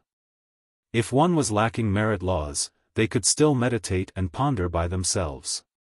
However, without a steadfast Dao heart, one would have nothing. All of the other points would be meaningless at the first moment of defeat. That person would start to avoid difficulties in order to evade failure. Degradation would take over and render them weak and useless. Wuxia's ability to recognize the importance of the Dao heart meant that he was on this level as well. We'll decide it all with this last move. Xintian mentally composed himself without allowing his Dao heart to waver. Otherwise, he would lose to himself before the fight even begins. He put everything on the line with this final move. Only success was allowed, or else he will never be able to rise again. Thus, he gripped the weapon in his hand tightly. Buzz! The weapon in his hand had yet to channel its power, but its imperial aura already engulfed the entire battlefield along with the world. He was shrouded in this radiance and seemed incredibly holy. An immortal emperor life treasure. Someone murmured after seeing the weapon. No one knew where it came from. It was common knowledge that the Dream Empyrean has never produced an immortal emperor before. However, it wasn't strange for him to have a life treasure. After all, given his status, there were imperial sects in heaven spirit willing to lend him one. A cultivator stated, "That's not a borrowed weapon." One could see that this weapon had awakened with an imperial aura. It showed that it was eager to unleash an ultimate blow the moment Xintian attacks.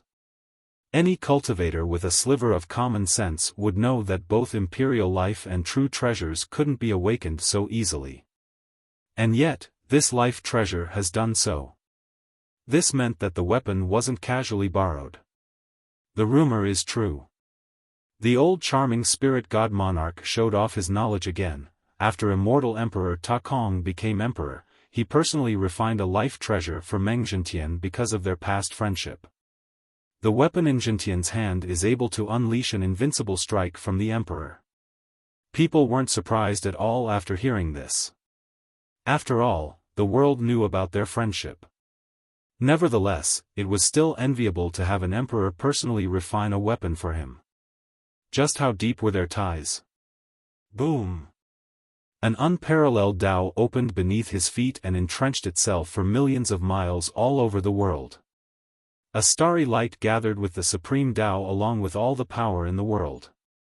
In a split second, everyone could feel the nearby forces gathering towards Meng Xintian. The power of the celestials and the energy veins underground as well as the Grand Dao's power. All of this condensed into his Dao. Many could even feel that the Grand Dao itself was helplessly being forced onto his own. It was as if Xintian was grasping the universe and the heavenly Tao. Everything was up to his whim. The universal laws lamented and paled before his own. Boom! Boom! Boom! At the same time, the sky began to shake. A light suddenly appeared above his head as if the heavens was gathering right there. Everything became resplendent. What is that? One could sense their own Tao screaming and gasped in astonishment. That's a perfect grand Tao. Meng Xintian only needs the heavens will to appear right now. The old monarch answered, once it appears, he is strong enough to be recognized by it, and then comes the competition. The winner will shoulder the heavens will. People inhaled after hearing this. It wasn't so easy to become an immortal emperor. One must create their own supreme grand Tao. Moreover, only when this Tao is completed would the heavens will recognize them, and only then would they be qualified as candidates. Bang! Roars emanated as Xintian channeled his power. The grand Tao suddenly turned into 4 unstoppable deities. A huge foot appeared. Next, a qilin came out. Flames were dancing on its body. Screech! Soon after, a vermilion bird rose with its wings spread open and poured down a flame that incinerated the earth. Rar! A white tiger stood there with its snow-white fangs that could pierce the sun. Aoo! A true dragon emerged as if it was protecting Xintian. No one could get through it. Xintian's supreme Tao was already causing the worldly Tao to scream. However, the moment these 4 divine beasts appeared, everyone trembled from their power. For Saint Dream Tao. So it is true, his supreme grand Tao borrows the power of the divine beasts. The old monarch took a deep breath. Buzz! His life treasure rushed to the sky. The immortal light within also had the same 4 divine beasts within. Boom! The 4 beasts from the weapon fused with Xintian's beasts. In a split second, the imperial aura crazily soared as if it was being wielded by a real emperor.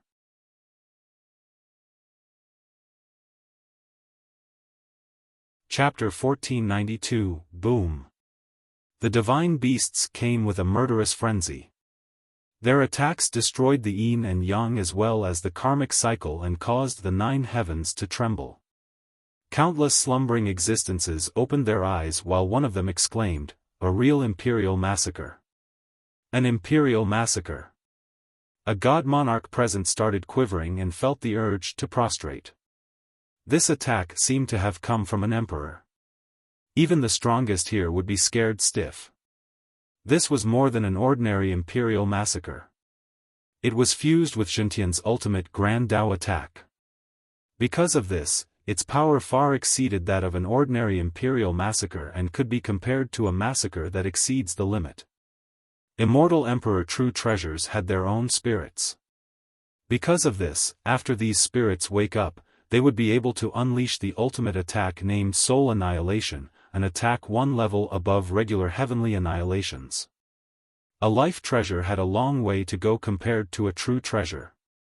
Nevertheless, they still had a limit-breaking attack above regular imperial massacres as well, Soul Massacre. At this second, it looked as if an emperor has unleashed this attack capable of slaughtering gods and devils. All existences would turn to ashes, all Grand Tao would break instantly, all laws ruptured. Countless people kneeled on the ground since they were suppressed by this ultimate attack and couldn't move at all. Even a god king would be killed if swept by this attack regardless of how strong they were unless they had an immortal emperor true treasure. Nevertheless, Li Qiye simply smiled in the face of this soul massacre. Whoosh! One palace flew out after another. A moment later, they lined up high above his head. 12 fate palaces. The old monarch was stunned before turning pale and cried out, "No, there are 13 palaces, yes, 13. How can this be?" He couldn't believe his eyes and had to count again. There were indeed 13 palaces. No way. Everyone screamed after seeing this. Even the most knowledgeable couldn't believe what they were seeing. What, even Jintian, who had just unleashed a soul massacre, shouted in disbelief. The 13 palaces swiftly disappeared and left behind a primordial expanse. All things have yet to be born. At this moment, it was the primal beginning of the heaven and earth. Footsteps sounded in this chaos. A stately figure walked out and stood in this expanse as the master of all. He suppressed everything with his presence. The Supreme Grand Tao, the Imperial Grand Tao, and even the High Heavens Tao were suppressed. Everything seemed to have been trampled by him and were no longer worth mentioning. This figure was Wuxia. At this moment, he was an immortal emperor. No, he was above one. No one could tell whether this was his true body or just an image. Once it appeared, everyone was filled with reverence and didn't dare to look straight into his eyes. He loomed there above the high heavens. Perhaps he was the high heavens itself. Any existence would seem trivial before him. Even Jintian's supreme Tao dimmed right away. He could feel his Tao being pressured by Wuxia. Heaven Suppression Fist. With his Nirvana heavens, Wuxia's fist came down and eradicated all things. A magnificent scene unraveled before the crowd. In this instant, he shattered all limits. The limit of the Grand Tao, time, space, and all else. If the high heavens existed in this world, it would face immediate obliteration after receiving this fist. This was the epitome of all fist techniques. Even the old monarch couldn't stand straight. His knees gave way as he dropped to the ground. He didn't want to kneel, but it was not up to him at this moment, for he lacked the strength to even resist. This was an absolute suppression. In his Nirvana heavens form, Wuxia's heaven suppression fist was absolutely overwhelming. Boom! The soul massacre was destroyed. The divine beasts inside instantly turned to ashes. They felt incredibly vulnerable in the face of this punch. Crack! The imperial weapon in Jintian's hand crumbled and the fragments fell to the ground. Bang! He was also suppressed. All was futile, his Grand Tao shattered along with his bones. It had smashed his entire body into little pieces with blood oozing out everywhere. Boom! Even the old battle stage couldn't withstand this relentless attack. All the laws around the stage lost their brilliance, then the entire place turned to smoke. This was too shocking. This stage was once blessed by countless ancient sages. Even the soul massacre earlier couldn't destroy it. However, it couldn't take a single blow from Wuxia and faced thorough destruction. Finally, everything became quiet. The world fell into a stillness. Shortly afterward, the experts all bowed on the ground. Even though they were unwilling, Nirvana heavens and the heaven suppression fist were ultimate creations. The choice was not up to them due to the omnipotent pressure. Bang! Bang! Bang! Black clouds gathered above Wuxia and issued thunderous blasts. A heavenly tribulation was forming, but it still hadn't come down. Wuxia coldly looked at it with a grin on his face. All were shivering, including Jintian, who was still alive. They stared at Wuxia, who has turned into Nirvana heavens, in astonishment. 13 palaces have broken through the limit of everyone's common sense. Everyone knew that 12 was the max. There was an old adage in the 9 worlds: 9 deserves utmost veneration, 10 embodies extreme perfection, 11 creates a miracle across the eons, and 12 decides the immortal emperor's throne. Since the ancient ages, only one person was rumored to have 12 palaces, and that was immortal Emperor Xiaofan. Of course, this was merely a legend because no one had seen his palaces. The legend went on to say that it was precisely because he had 12 palaces that allowed him to remain unbeatable for a lifetime. However, what appeared before them now weren't 12 but 13 palaces. This took their breath away. No one had ever heard of this number, but Wuxia has achieved it. Perhaps he was the only one in all the ages with 13 palaces. Fear permeated the crowd. What was the significance behind 13 palaces? This was beyond their imagination. All they could say was, invincible. An invincible immortal emperor. Although he has yet to become emperor, everyone understood that the throne would take no one but him. Li Qia looked at Zhentian lying on the ground and smiled. Zhentian, on the other hand, was trying to support his body with both hands and retreated backward one step after another. Should I kill you now or let you live in my shadow forever? Li Qia chuckled. Zhentian's heart trembled as fear spread throughout his very being. Next came despair. At this moment, his Tao heart was completely shaken. If he couldn't overcome this fear, even if he could stay alive, he would forever be under the shadow of Li Qia. At that moment, he would no longer be qualified to become emperor. Li Qia stated, although I want to torture you with this fate, I like being decisive as well.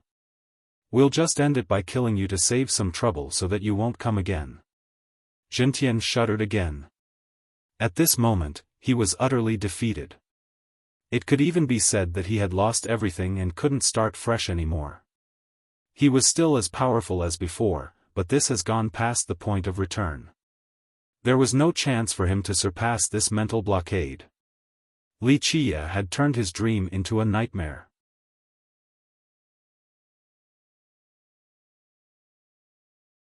Chapter 1493, Zhentian resorted to using his elbows to support his body while staggering backward.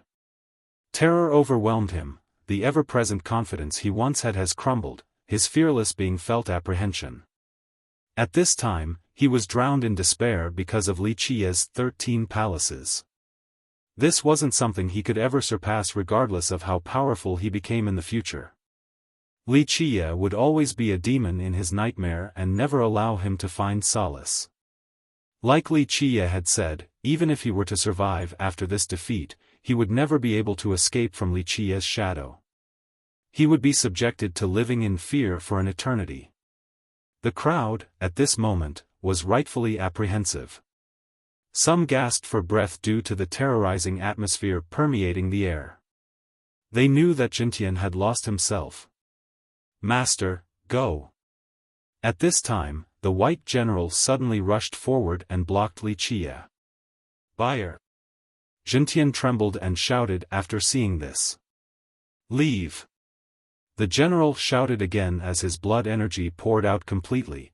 As long as the verdant hills remain, there is no fear of running out of firewood. You can still start over again later. Having said that, a loud blast resounded. He had begun to burn his longevity blood. In this split second, he burned his own grand Tao as well. Everything was sacrificed with this final attack. A crimson spear as red as blood appeared before him. Zhentian shuddered as he knew what his disciple wanted to do. He bit his teeth and entered the valley to escape by jumping into the next domain since he agreed with the general's belief. Boom! A Tao of the spear condensed on the physical weapon itself. It shouldered everything from the general, all of his vitality, longevity blood, life force, and his grand Tao. Without a doubt, he has given up everything and focused it all in this spear. This was his final and most powerful attack. The middle-aged general's hair turned white. He instantly turned into an 80-year-old mortal. Even his back hunched over. Everyone was shocked to see this scene. They understood that this was akin to an act of suicide. Even if he could somehow win this battle, he would surely die for all of his essences have been used up. Li Qia. Talk to my spear before thinking about crossing. The decrepit general might be bending over, but his battle intent was still surging like before. He came forward without any signs of fear. Li Qia, in his nirvana heavens, form flatly said, commendable courage. Alas, it is throwing an egg at a rock. So be it. The general cried out. Whoosh! A spear crossed the sky courageously with no return. This move was the definition of total offense. The general had openings everywhere as he flew forward with his spear to kill Wuxia. In his mind, the outcome didn't matter. He only wanted to buy time for his master to escape. This attack created a solemn and stirring atmosphere with a resounding war intent. The white general gripped his spear while veins popped up everywhere.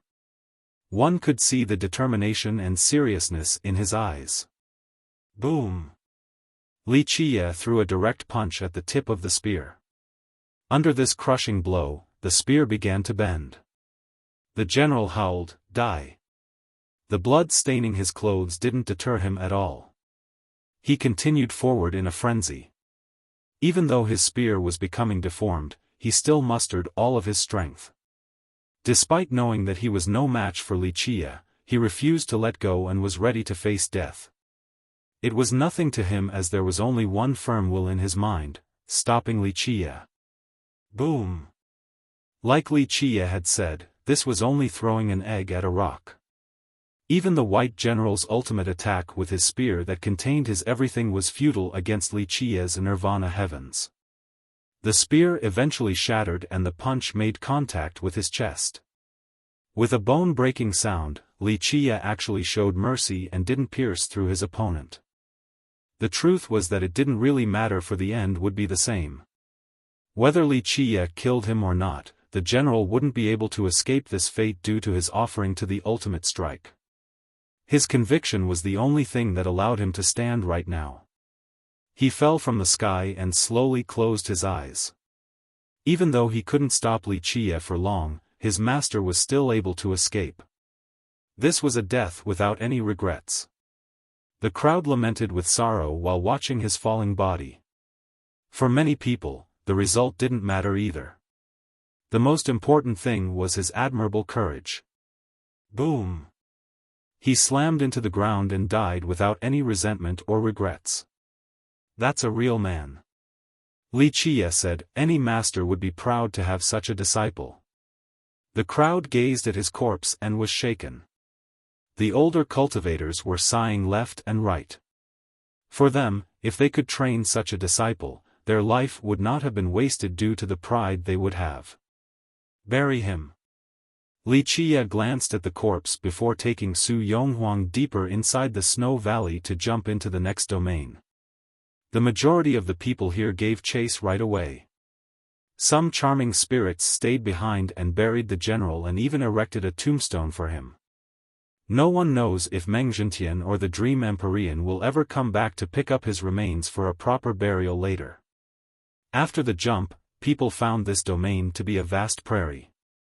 It was a scene of green as far as the eye can see.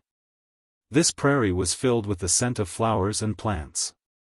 Taking a deep breath here would raise one's spirit 100 times and make people relaxed and happy.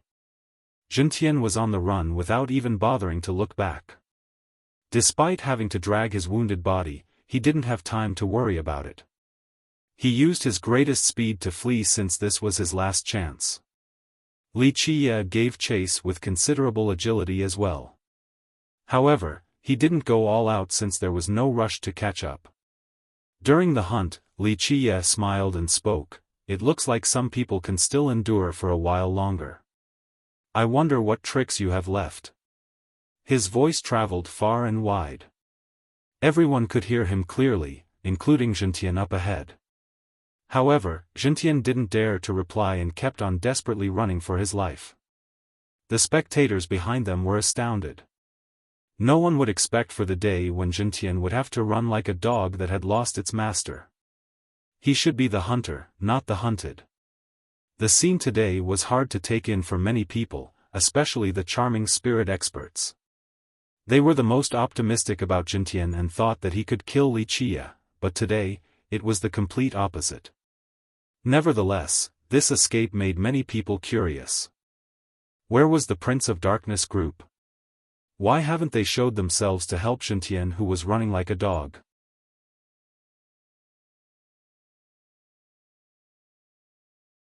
Chapter 1494, Wuxia continued his pursuit as Zhentian ran for his life on this vast prairie. Zhentian might be fast, but Wuxia was even faster. Even though Li Qie wasn't going all out, Jintian was dragging along his wounded body so he couldn't lose Li Qie at all. In fact, his injuries worsened along the way, so his speed gradually fell. Thus, the distance between the two shortened. Li Qie was quite relaxed. He didn't want to catch up right away as if he was taking in the hunt. However, after a while, Jintian stopped and coldly stared at Li Qie. Su Yonghuang asked while looking at Jintian, "What is he doing?" "He's waiting for me to come over." Li Qie smiled freely, "Wait here, I'll go see what other killing moves he has." Yonghuang spoke with concern, "It must be a trap." Even though Jintian was as pitiful as a dog at this moment, as the saying goes, a centipede dies but never falls down.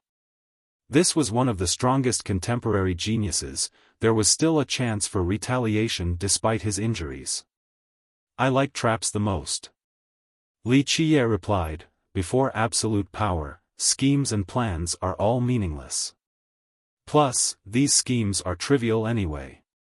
He grinned after saying this. Yonghuang's heart slightly skipped a beat after seeing his thick smile.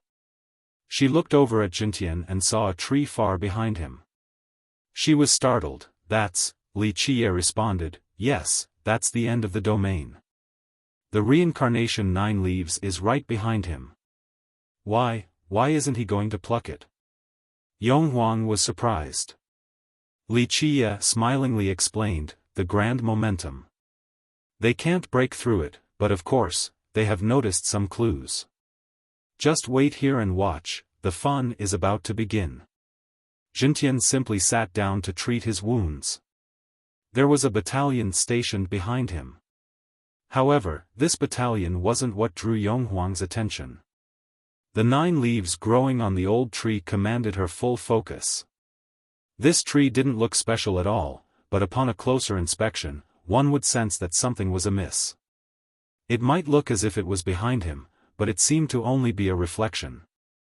The true body seemed to be growing in a different and independent space. Moreover, it was a master spatial sphere that remained independent from the 9 worlds itself. She understood that this was the grand momentum occupying the vicinity around the 9 leaves. Because of this, it looked like the grass was growing in an independent space. Distance shouldn't be a problem for experts. Jintian would only need to take 3 or 5 steps to get to the tree. However, he couldn't do so because the grand momentum had separated everything. It was impossible for intruders to get close. With the battalion behind him, Jintian continued his business with a calm demeanor. He was no longer flustered like a dog that had lost its master. The spectators that followed them to this place found the sight of Jintian sitting there quite strange. They wondered, what is he doing? The old charming spirit god monarch was here as well and told everyone, "This is the last domain, that tree up ahead is the medicine for immortality." Medicine for immortality. Eyes lit up instantly as everyone glared at the tree behind Jintian. Does he want to protect it? This was the question after seeing Jintian and his Heaven Suppression Legion blocking Li Qie. No, this medicine doesn't require protection. The grand momentum here is already guarding it. Even Jintian has difficulty entering himself. The old monarch was too knowledgeable and immediately understood the situation. A different master replied, "What does he want to do then? A fight to the death against Li Qie with his legion? That's impossible. The legion is of no use for a battle of this level." The monarch mused for a bit before looking around. "Don't you all find it strange that the Prince of Darkness and the Vice Ancestor have yet to show up?" People were stirred right away after hearing this. Jintian's strongest allies and staunchest supporters should logically show up when he is in trouble. "There's a trap," an expert blurted after thinking of the possibilities. Many others agreed with this sentiment. At this time, it was clear to everyone that Jintian and his legion were waiting for Li Qie to jump in. Jintian finally stood up since his injuries have gotten much better.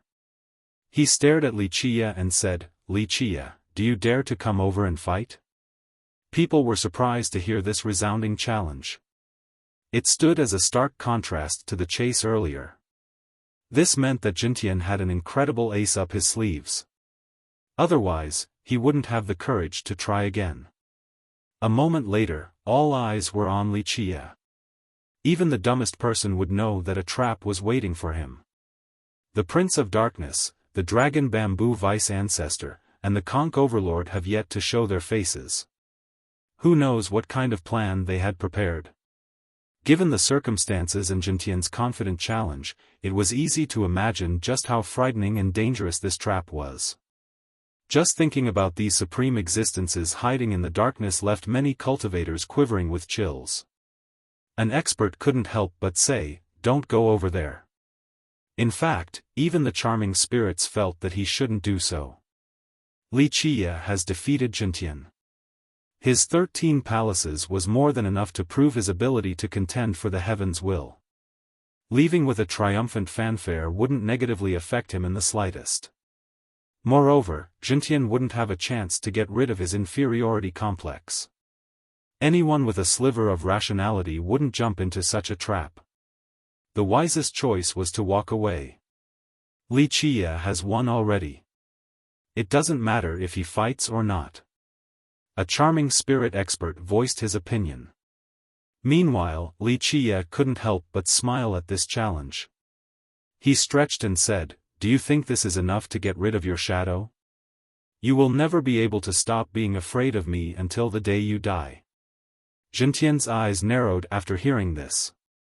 It was as if someone had just stomped on his heart. He truly wanted to use this trap to kill Wuxia. Not only would it rid him of his greatest enemy, it would also erase the inner demon in his mind. Despite having this plan, he unconsciously knew that it was mere self-deception. A voice was telling him that even if he could kill Wuxia with this trap, the shadow would still remain. Unless he could defeat Wuxia in a one-on-one duel, Wuxia's invincible posture with his 13 palaces would always reappear in his mind. The darkness would continue to engulf him. After hearing Wuxia, the old monarch lamented, 13 palaces. To have an enemy such as this, one would be trapped in their shadow for a lifetime. I wouldn't be able to do anything about it either. Do you dare to come or not? Jintian steadied his Tao heart with a deep breath. He has been shaken too much today. If this continued, he himself would collapse without Wuxia personally having to kill him. Even if Wuxia ceased to exist in the future, there would be no way for him to become emperor with this wavering Tao heart. Wuxia casually smiled and said, "Your Tao heart was very steady indeed. Unfortunately, it has been moved today. Even if I don't kill you or take the heaven's will, you will still never become emperor, for you have tasted fear and are now void of confidence." He was mercilessly tugging on Jintian's heart.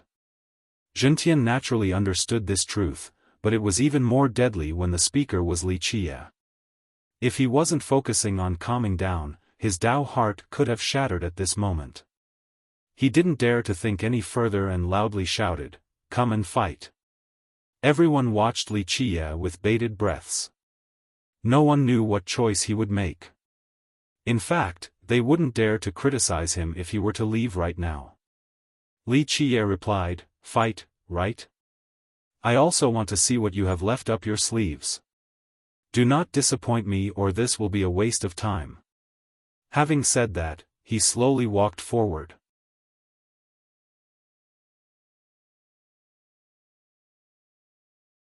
Chapter 1495. The onlookers were full of respect as they watched Wuxia boldly walk into a trap. Even those who disliked him in the past had heartfelt admiration for his decision. A charming spirit expert said, "A man should always tread forward without fear." In the past, he was a supporter of Jintian and hated Wuxia. Alas, he couldn't help but respect Wuxia at this moment. If Wuxia doesn't die, the throne will surely be his in this generation. The old charming spirit monarch sighed and said, "He has a supreme cultivation and a rock-solid Tao heart on top of being fearless. These are the necessary qualities to become emperor." It was hard for people to comment on whether an immortal emperor was good or bad. However, they do talk about the Tao heart as the most essential requirement. As for the emperor's morality, everyone had different opinions and standards. Only an unbreakable Tao heart was the universal requirement. In the blink of an eye, Li Qiye had arrived. He stared at Jintian, then looked around with a smile. "Come out, your stealth techniques aren't bad, but they can't fool my eyes." Whoosh! An army appeared and blocked off Li Qiye's retreat, resulting in him being completely surrounded. The Terra Ancestor, the Prince of Darkness, and the Conch Overlord all appeared at the same time with a powerful legion behind each of them. In a brief moment, the four leaders and their legions presided over the four directions and sealed the area as well as all possible paths of escape. Their vitality soared to the sky in a gallant yet murderous manner. Under the presence of such terrifying bloodthirst, the spectators nearby felt a chill. These are the strongest legions from the Spirit Abyss, Ancestral Terra, and Roaring Conch. It looks like all the elites from the Abyss are here too. Many experts couldn't help but gasp. But legions are useless when they reach this level. Someone remained skeptical. Not necessarily.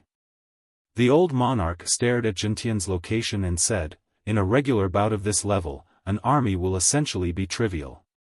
However, if they can utilize them correctly, this might no longer be the case. Each legion allows for one to have a majestic blood energy, a life force beyond imagination."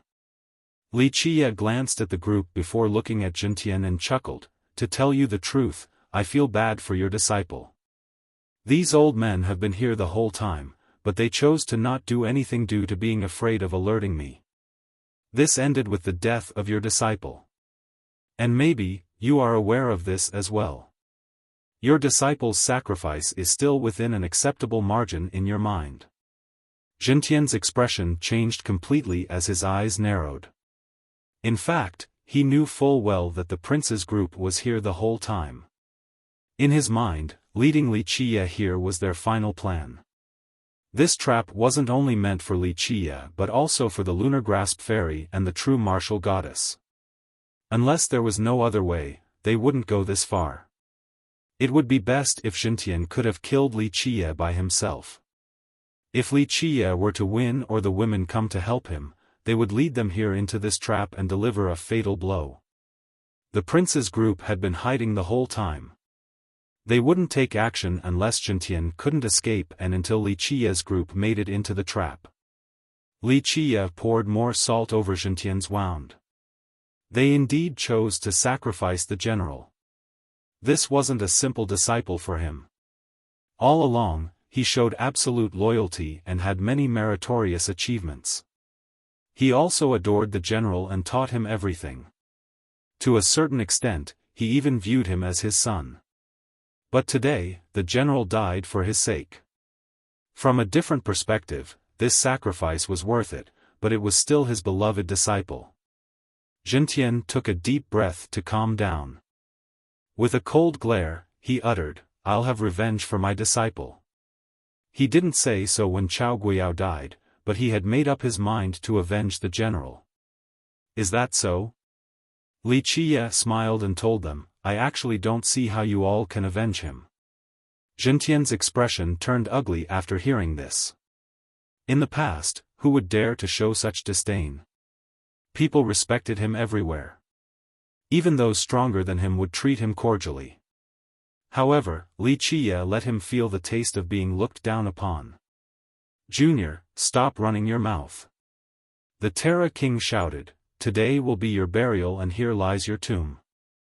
Even if you have 3 heads and 6 hands or the ultimate power, you will still die." With an icy glare, the king spoke with great confidence. "Is that so?" Li Qiye gave him a dismissive glance and replied, "You are still only a puppet. Either come out with your real body or I'll wring your neck when I'm done with this formation." Not long ago, the Lunar Grasp Fairy also looked down at him like this. Now, Li Qiye has done the same. This drove the king mad as he laughed maniacally. Good, Junior, I'll let you see my true body then." Buzz. His body began to transform into wood as branches protruded out. Shortly after, Leaves and an old face emerged. He coldly declared, "Junior, I'm not leaving until I kill you." Not only did his appearance change, so did his voice. It became quite decrepit. The Terra King was no longer the same. An old Treant ancestor respectfully said, "The Vice Ancestor is here." Many people were shaken after seeing this. The dragon bamboo Vice Ancestor took root within the earth, so he shouldn't be able to leave the ancestral Terra. However, he created a new method. He latched onto a disciple with a similar bloodline, allowing him to leave the Terra. Even though the Terra King had his own soul, consciousness, and ideas, he was still only a puppet. One of his 3 souls was left with the Vice Ancestor. Because of this, it was simple for the ancestor to take control of his body. He couldn't refuse, for he lacked the ability to do so. "You are far from enough." Li Qie sneered. "You." The Vice Ancestor was furious, but the prince stopped him and said, "Vice Ancestor, keep the plan in mind." The ancestor glared at Li Qie and snorted with great bloodthirst. Among them, the calmest was the Prince of Darkness. He stared at Li Qie and said, "No one can deny your power, Li Qie. It is worthy of pride, but it doesn't mean that you are invincible." Li Qie leisurely countered, "Is that so? I've always thought I'm invincible in the 9 worlds. It cannot be denied that you are indeed invincible once you become emperor." The prince slowly answered, "However, you must understand that the people here aren't the strongest in heaven spirit.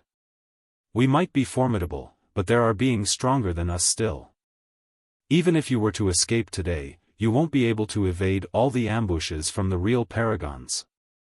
His words were quite insipid, yet people palpitated after hearing them. There are even more powerful characters. An unaware person thought that this group was already the strongest in heaven spirit. Yes. The old monarch turned serious in response. There are still emperor assailants in heaven spirit, real assailants.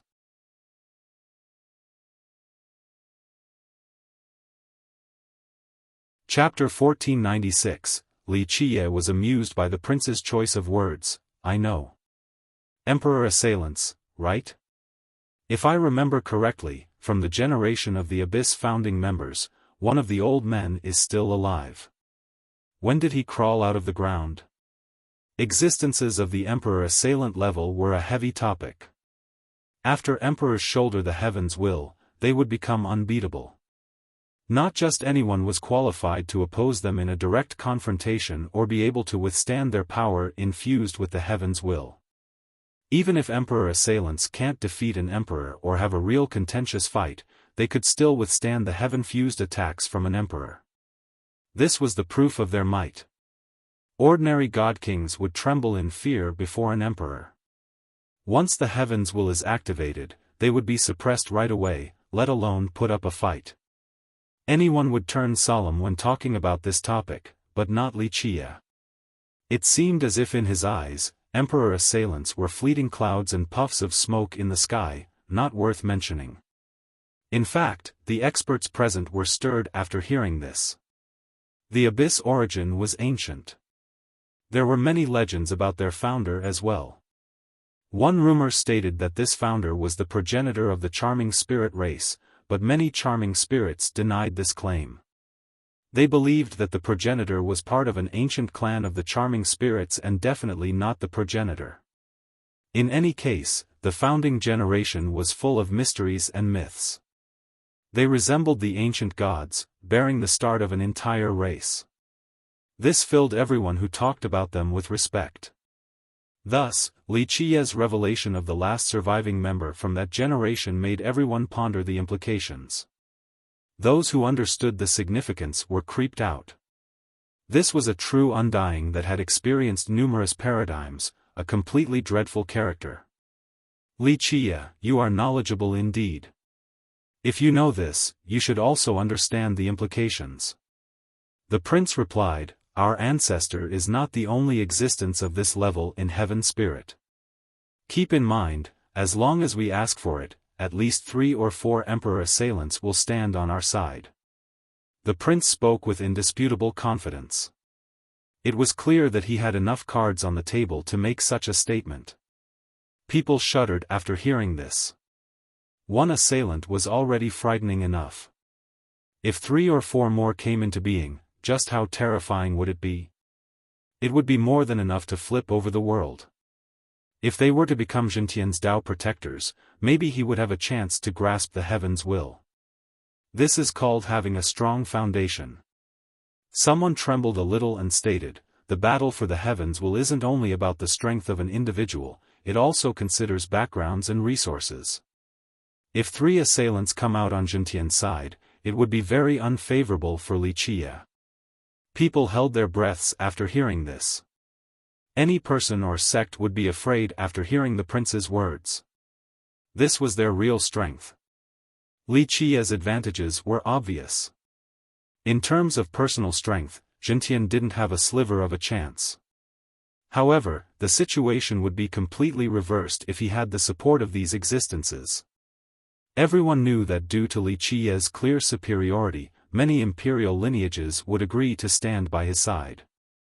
However, these sects would have to think twice if the prince's assertion was true. Wuxia suddenly became the underdog. He might be strong, but he wouldn't necessarily be able to stop an emperor assailant, let alone 3 or 4 more. Wuxia responded with a nonchalant smile on his face. What implications? They're only a bunch of old men. If they are smart, they will tuck their tails between their legs. Otherwise, I'll make chamber pots out of their skulls. The crowd inhaled in astonishment after hearing this. No one would dare to say this in all of the 9 heavens, but Wuxia casually uttered such words. These were emperor assailants. Anyone would be afraid of such powerful foes and even retreat in an instant. However, Wuxia has done the opposite and declared his intention of making pots out of them. Only an immortal emperor would make this statement to become enemies with several emperor assailants. Alas, Wuxia's imperious manner showed that he didn't care for them. No one in this world can stop his overbearing nature. In the end, everyone was convinced. This was all they could say about this matter. Overreaching fool. The vice ancestor could no longer restrain himself. Wuxia was too lazy to look at him. If I'm an overreaching fool, then what are you? Complete nobodies. If you think you are strong, then come and see if I can kill you all or not. You. The conch overlord was enraged as well. The prince, on the other hand, remained calm. Wuxia, you have a choice right now. Do not pick the wrong one or death will be the only thing that awaits you. I should be the one saying this. Wuxia grinned. I will also give you all a choice. Cripple yourselves and I shall spare your lives. Otherwise, I will take everything from you, leaving only a fate worse than death. It seems that you think you are invincible. No tears will be shed until the coffin is in front of your face. The prince's eyes turned cold. I'll let you see it. Whoosh. The moment he finished speaking, the world suddenly lit up with thick and humongous Dao lines. These lines appeared in the sky and instantly intertwined to form a chapter. With loud explosions, Dao laws poured down like heavenly waterfalls. These laws just happened to enter the experts among the 4 legions. Each of them was connected to a law. Boom! At this time, Jintian, the prince, the overlord, and the vice ancestor's blood energy was connected to all the experts in the legions. This fusion was incredible. Each cultivator had a different response and level of blood energy. Moreover, their blood's affinity was different as well. It was simply impossible to fuse so many different vitalities together.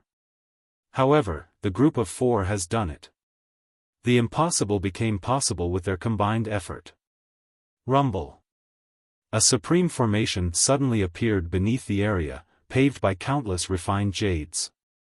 Some were of exceedingly high rank as well. There were God Monarch, God King, and even immortal Emperor-level jades. In a short period of time, the power of these jades engulfed the world. It was as vast as an ocean and drowned everything. The crowd was in dismay over this new aura. The other thought rummaging through their heads was an uncontrollable desire. Even the most extravagant lineage wouldn't be able to spend this much. Those who have never seen this many jades before swallowed their saliva.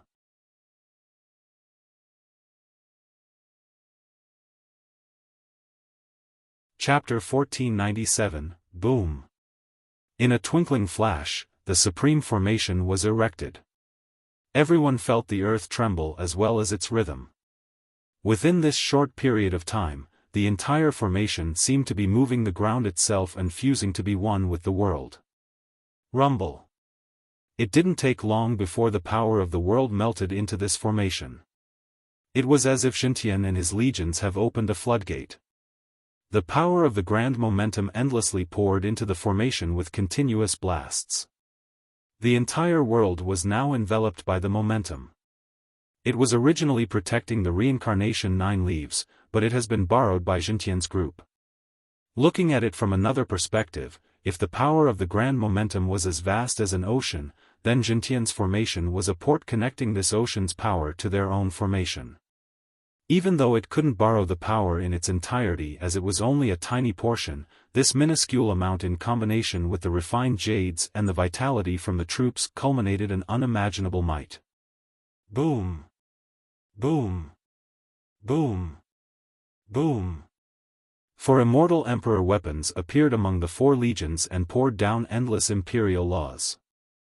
These laws then quickly integrated into the formation. This made the already terrifying formation even more devastating.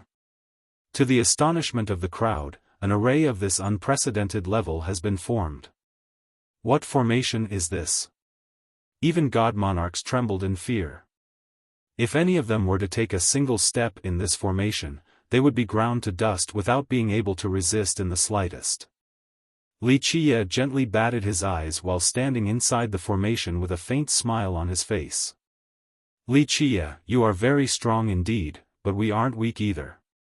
The prince was emboldened as the formation took shape and exclaimed, even an emperor assailant might not be able to escape from our grand formation. This formation wasn't meant for Wuxia alone. Its purpose was to deal with terrifying beings like the lunar grasp fairy and the true martial goddess. However, the 2 of them didn't come, so they had to use this formation on Wuxia instead. I do agree that this is powerful indeed. Wuxia perused the formation and chuckled, your efforts have indeed yielded some fruit. After so long, your abyss has figured out some secrets and are able to borrow some power from the momentum. Looks like you know your stuff. The prince spoke with a tinge of complacency. Keep in mind that even an immortal emperor might not be able to directly break through this grand momentum. However, their abyss was able to unravel some secrets. It wasn't just the prince's achievement alone. Many generations of their wise sages researched the divine tree ridge before culminating in this feat carried out by the prince today. A grand formation such as this isn't something your spirit abyss can come up with. Wuxia revealed a carefree smile, this is an array that imitates an immortal emperor's heaven's will. Not many people are qualified to do so. At the very least, your abyss can't accomplish this, so it must be the achievement of the Tree Fathers from the ancestral Terra. Humph, Li, I guess you do know a lot. Even the vice-ancestor felt some glee despite hating Wuxia. This was indeed their ancestral Terra's proudest work. It was just that they never had the chance to use it in the past. Moreover, they wouldn't use it frivolously due to the exorbitant price of opening such a supreme formation. Just the amount of refined jades was already too much for an ordinary lineage to bear. Don't be so smug. Wuxia casually countered, your legions are inferior to imperial legions. Plus, they haven't undergone long-term training, it's only a temporarily gathering. Not to mention the fact that you do not have the will of an emperor, you are forced to borrow the imperial weapons as substitutes.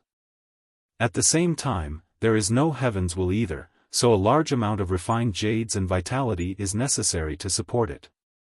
These factors limit this formation to 10 to 20% of the true array at best. This is what people mean when they say, trying to paint a tiger but end up with a dog instead. To the chagrin of his foes, Wuxia took his time explaining why their great formation was worthless. The vice ancestor's countenance turned ugly since their masterpiece was being viewed with such disdain. The vice ancestor declared, Li, even if it can only exert 10 to 20% of an emperor's heavens will formation, it is more than enough to slaughter you. What is a heavens will formation? Many experts have never heard of such a thing before. The old monarch mused before answering, I have never seen it before either. Rumor has it that emperors have no need to use it because they, alone, are already invincible. Of course, there are tales about emperors creating these heavens will formations too. In theory, they are formed by an imperial legion. If the emperor can't personally preside over the formation, they would let their heavens will do so. Therefore, such a formation doesn't only have the power of the legion itself, it also contains the heavens will, extremely terrifying. He elaborated his response with uncertainty. An expert repeated, such a formation has appeared before? The old monarch had no answer to this because he has never seen it in action. Logically speaking, there was no need for an invincible being to use this type of formation. In actuality, these heavens will formations have been used quite often in many famous battles since the start of time. In the past, during the offense to kill immortal Emperor Long Ming, the Dark Crow and countless wise sages surrounded him. The experts of myriad races in the 9 worlds completely blocked off the ancient Ming race's paths of escape. At that point, the emperor had no choice but to use his heavens will formation in order to stop the onslaught. Alas, he still failed in the end, resulting in his death and the destruction of the formation. His race was completely massacred. The Prince of Darkness coldly uttered, Wuxia, it is a fool's dream to think about breaking through this siege today. Is that so? Wuxia was still as carefree as ever. However, we do not have to fight to the death. The prince said, if you agree, your future will still be as bright as before, and you may even become emperor. Wuxia chuckled and replied, am I hearing things? Are you saying that you want peace? In fact, many spectators couldn't make sense of this either. The two sides should be fighting to the death, yet the prince wanted a ceasefire? Wuxia, if you agree, we can forget everything. The prince said, even in the future when you compete against Brother Meng, all sects in heaven spirit will be impartial. The stronger of the two will win the chance to compete. Moreover, they will also gain the full support of heaven spirit. People shuddered after hearing this. This was too tempting of a condition. Wuxia had the absolute advantage while Zhentian was definitely not his match. If he could also have the full support of heaven spirit, it meant that he would have the resources and power to challenge the rest of the 9 worlds. This temptation was virtually irresistible for anyone who wanted to become emperor. In this brief moment, everyone quietly glanced at Wuxia, eagerly waiting for him to make his decision.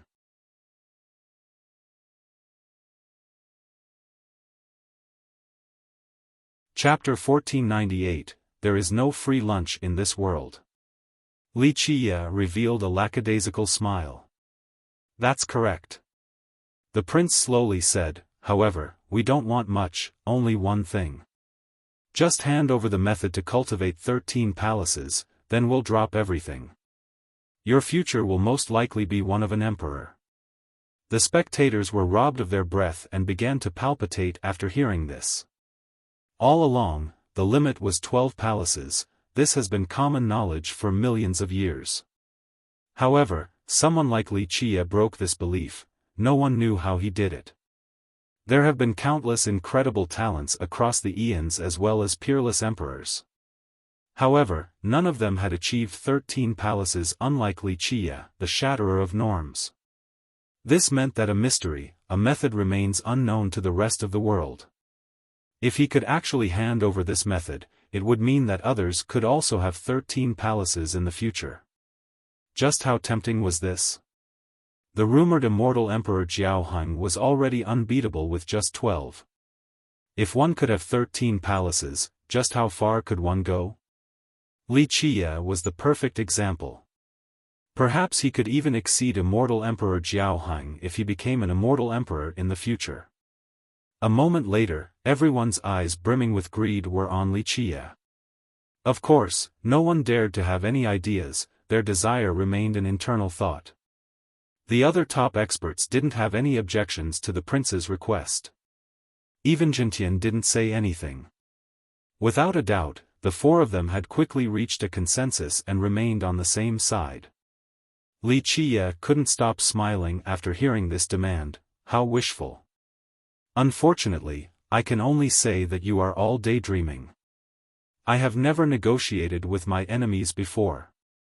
He continued on, be smart and scram this instant. Oh, Jintian will have to stay behind. Only then will I spare the rest of your dog lives. Otherwise, it'll be too late for regret. The conch overlord furiously shouted, ignorant brat, prepare to die. He has endured Li Qie for a long time now. Since when has a sea god's son been looked down upon like this before? If it wasn't for the method to reach 13 palaces, he would have attacked long ago. You have missed the opportunity. What a shame, a future emperor has chosen his own death today. The prince spoke with a sinister smile.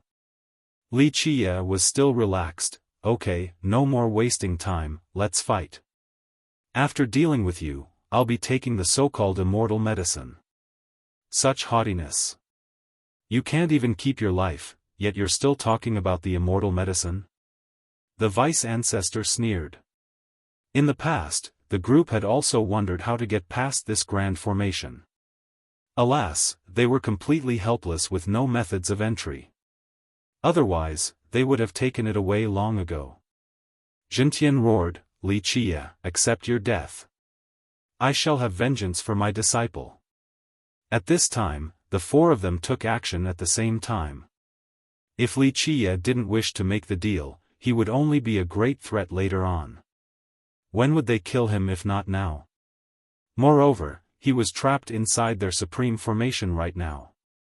They were completely confident that even if he had the strength of an emperor assailant, they could still besiege him until he dies in this place. Boom! The supreme formation emitted a blinding light that illuminated the entire God-halt continent. Basked in this boundless light, the four of them and the legionnaires' vitality erupted. No one held anything back as they unleashed their energy into the formation like a howling flood. At the same time, all the refined jades carved into this formation also poured out their worldly energy. There were too many to count. It could be said that Jintian's group had gone all out to produce this number of jades. An incredible amount of worldly energy was being spewed out, so much so that it seemed just like an earth vein. Boom!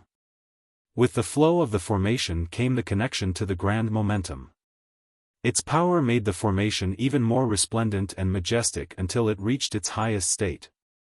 When it erupted, it carried a force seemingly capable of shattering all of heaven's spirit. Afterward, the four disappeared with their legions as well as the formation. A majestic figure emerged in front of everyone. It emitted countless immortal rays and had an imperial aura that could shake the world. Its resemblance to an emperor made it seem as if there was a real emperor standing right there. An emperor, numerous experts hastily prostrated. This aura was completely unopposable and made them tremble in fear. The old monarch murmured, no, it is an imperial will. All of the formation's power has been injected into it to summon the wills of the four imperial weapons. These wills then came together to create a complete imperial will. At this moment, this is the formation itself. At this moment, one could see the four weapons that were fused with this stalwart figure. Two were on its wrists while the other two on its shoulders. This was an entity with the will of an emperor as well as the power of the supreme formation. Even though it wasn't a real heaven's will formation and only carried 10 to 20% of its power like Li Qie had stated, it was already terrifying. Even an emperor assailant might not be its match. This force immediately ravaged the world. Many old existences woke up, stunned by its overwhelming might. An old undying mumbled in a daze, "Did someone become an emperor just now?" "No, the heavens will hasn't appeared yet. It's a heavens will formation." A more knowledgeable monster carefully gauged this power and asked, "Wait, that's not right. Is it that supreme formation from the ancestral Terra then?" The towering figure stood there, basking in the admiration and reverence of the crowd while suppressing all of them with its aura. Even the strongest would feel insignificant in its presence. After a long time, an expert that was forced to the ground mumbled, "How terrifying would a real heavens will formation created by an emperor be?"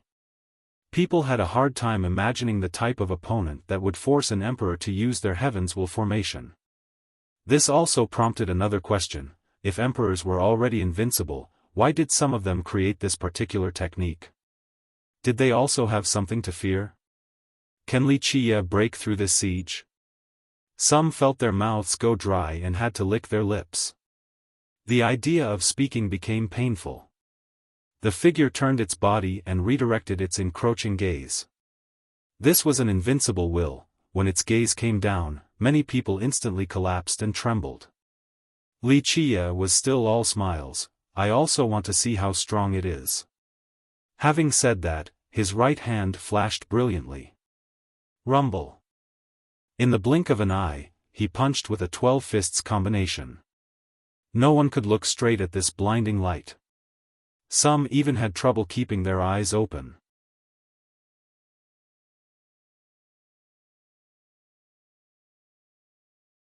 Chapter 1499, Bang. Wuxia's power with his combination fist was marvelous. In fact, everyone saw that this punch had blown Zhentian away before. Space shattered before its might as a chill invaded everyone's heart. Despite it not being aimed at them, they felt as if they were the ones turning to ashes. Boom! Unlike everyone's imagination, Wuxia's fist didn't blow the majestic figure away. On the contrary, the figure slammed down with its palm and pushed Wuxia into the muddy ground. The ground around him actually sank down. All were stunned by this development. Everyone had seen just how strong Wuxia was, but his explosive fist was completely repelled. This figure was way too powerful. While watching the palm on the ground, no one knew whether Wuxia was still alive down there or not. They finally understood the significance of this supreme formation. No wonder the prince was so confident in even dealing with an emperor assailant. Someone murmured with a cold chill, "Is it over?" If it was them, they would never survive such a blow. Rumble. The ground suddenly quaked as the palm was pushed upward. At this moment, Wuxia was still using his 12 fists combination, the same sky-breaking punch. However, his body was also bright as his 4 grand immortal physiques activated at the same time. Under this new empowerment, the fist was able to push the figure's palm back. Boom! The 4 weapons engraved on the figure poured out even more imperial aura to boost the figure's power. Wuxia, who had just made a successful counter, was slammed down into the ground again. The crowd thought that it was a good thing that this was Wuxia. Anyone else would have been annihilated completely. Even the god kings here felt that they were inferior to ants in the face of this palm. Isn't this too ridiculously strong? The old monarch quivered with fear. I don't think Wuxia can survive this invincible formation. Many experts felt worried about him right away.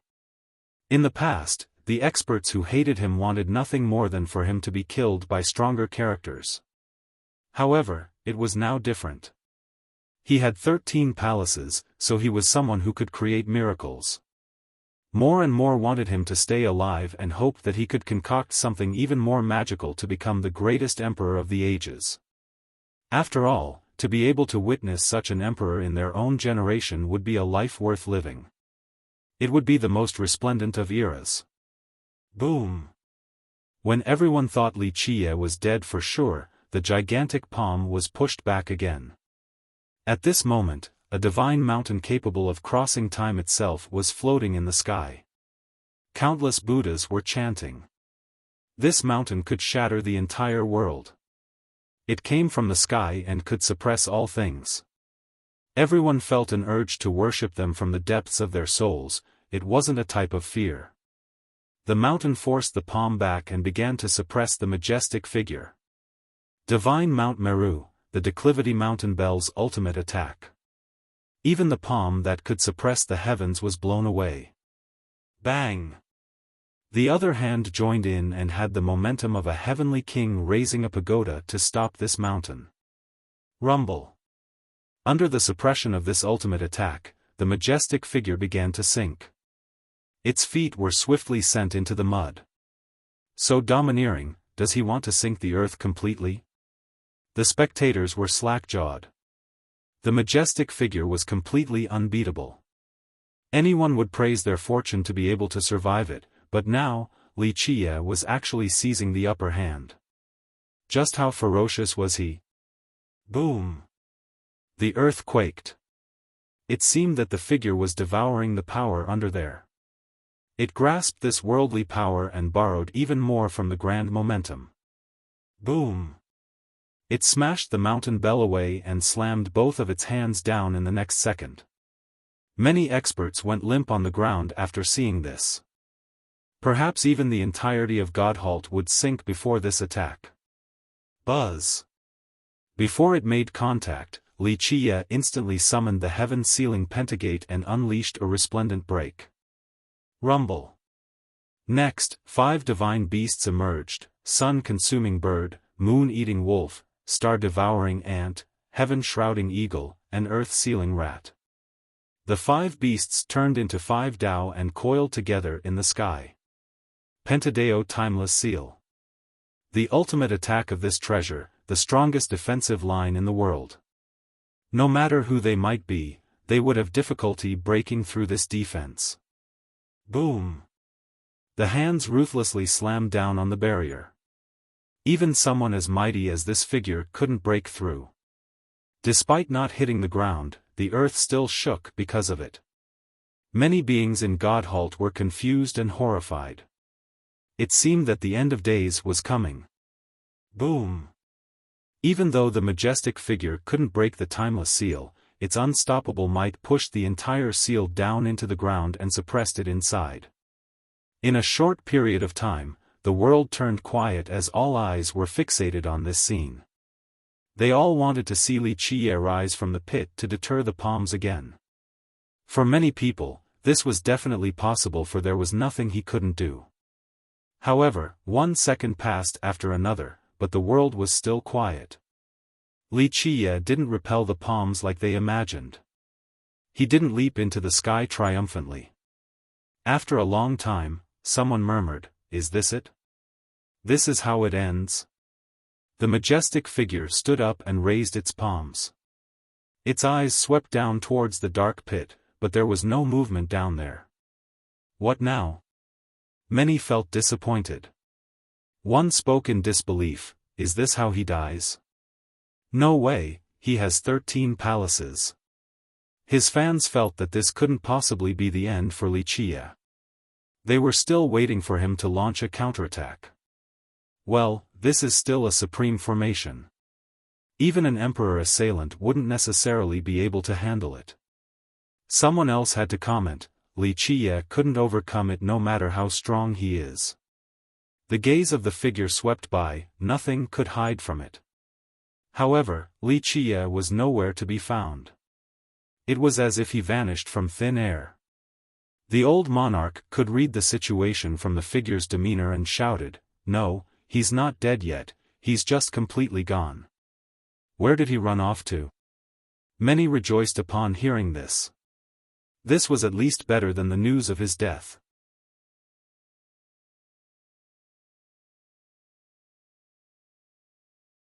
Chapter 1500. The crowd opened their heavenly gazes in order to find Wuxia's whereabouts.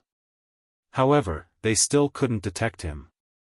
Do you know the mysteries behind this grand momentum and its real effects?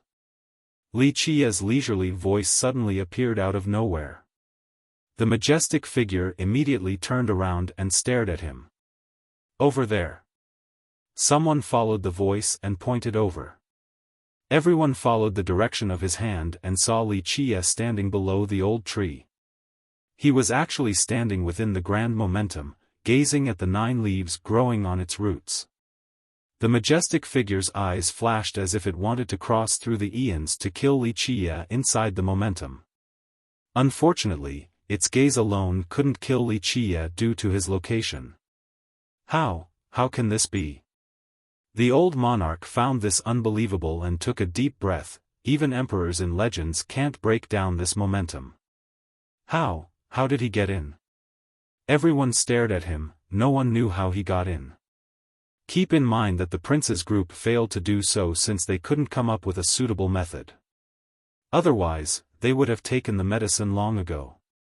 Of course, most experts heaved a sigh of relief to see him safe and sound. They were still eagerly waiting for him to come up with another miracle. This is another miracle. A master emotionally exclaimed after Wuxia's stealthy entrance into the grand momentum. A charming expert had to say, what miracle can't he perform when he can even train 13 palaces? Boom! The figure stepped towards the momentum with the intention of going inside. When it stomped down, even God Halt itself seemed to be caving in with the momentum. Boom! However, it didn't matter how strong it was. Its stomp couldn't infiltrate this momentum and was sent backward. People gasped before this scene. Everyone saw just how powerful this figure was, but it was actually forced several steps back. One could easily imagine the strength of the backlash. Bang! It whirled both arms around and ruthlessly smashed down again. Both arms seemed to be gathering the weight of countless stars. The earth shook once more with incredible intensity. Alas, the ground was still fine while the figure was bounced off a fair distance before stabilizing. This grand momentum is unreal. Someone commented after seeing the figure unable to withstand the backlash. How could it not be strong? The old monarch replied, this is the legendary medicine for immortality. If the momentum protecting it isn't strong, it would have been taken away by someone long ago. It wouldn't be someone's turn from our generation. Someone couldn't help but ask, then how did Wuxia go in? The monarch couldn't answer this question. In fact, no one could. Rumble. The majestic figure launched an unending storm-like barrage on the momentum. To the dismay of the crowd, it looked just like a raging dragon. Such terrifying power was the harbinger of doom. The world trembled as its power assaulted the momentum one wave after another. Even God Halt itself looked like a tiny boat floating in the torrential ocean that could be destroyed at any time in this violent situation. Meanwhile, the experts here were the ants aboard this boat. If the boat were to be destroyed, they would also die without a burial. Because of this, many fell to the ground, throbbing with fear. Some almost pissed their pants. Only Wuxia was as calm as ever inside the grand momentum. He carefully appreciated the 9 leaves on the root as if it was the most beautiful thing in this world. From start to finish, he didn't bother looking at the majestic figure. Ultimately, it still failed to push through the momentum. In fact, it couldn't move it at all, so it had to give up and stood outside. People held their breaths before this scene. They thought that it was waiting. If Wuxia dared to come outside, it would immediately kill him without giving him the slightest opening. In this moment, everyone wondered how Wuxia will deal with this crisis. After a long time, Wuxia turned around and chuckled, giving up is the right choice. Even an emperor has to pay a great price to break through it, let alone a supreme formation. A large part of why this momentum was impregnable was due to its connection with God Halt and the divine tree ridge. If one wanted to successfully do so, they must be able to affect the entire continent or even lift the divine tree ridge from the ground. This was easier said than done. An emperor would still find the price exorbitant. In fact, Wuxia had been wanting the 9 leaves for a long time. He even researched the grand momentum for many eras and brought other emperors here to join in. Later on, he was able to figure out its mysteries, allowing him to silently enter right now. The figure's eyes were fixated on Wuxia as if there was no way for him to escape from it.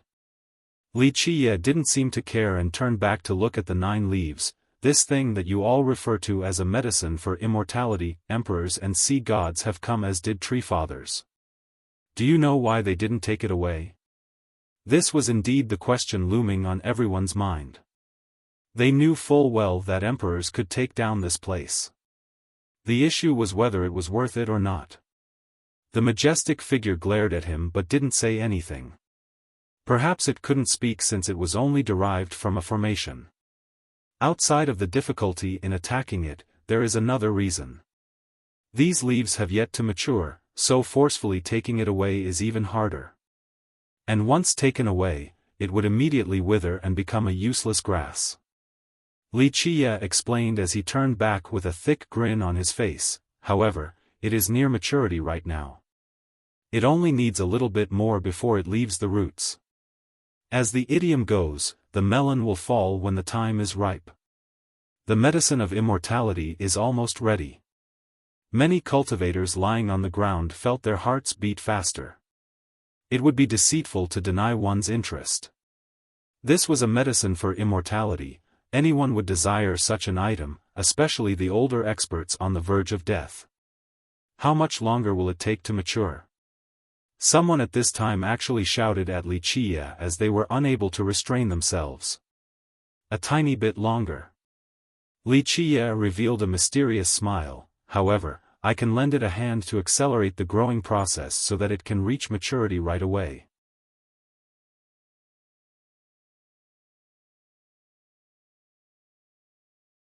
Chapter 1501. The stalwart figure never answered Wuxia, it only firmly locked onto him with its eyes. Wuxia was still as nonchalant as ever. I have to admit that your abyss has figured out many things and has a decent understanding of Godhalt. Unfortunately, you have met me. This is the same as courting death. Wuxia, stop running your mouth. Do you dare to come out and fight? The Prince of Darkness answered instead of the figure. Wuxia couldn't help but laugh. I have nothing to be afraid of. However, killing all of you like that is too much of a waste. I still have uses for you. Wuxia, show some courage. If you win this time, I will leave forever. Jintian chimed in as well. Wuxia casually retorted, a mere loser is not qualified to speak to me like that. Such words left Jintian quivering with rage. There was nothing he could do since he wasn't a match for Wuxia on the battlefield or with rhetoric. Junior, come out and obediently surrender and we'll spare your life. The conch overlord finally joined in. All of you are going to die, there's no need to boast so shamelessly. I pity you all, you won't even know how you're about to die. Wuxia smiled in response to the provocation. The vice ancestor coldly challenged him, you're the one boasting. I want to see what you can do to break our supreme formation. In his eyes, this formation was his ancestral Terra's masterpiece with the combined effort of 2 sea gods.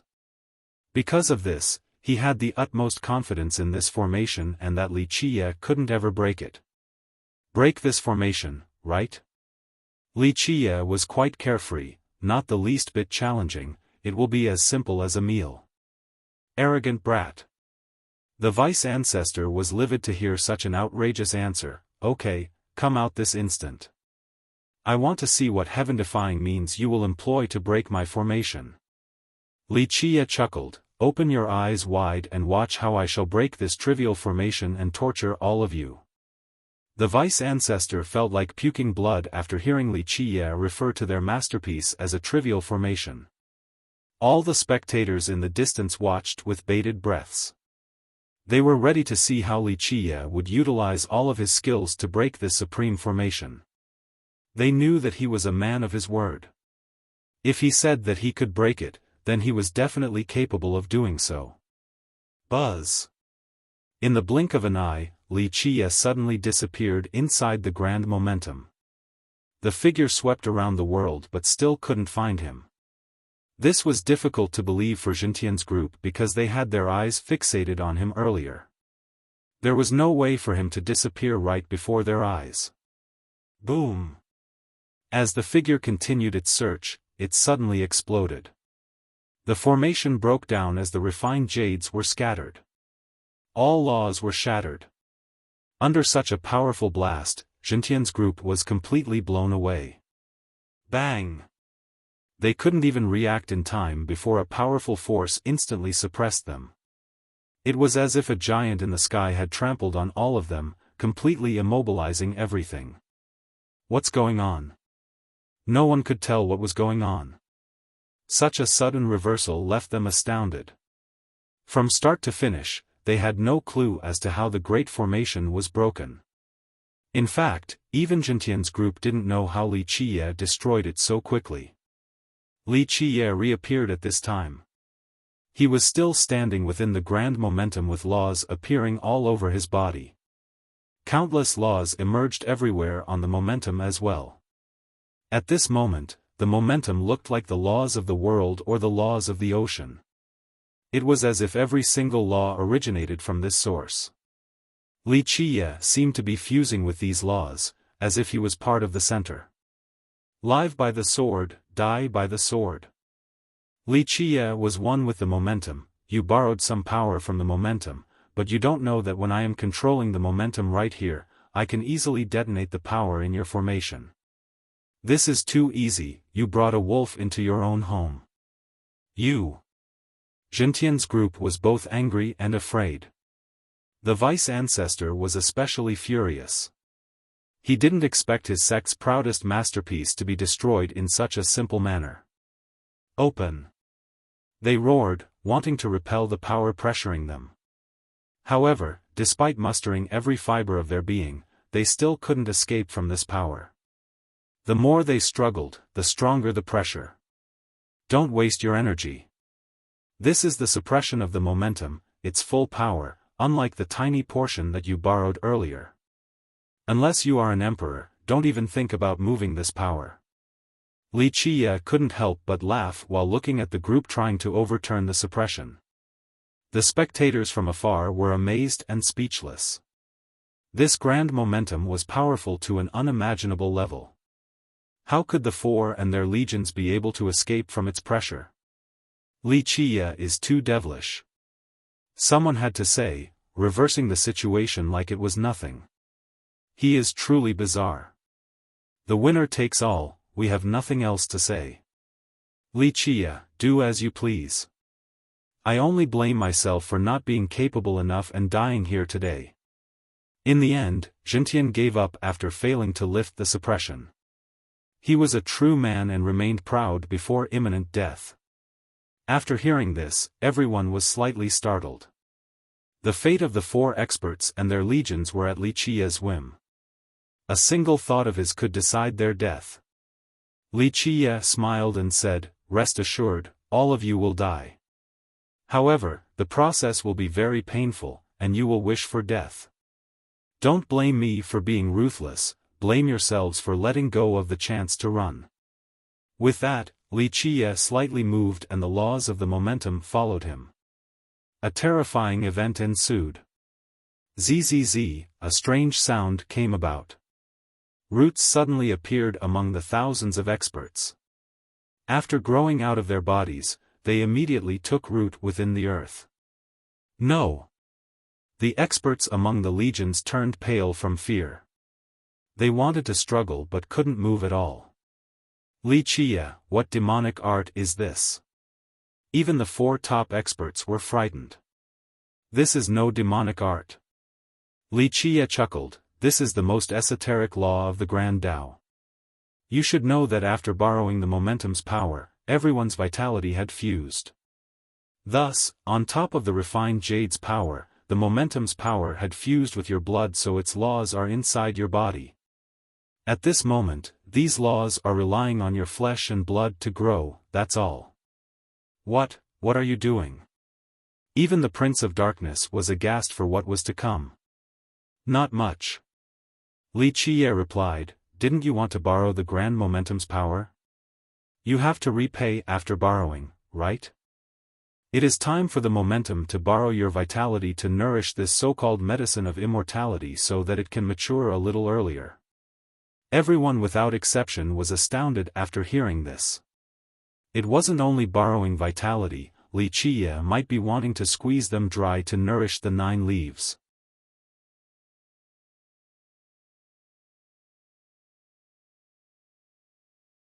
Chapter 1502. The 4 experts and their tens of thousands of supporters had roots growing from their bodies that then connected to the ground.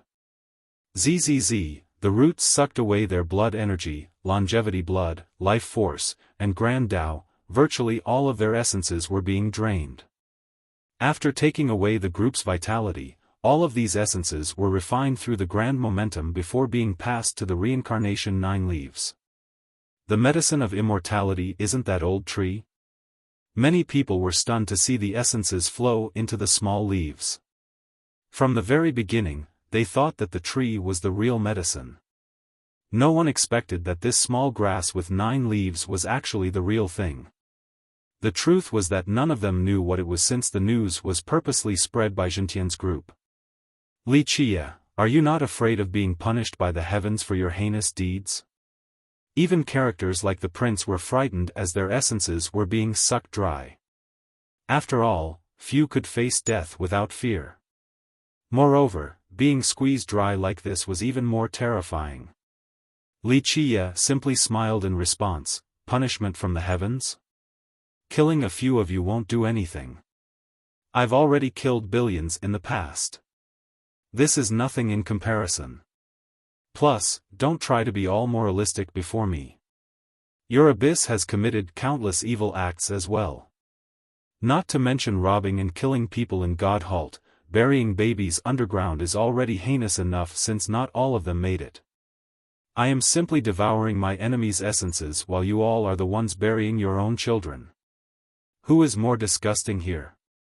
The prince who was shouting earlier had no response. I have never feared the villainous heavens. Wuxia continued, plus, even if this is worthy of punishment, it wouldn't be descending upon me. The thing taking away your essences is the immortal grass and the grand momentum. All I did was change the rule. No one dared to speak at this moment since the crowd was creeped out by this spectacle. The victors are kings while the losers are bandits, there is nothing else to say. But Wuxia, you used trickery to defeat us, it's not honorable at all. If you used your real strength to defeat us, we would have nothing to say.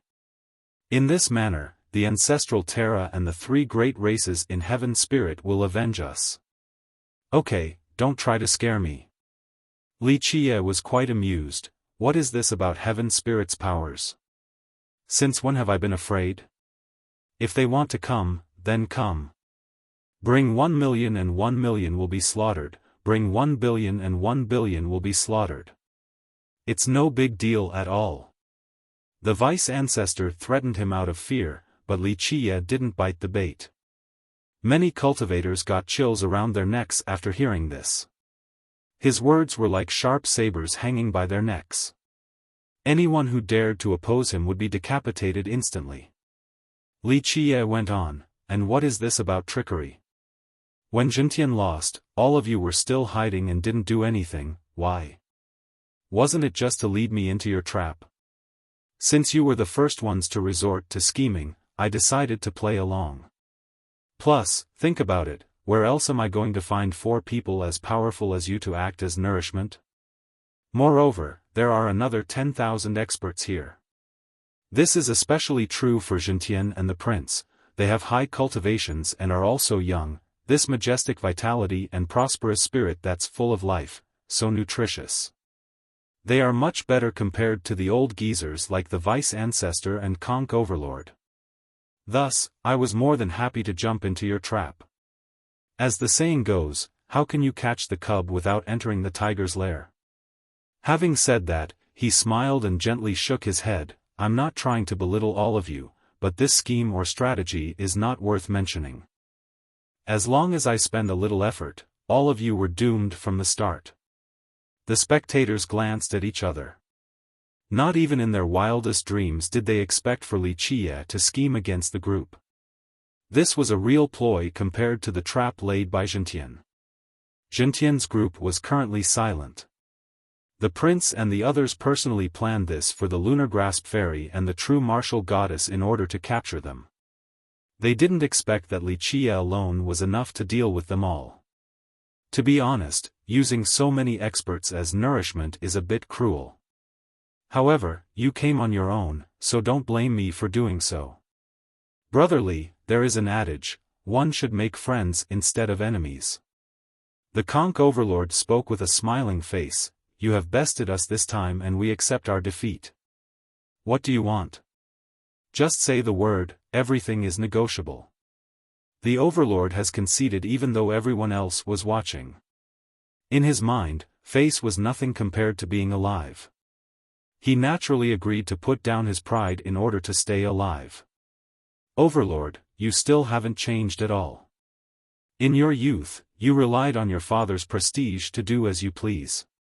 After meeting immortal Emperor Xiaofan, you crawled up into your hole like a turtle for countless years by living a borrowed life. But now, noticing that no one stronger than you came out, you crawled out to act all imperiously only to hit an iron wall. And now, you have to beg for your life once again. You have wasted your origin and lost all of your father's face. Wuxia smiled and scolded him without any reservation. The overlord's expression changed color repeatedly from being livid, yet he couldn't act out since he was a fish on the chopping block.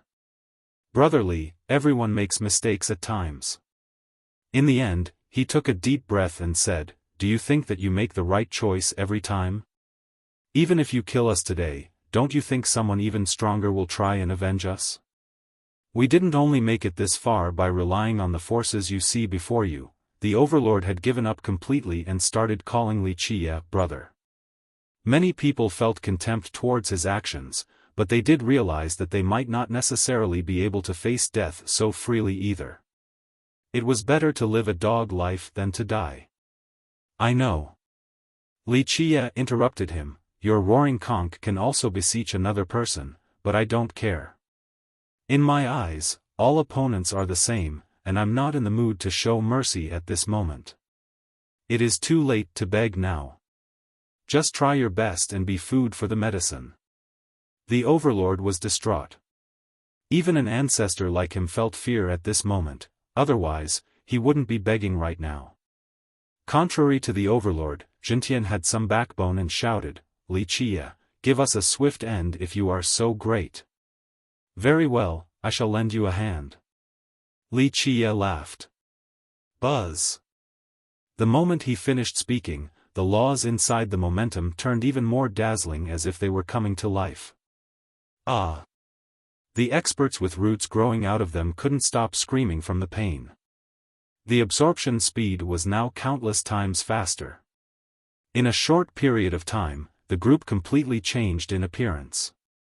Their hair turned gray and their skin became loose.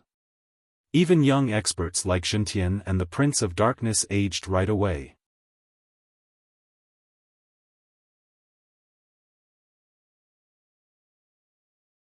Chapter 1503, Buzz. The 9 leaves growing on the old tree instantly lit up. The complete grass took the life force from 3,000 worlds in a split second. Even though it didn't move in the slightest, everyone could feel that every leaf seemed to be stretching. After the leaves absorbed the essences, the sea of blood seemed to soar through the veins of the leaves.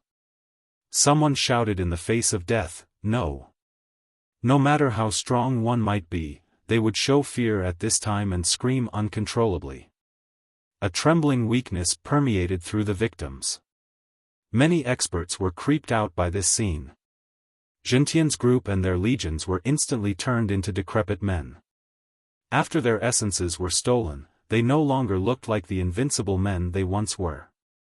Just imagine how unbeatable and dreadful Zhentian and the Prince of Darkness used to be. The vice-ancestor was also quite mighty as well. Alas, before Wuxia, they were mere fish on the chopping block. Who would have thought that the once invincible group would have such a result today? However, no one could say anything since they were aware of the merciless path towards the throne. It was either one or the other. If Wuxia were to lose today, he could have met an even worse fate. No one would criticize this type of death from losing. The path towards the throne was paved with bones, after all. Buzz. The 9 leaves became endlessly bright as the veins showed up clearly. Its affinity of reincarnation was spinning with the light and turned into vortexes. They seemed to be containing the yin and yang as well as the karmic and samsara cycles. It was as if something inside each vortex was chasing after the ultimate profundity. The existences inside could reincarnate and live again. No, a few experts screamed before their final second. They weren't willing to die like this, but there was nothing they could do. Zzz, the 9 leaves continued to suck what little left of their essences remained. In the blink of an eye, the tens of thousands of experts in the 4 legions died one after another. They turned into dried corpses and have been robbed of all. Damn it all. Time didn't wait for me. In the end, Zhentian cried out as well before his head fell to the side. He joined the others as a corpse. The prince and the others couldn't stand it much longer and have died as well. No one had any comments. Zhentian was an incredible genius. Even though he had avoided a generation, he still couldn't escape death. Only the person who survives until the end can become emperor since there is only one heaven's will. Bang! The leaves emitted a scorching wave. All the corpses here turned into powder and shattered completely. Screech! The grass suddenly sang. There were cries of dragons and phoenixes in the air. The iron roots of the 9 leaves connected to the old tree suddenly shrank and began to withdraw from the ground. Buzz! It actually started flying with an unbelievable speed in order to escape this place. People's hearts skipped a beat after seeing this. They all wanted for it to escape successfully so that there was still a chance in the future. Maybe someone lucky could obtain it later on. However, if it failed to run away and gets captured by Wuxia, no one else should even think about interfering. Who would dare to compete against Wuxia at this moment? Alas, Wuxia was prepared right when the grass tried to escape. Laws and the grand momentum turned into a prison and immediately suppressed the grass. With the momentum crushing down on it, an indelible mark was left behind. It didn't have the power to run at all and obediently fell into Wuxia's hand. He grabbed it with a faint smile on his face. The crowd didn't expect for the grand momentum to have this effect as well. They knew that it was the grass protector, but now, it seemed that it also served as its prison to avoid an escape at the time of maturity. Most people salivated while looking at Wuxia's hand and felt quite tempted. However, that was only a thought. No one was actually tired of living enough to try anything. Wuxia slowly spoke with a smile, "If you don't need its words, I'll be taking it now." People glanced at each other in confusion. No one knew what he meant or who he was talking to. Only Su Yonghuang was slightly startled. She didn't know whether the grass master would appear or not. What kind of scene would that be? Just imagine, a person capable of growing this grass and waited for so long. It must definitely be a terrifying existence. However, the world was quiet as no one answered Wuxia. No one came out either. It was as if Wuxia was talking to himself. After seeing a lack of response, he chuckled and said, "Silence stands for agreement, I won't be so reserved then." With that, he stored away the grass. Everyone gulped after seeing this with an envious heart. The moment he put the leaves away, there was nothing else anyone could do. This was now a foregone conclusion. No one else had any ideas about it. It seems like everyone is preparing for the last moment. The disaster isn't far off. He patted his palms and spoke with a tinge of regret. Whether if it's the last moment or the disaster, no one understood this either. Finally, Wuxia slowly walked out from the grand momentum. Everyone looked at him carefully while quietly breathing. They all felt a sense of admiration not only because of his power, but also due to his merciless methods towards his foes. "Let's go." He smiled at Yong Huang. She nodded in agreement. However, he suddenly turned around with a cold glare and said, "I don't like others tailing me like a ghost. It is best if you come out before I become angry." This astonished the crowd because no one noticed that someone was following him. With a buzz, someone appeared out of thin air and slowly landed on the ground. The newcomer said, "The younger generation will surpass us in time." "Amazing, I was still detected by you." This was a strange old man. Half of his body was in human form while the other half had branches and leaves. The tree-like half was very green, as if each leaf was a new life full of majestic vitality. He wore ordinary clothing and didn't particularly stand out besides his eyes.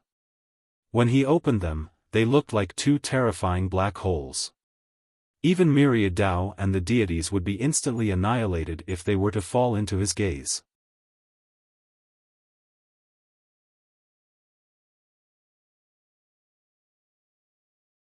Chapter 1504, The old man stood there, staring at Wuxia. His bright eyes made everyone feel a sense of dread. An emperor assailant. The old monarch was stunned to see the pair of world-destroying eyes. After regaining his wits, fear overwhelmed him as he almost kneeled on the ground. Everyone else in this place was frightened as well.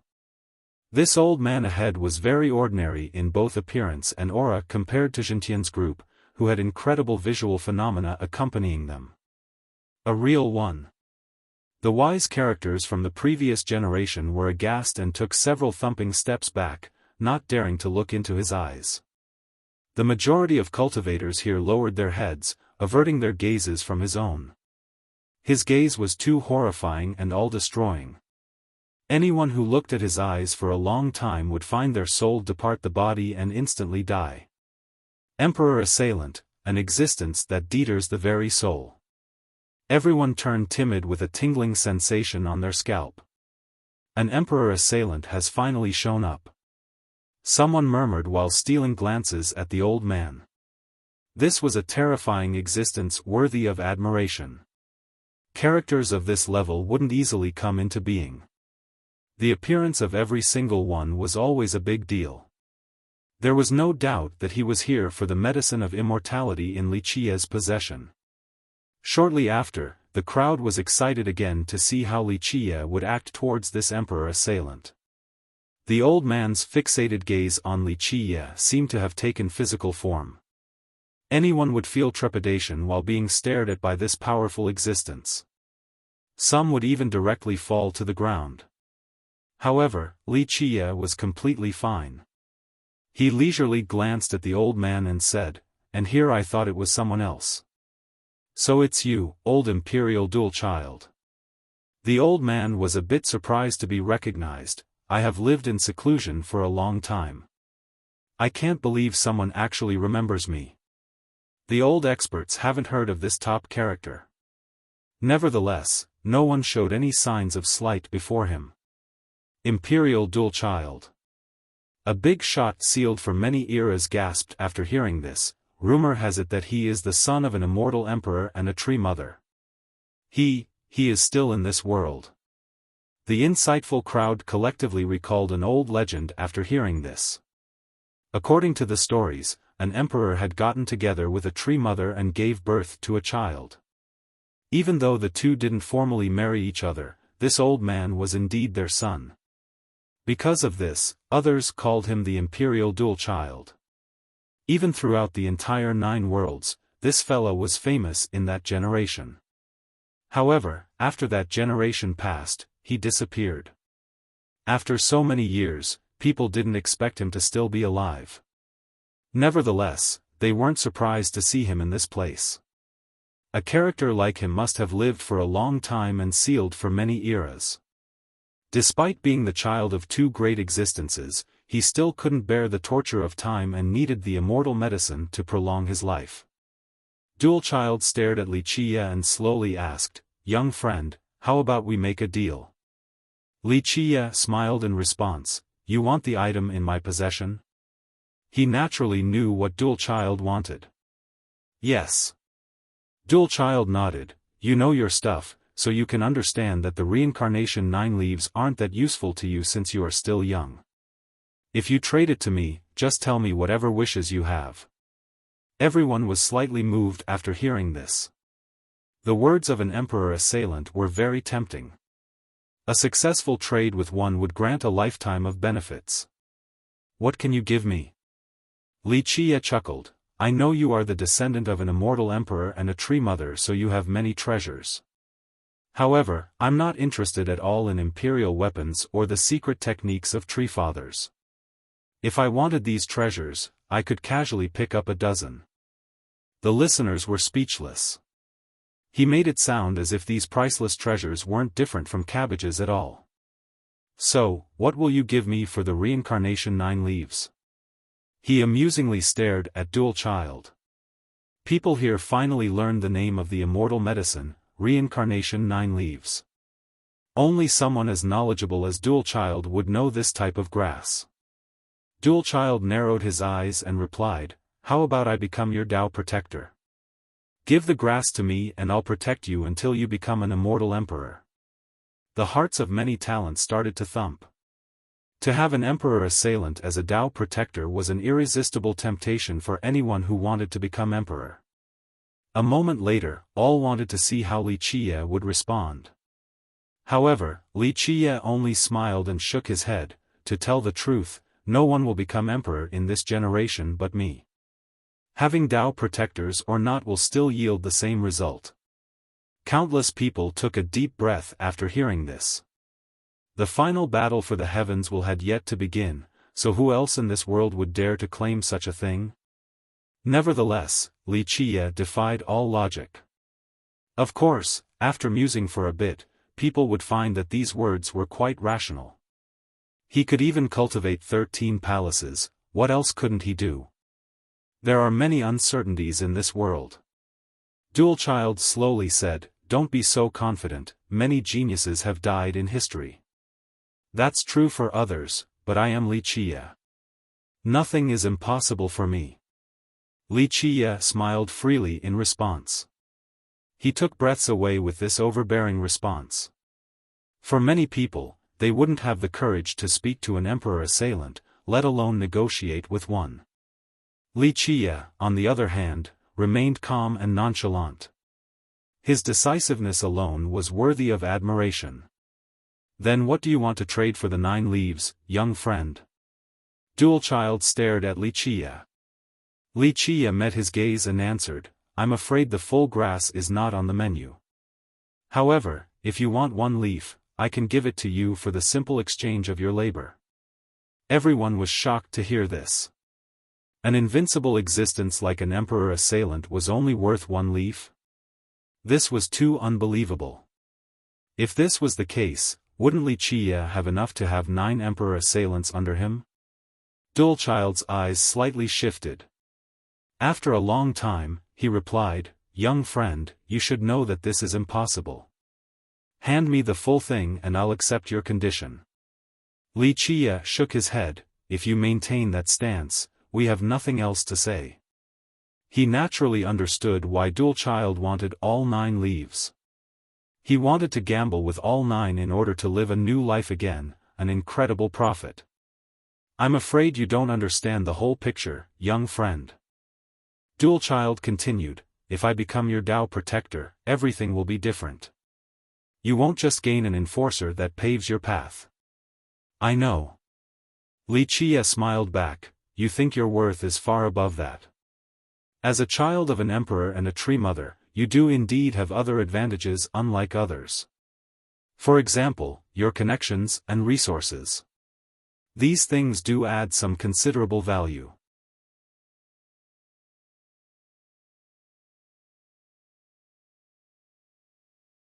Chapter 1505, Some became more aware after being reminded by Li Qiye.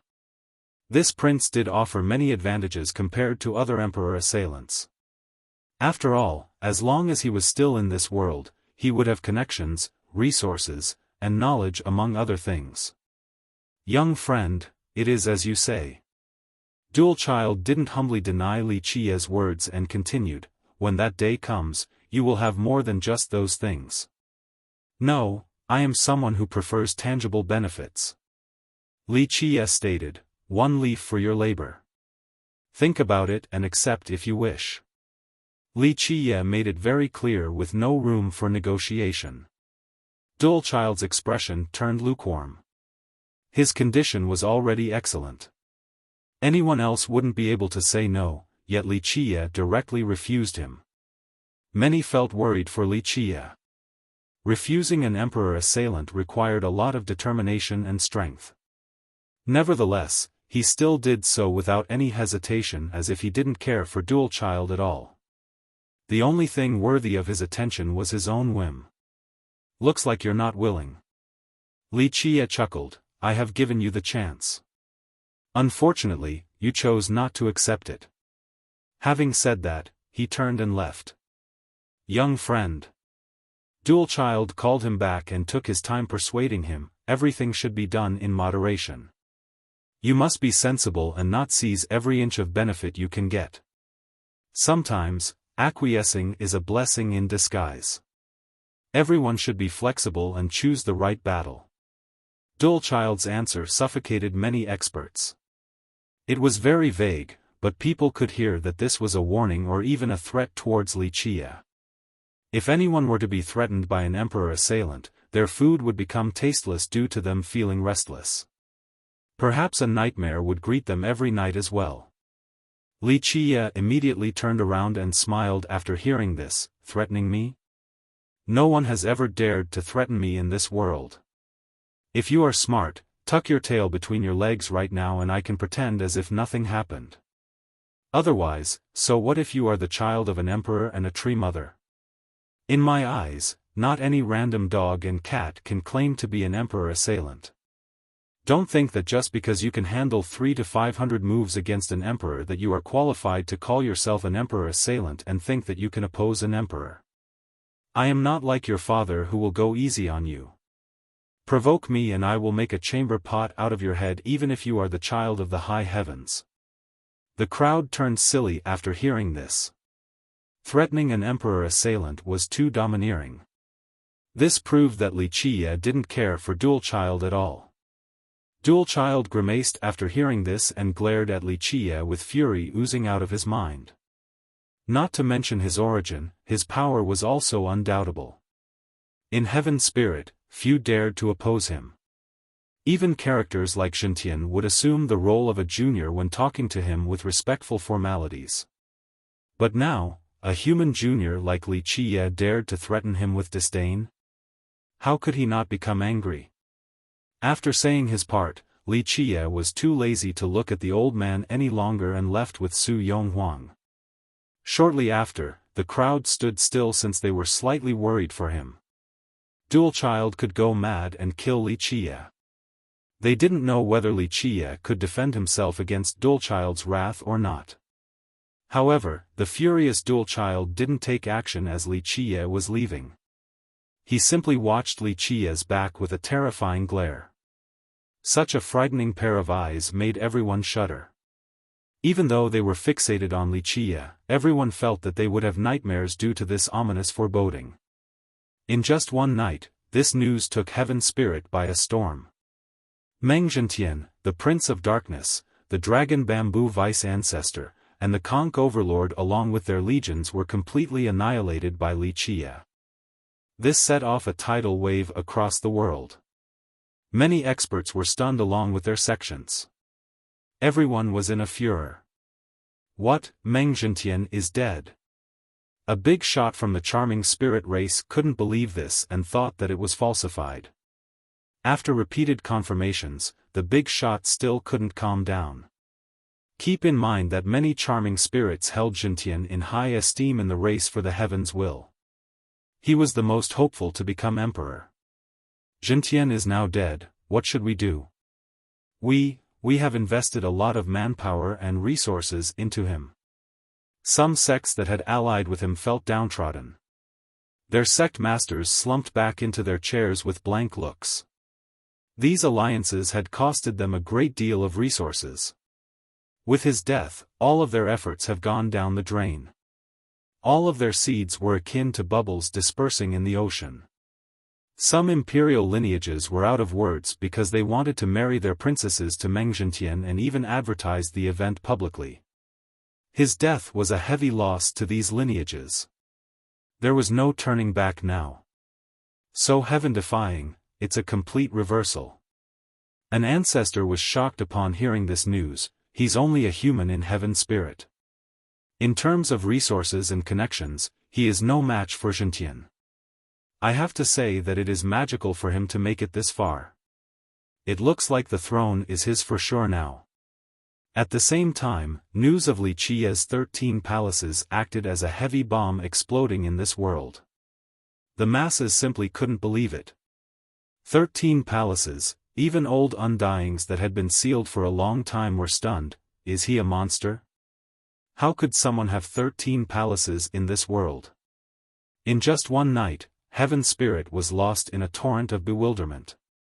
Go, inquire whether Li Qia has a Dao companion or not. Our princess wants to marry him. Some imperial lineages immediately sent out their best disciples for scouting. No disciple or member in the sect is allowed to oppose Li Qia. If you meet him, it doesn't matter what he wants, show your full support or report back to the sect. We will provide full assistance. All the great powers reminded their disciples. Li Qia became a hot character overnight. Countless discussions involved him and how to befriend him, for he has reached the pinnacle of heaven's spirit. These sects even hope to find those close to him in order to use their connection. That's the next emperor. Many experts and sects had this thought. Our spring god Gate supports young noble Li. If you ever need anything, just say the word and we shall even jump into boiling water. A few sects couldn't contact him, so they sent out news about their support. Everyone knew that there was still a chance to create a relationship with him before the ascension. After all, it would be too late once he becomes emperor.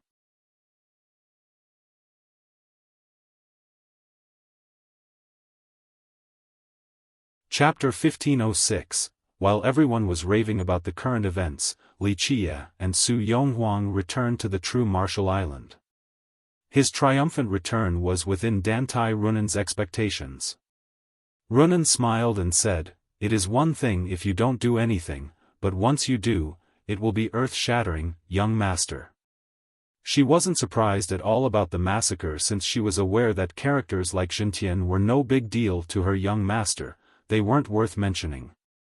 Mere child's play.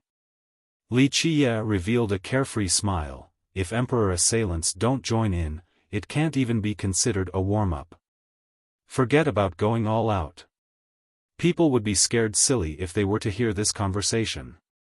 Massacring Zhentian's level of character was only child's play? Then what would going all out look like? Runan joked, in terms of real assailants, Heaven's spirit actually has 3 or 5. I'm afraid these people have more or less heard about your stories. If you are here, they won't dare to show their faces even if they were 10 times more courageous. As for the other emperor assailants, they are merely in title. For the world, to be able to fight against an emperor for 1 to 200 moves was enough to be considered an emperor assailant. This was already invincible enough. The other god kings wouldn't be able to contend against this level of opponent. However, for Li Qia and Runan, they had a different definition for an emperor assailant, a much higher standard. The roaring conch can recruit someone. Li Qia smiled casually, however, it's no big deal. The sooner they come, the faster we can deal with it. I actually want to slaughter them all, so it won't be too bad. Having said that, he stared at the divine tree ridge in the distance. He was very frivolous with his comment. Runan understood that he didn't really care about them. She gently asked, "Is there something else troubling you?" As a longtime confidant, she understood him more than anyone else. Ordinary matters wouldn't trouble him like this. Li Qia eventually laughed and answered, I had a few aces that I couldn't use, so I'm a bit down. You were waiting for even more shocking characters to come out? She looked at the ridge in the distance and asked while standing side by side next to him. He explained, the remaining ones are no big deal, they can't reach the apex. I'll flatten them if they come. I was talking about the ridge, but it looks like that won't happen. I entered the inner world and took a few things as well as the 9 leaves, but the place is still calm. Runan mused, maybe it is in awe of your reputation. Li Qie chuckled and shook his head, perhaps not. Even though I have played with the Bone Sea and the ridge a couple of times already, it isn't that easy to force them into submission. I came this time with this goal in mind, but they remained silent. They are simply recharging and do not want to fight against you under these circumstances. Runan was aware of the undercurrent. Right, this makes it even more clear that the great disaster is approaching. She pondered for a bit before replying, did you want to flip over the ridge? Or perhaps a straight sweep to the Golden Palace itself? No. Li Qie elaborated, I just wanted to talk to the ridge, even more so than the Bone Sea. That's not your style though, young master. She was surprised to hear this response. He chuckled pleasantly, Runan, you make it sound like I love war so much. I do like fighting and all, but there are times when I can happily sit down and talk as well. If certain things are negotiable, why not negotiate? Plus, there's no harm even if it doesn't work out. She sniggered after hearing this. After a while, she continued, you aren't someone who negotiates with others. Plus, you have fought before already, so if you were actually determined, you would have plowed your way to the palace itself. I wouldn't care if it was for personal reasons. Declaring war is no problem. Li Qie gently sighed, however, I really wanted to talk this time. I have a good understanding of the ridge, but not as much as the Bone Sea. When that day comes, a sea of blood will engulf Heaven Spirit. At that point, maybe the charming spirits, Treants, and sea demons will have to face genocide. Runan softly asked, are you worried about me? Li Qie smiled and patted her head, I have never worried about you before. With your power, even if the disaster was present, you could still leave. However, I know that you won't, especially not during the disaster. She didn't answer because her young master was correct.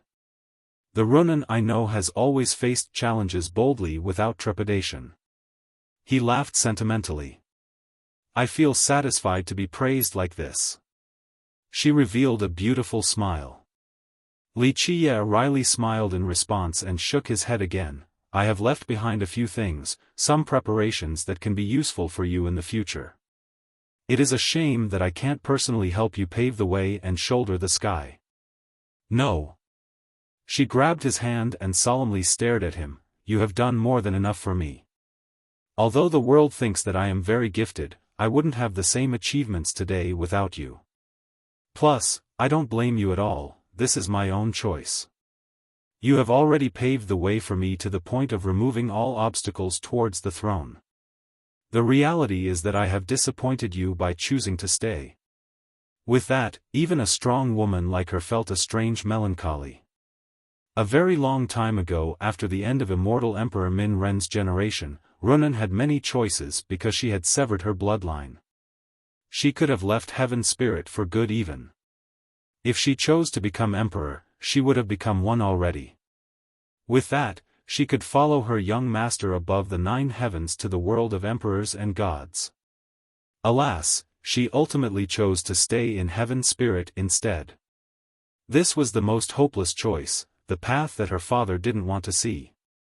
She went on to say, young master, you don't owe me anything, it is the opposite. I know that you once hoped for me to become emperor and made sufficient preparations for the day when I embark on that path. I have failed to meet your expectations in that regard. Li Qie helplessly spoke while staring at her, you really don't owe me anything, it is just a pity that I couldn't force you. Like the wise sages back at Dongting Lake, they had many choices as well, such as picking other fertile lands in the 9 worlds to be their home. Ultimately, just like you, they chose to stay in heaven spirit. This is your choice as was theirs. Even though I could have commanded all of you to do otherwise, that would be going against your own pursuit. This is your beloved home, so you want to contribute. You don't want to see the day when it turns into ashes. He ended with a sigh. It's not just me. Runan gently replied with melancholy, after great struggles, many people have chosen this path. Immortal emperors fought on, tree fathers used all of their opportunities, and sea gods continued to compromise. Despite being powerless to an extent, they still tried their best to win a glimmer of hope for this land. My father may not have wanted me to stay here, but as his daughter, should take up this mantle and try my best, whether it is because of my love for this world, the true Marshall Island, or the sea demons. If my father was able to face everything, I will not disgrace his lifelong prestige either.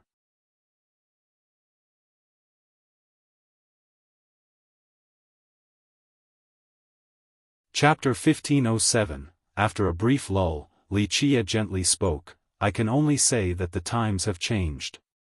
If I was still the Dark Crow, it would be my time to take care of everything and harvest. Afterward, it would be a fruitful and brilliant age. Unfortunately, it's time for me to leave, young master, whether it be your lovers or fallen brothers or even me, you don't need to stay for anyone. Runan replied in a serious manner, just keep walking forward to fight the last battle. No one can stop your advance, this is your greatest charm and why people admire you. If, say, you were to stop because of me, I would be a sinner in your life. In my eyes, you are the one I admire the most, so I don't want to leave a stain in your life. That would be an unforgivable crime. She spoke sincerely, each word came from the heart. I know. Wuxia nodded, I won't be stopping for you, that's just how life is. Even if someone used to be the ruler of the 9 heavens or master of the universe, they still can't have everything go their way. Young master, there's no need to worry about me. I made my own choice, so even if I die in battle one day, it will be without regrets, since that would still be accomplishing one of my goals. In my life, to have met you and be able to follow you are my best moments and memories.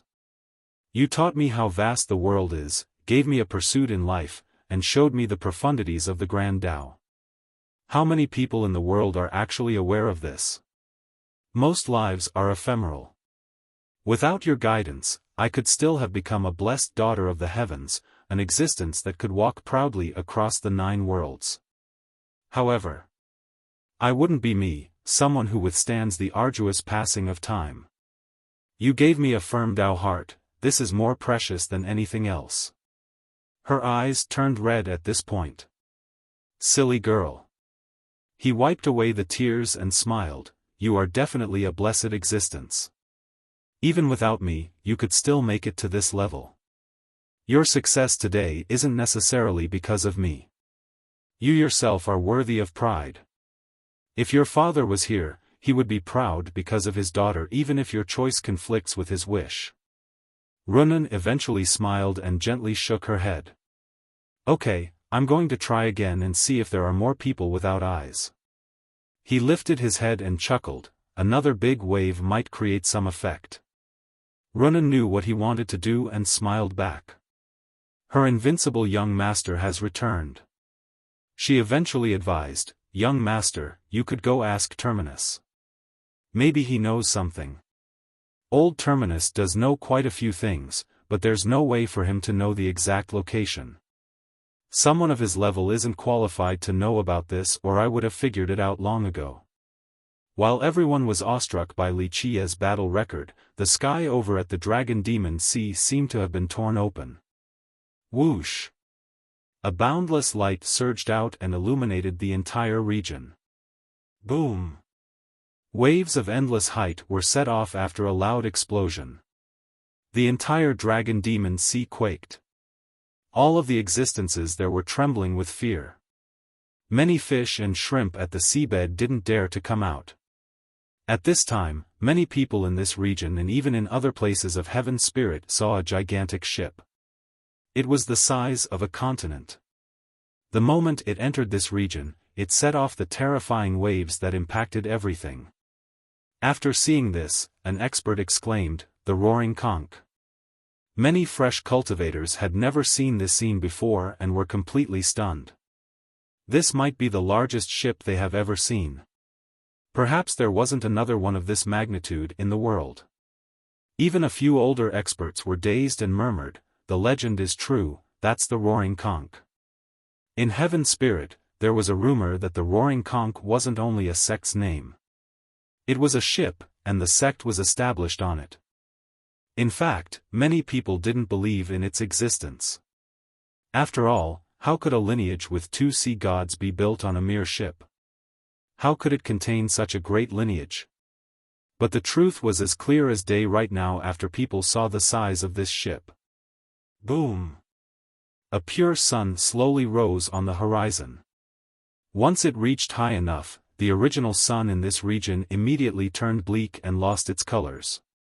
In front of this second sun was a royal throne with a middle-aged man sitting on it. He was in high spirits as he presided over the heavens itself as well as all other insignificant existences. Despite not exerting his aura in full, this existence made others think that they were looking at a deity of legend. An ancestor from Gu Chun's 4 branches back at the Abyss Sea startlingly exclaimed, "Ling Fengyun." A young cultivator who had never heard of this name before asked, "Who is that?" "An emperor assailant."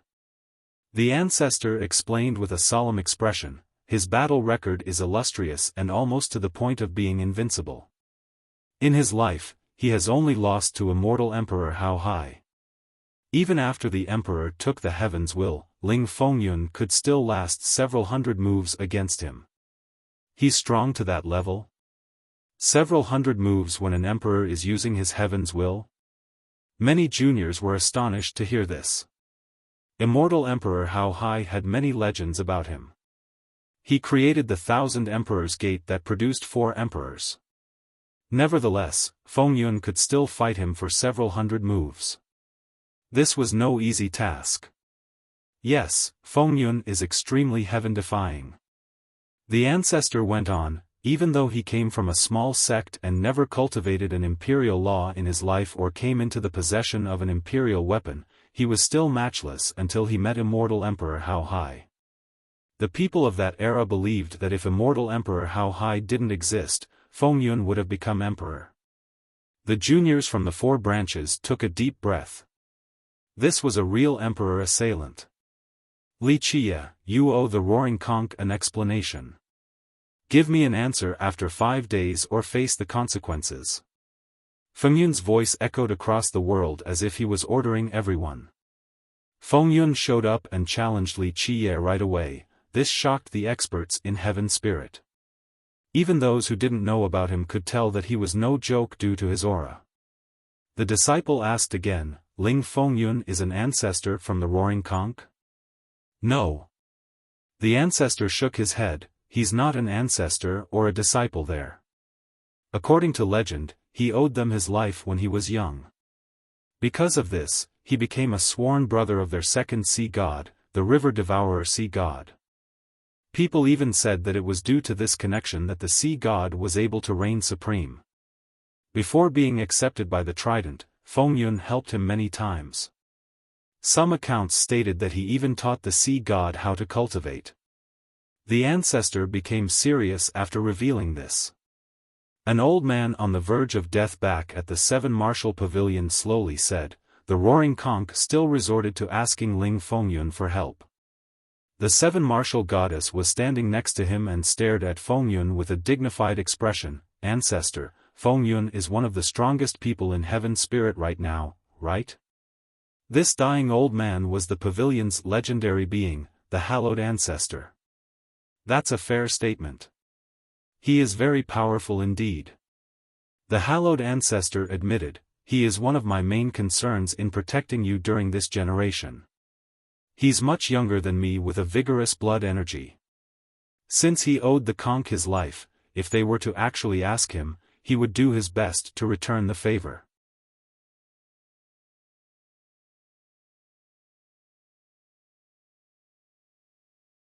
Chapter 1508. As Ling Fengyun sat high above in the sky, it looked as if all sentient beings must bow down to him. Even the strongest must prostrate at his feet. The goddess had to ask, "How does he actually compare to you, ancestor?" Of course, the disciples from the pavilion would think that the hallowed ancestor was invincible. In fact, he was immensely mighty. Otherwise, he wouldn't have been the Tao protector of two sea gods. She wasn't blinded by this. Despite being confident in her ancestor's strength, she was still ready for the worst. Difficult to say. The ancestor answered, "If I was younger, Ling Fengyun wouldn't be a problem. But now, my old bones can't endure much longer. I don't even know if I can perform the seventh style due to my withering vitality." The goddess shuddered after hearing this. No wonder he wanted to make a deal with Wuxia. His circumstances weren't favorable any longer. His life depleting meant the withering of his blood energy. He could fight several times without an issue, but if he pushed it too much, it would accelerate his death. No wonder the Sea Shield Prince was so confident in the past. If Fengyun actually became his protector, it would be difficult to find someone who could stop them. She murmured, "Fengyun is very powerful then." The ancestor smiled and said, "This is still a legendary god king, after all. How could he not be strong? Moreover, he has sealed himself long ago. Because of this, he is still as young as before. This is a great advantage compared to the other old geezers. He can still last for another era, but not me." A legendary god king? It's not just a myth. She was surprised. He explained, "Of course, it's just that ordinary god kings can't touch this level. In the world, legendary god kings are at the pinnacle of the path of the Grand Era. They are the real emperor assailants." God kings also had their own classifications. On the path of the Grand Era, they are Grand God King, Heavenly God King, Supreme God King, Apex God King, World-Dominating God King, and Nine Worlds God King. Because few people could make contact with legendary God Kings, ordinary cultivators weren't aware of this level. How is it defined? The goddess felt curious about this legend. Some ancestors in their pavilion believed that the hallowed ancestor was a legendary God King himself. However, no one knows the exact details since Hallowed has never talked about this matter. The future generations haven't seen him in action either. Thus, there were too many speculations about this particular level. The world has a different perspective compared to the true masters. The ancestor chuckled and elaborated, "We'll start with Emperor assailants. The assailants in the minds of the masses are capable of fighting against an emperor for 100 moves and up. Some old men even decided to flatter themselves. After fighting against an emperor once, they would call themselves an emperor assailant even if they lost after 30 or 50 moves." The ancestor continued, "The juniors don't know and think that they're the real deal. Meanwhile, the masters would only laugh at this type of existence as they would view the qualification of several hundred moves as inadequate." The goddess inquired, "Then what are the real emperor assailants?" Hallowed smilingly answered, "At the top, the correct evaluation for an assailant would start at being a legendary god king. The truth is that ordinary people usually consider Nine Worlds God Kings to be assailants, but they can only exchange moves with an emperor at best." She couldn't help asking, "How about sea gods then?" In fact, there are strong and weak sea gods. Of course, with the trident in place, this difference becomes vaguer. However, without the weapon, one can see the disparity instantly. If this wasn't the case, people wouldn't be praising our prime sea god as the strongest. To compare sea gods and emperors, a sea god with a trident isn't only an assailant. They become contenders that can proudly stand with the emperors. Really? Her expression changed after hearing this. "I'm only saying that it's possible." The ancestor chuckled, "There are disparities among sea gods, but the same goes for emperors. Take our prime sea god for example. Even without the trident, he could already fight evenly with immortal Emperor Wuxia, so with the weapon, he could probably suppress the emperor. However, if it was a different emperor, it wouldn't be the same, such as Immortal Emperor Xiaofan, Immortal Emperor Fei Yang, and Immortal Emperor Hao Hai. I'm afraid even if our ancestor had the trident, it still wouldn't be easy to contend against them. Then what about grand completion immortal physiques versus sea gods? After seeing that the ancestor was in the mood to talk today, the goddess humbly asked for guidance. In the eyes of the world, both grand completion immortal physiques and sea gods are the same and capable of contending against emperors. However, there is an inaccuracy in this. The ancestor explained, if a legendary god king has a grand completion immortal physique as well, then this person can certainly fight an emperor. As for a 9 worlds god king at grand completion, it would be a dangerous endeavor. Moreover, there are differences among immortal physique laws as well. Cultivating a good or bad one has a direct effect on the power of the physique. However, from the perspective of a legendary god king, both grand completion and being a sea god are the same level. This was an enlightening conversation for the goddess. How about a sea god plus a grand completion physique? She had a different question this time. Are you talking about the roaring conch sea god? He smiled. Hard to say, his era was too long ago without too much information on it. Some said that his void physique didn't reach grand completion while others believed the opposite. But regardless of whether he had it or not, it can't be used as a reference point because he was born during Immortal Emperor Jiao Heng's generation. That was his tragedy. It didn't matter if he reached grand completion or not, he had to act nicely before a monster like Immortal Emperor Jiao Heng. Otherwise, the emperor's words alone wouldn't have trapped his son for a lifetime. The goddess pondered for a bit. She had also heard the legends about the roaring conch sea god among the sea demons. He had great achievements but was completely suppressed due to being in the same era as Immortal Emperor Jiao Heng. This made the roaring conch quiet for a long period. Otherwise, it could have been even more brilliant. Maybe they would have a third sea god as well. She thought about a loftier existence and asked, Ancestor, what about the Black Dragon King? The Black Dragon King. Hallowed turned quiet for a bit when this awe-inspiring title was brought up. He eventually answered, the Black Dragon King is an exception, he's unique across the ages. Even a character like the hallowed ancestor didn't wish to talk about the Black Dragon King. The goddess wasn't stupid and could see the hesitation. She had enough and spoke while looking at the man above the clouds. According to the rumors, Ling Fengyun is an emperor assailant. He can indeed be considered one with common sense. The ancestor said, however, a few top existences wouldn't agree. She inquisitively countered, why is that? Isn't he still a legendary god king? He's one but not without flaws. The ancestor explained, his background isn't good enough. As a golem born in heaven spirit and hailing from a small sect, he has some deficiencies. Because his cultivation laws at the start were insufficient, his grand Tao has the same problem and can't reach perfection. Ultimately, he defied all odds and became a legendary god king, but these flaws have affected his achievements. He sighed at this point. He has fought against Immortal Emperor Hao Hai before. Even though no one saw the fight, in my estimation of his strength, he could probably withstand 200 to 300 moves from the emperor.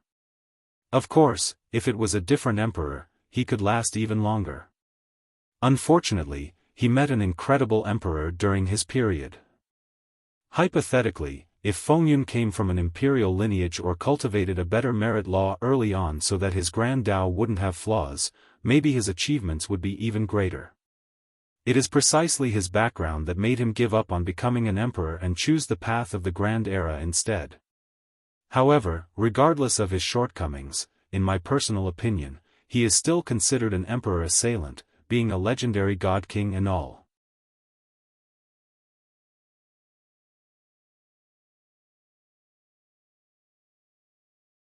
Chapter 1509, The Goddess was surprised.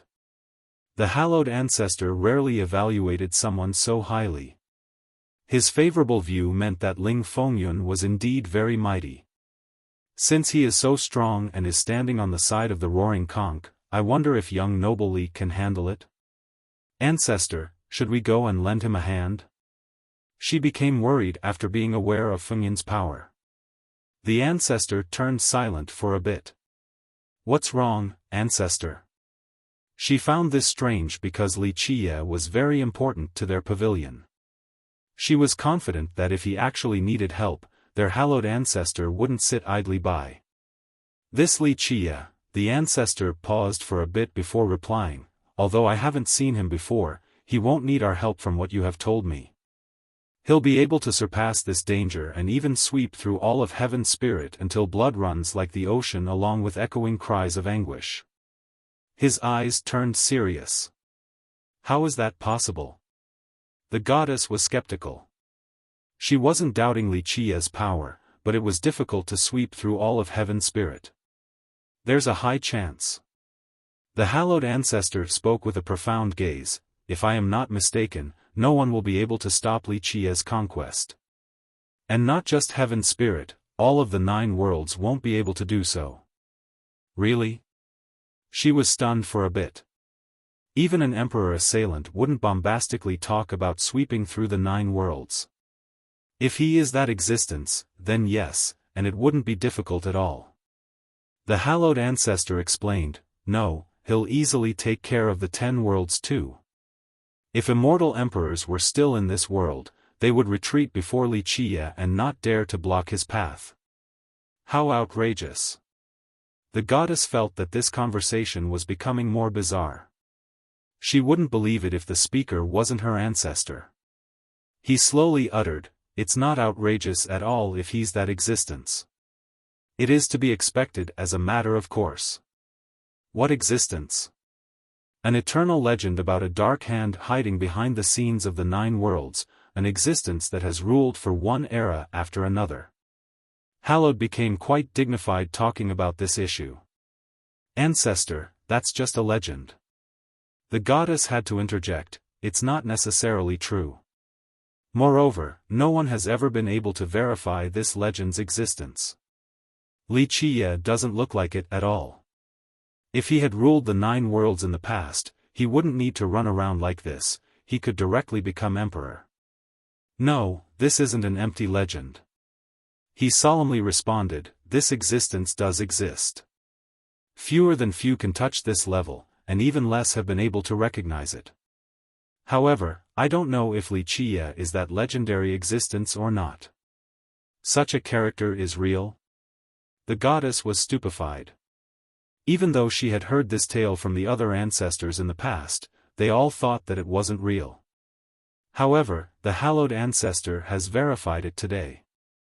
He continued on, yes, this dark hand behind the curtains has always been controlling the flow of the 9 worlds. What is it then?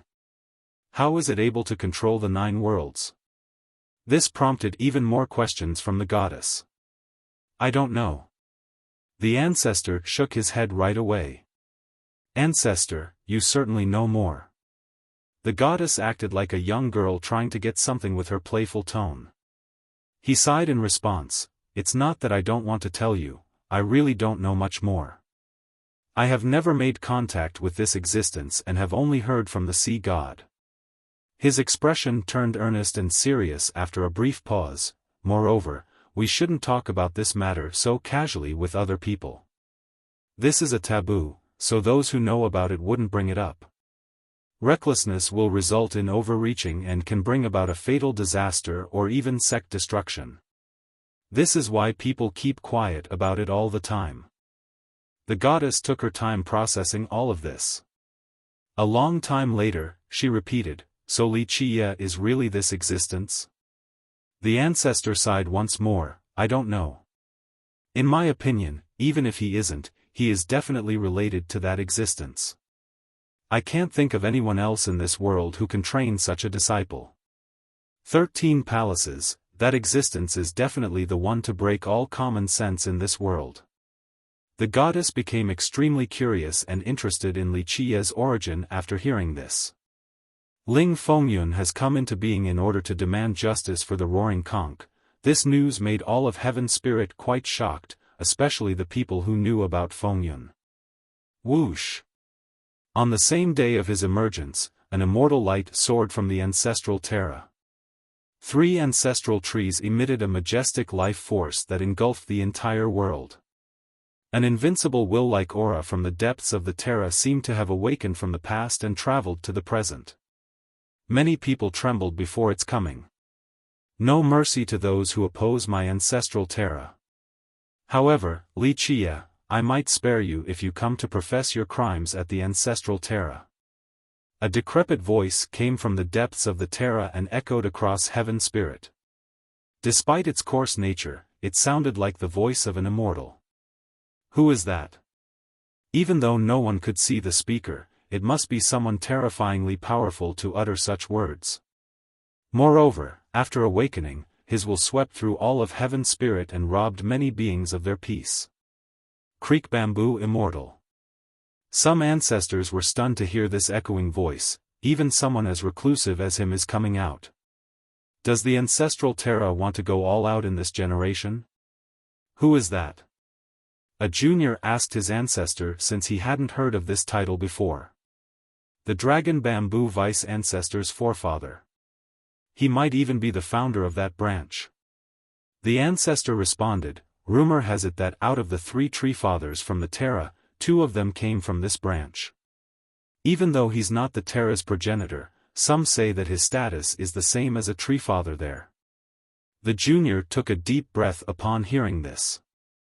This was quite a history from this newly arrived existence. The ancestor emotionally said, this person hasn't come out in a long time. Some even believe that he returned to the earth. Who would have thought that he would come out in this generation? Wuxia did stir up quite a mess. Wuxia on the true Marshall Island also heard of this voice and simply smiled. Creek Bamboo is out as well. Runan smiled, it looks like he's coming for the reincarnation 9 leaves in your possession. This so-called revenge is only an excuse. After millions of years, many geniuses and children from the ancestral Terra have died on the battlefield. Some brilliant prodigies were killed during the competition to become a tree father as well, but he never came out for retribution. What makes the vice ancestor so special? It's only for the grass. Well, it's about time for the old geezer to die. Wuxia smiled casually, he won't last much longer since he has renewed his life several times already, so he really wants the 9 leaves this time. Runan stated, it looks like things are about to get fun. I'm afraid many reclusive old men will not be able to watch any longer since you have the grass. Moreover, they feel that they can win if they work together. That's a good thing. I was about to go cause some more trouble because no one else might give me a good reason to unsheath my blade. Now, someone is coming to our doors, there's no need for excuses to kill anymore. How convenient is this? You're tuning into the Xiaofan's Wuxia Tales YouTube channel. Don't forget to subscribe and join us on this journey to catch the most captivating stories.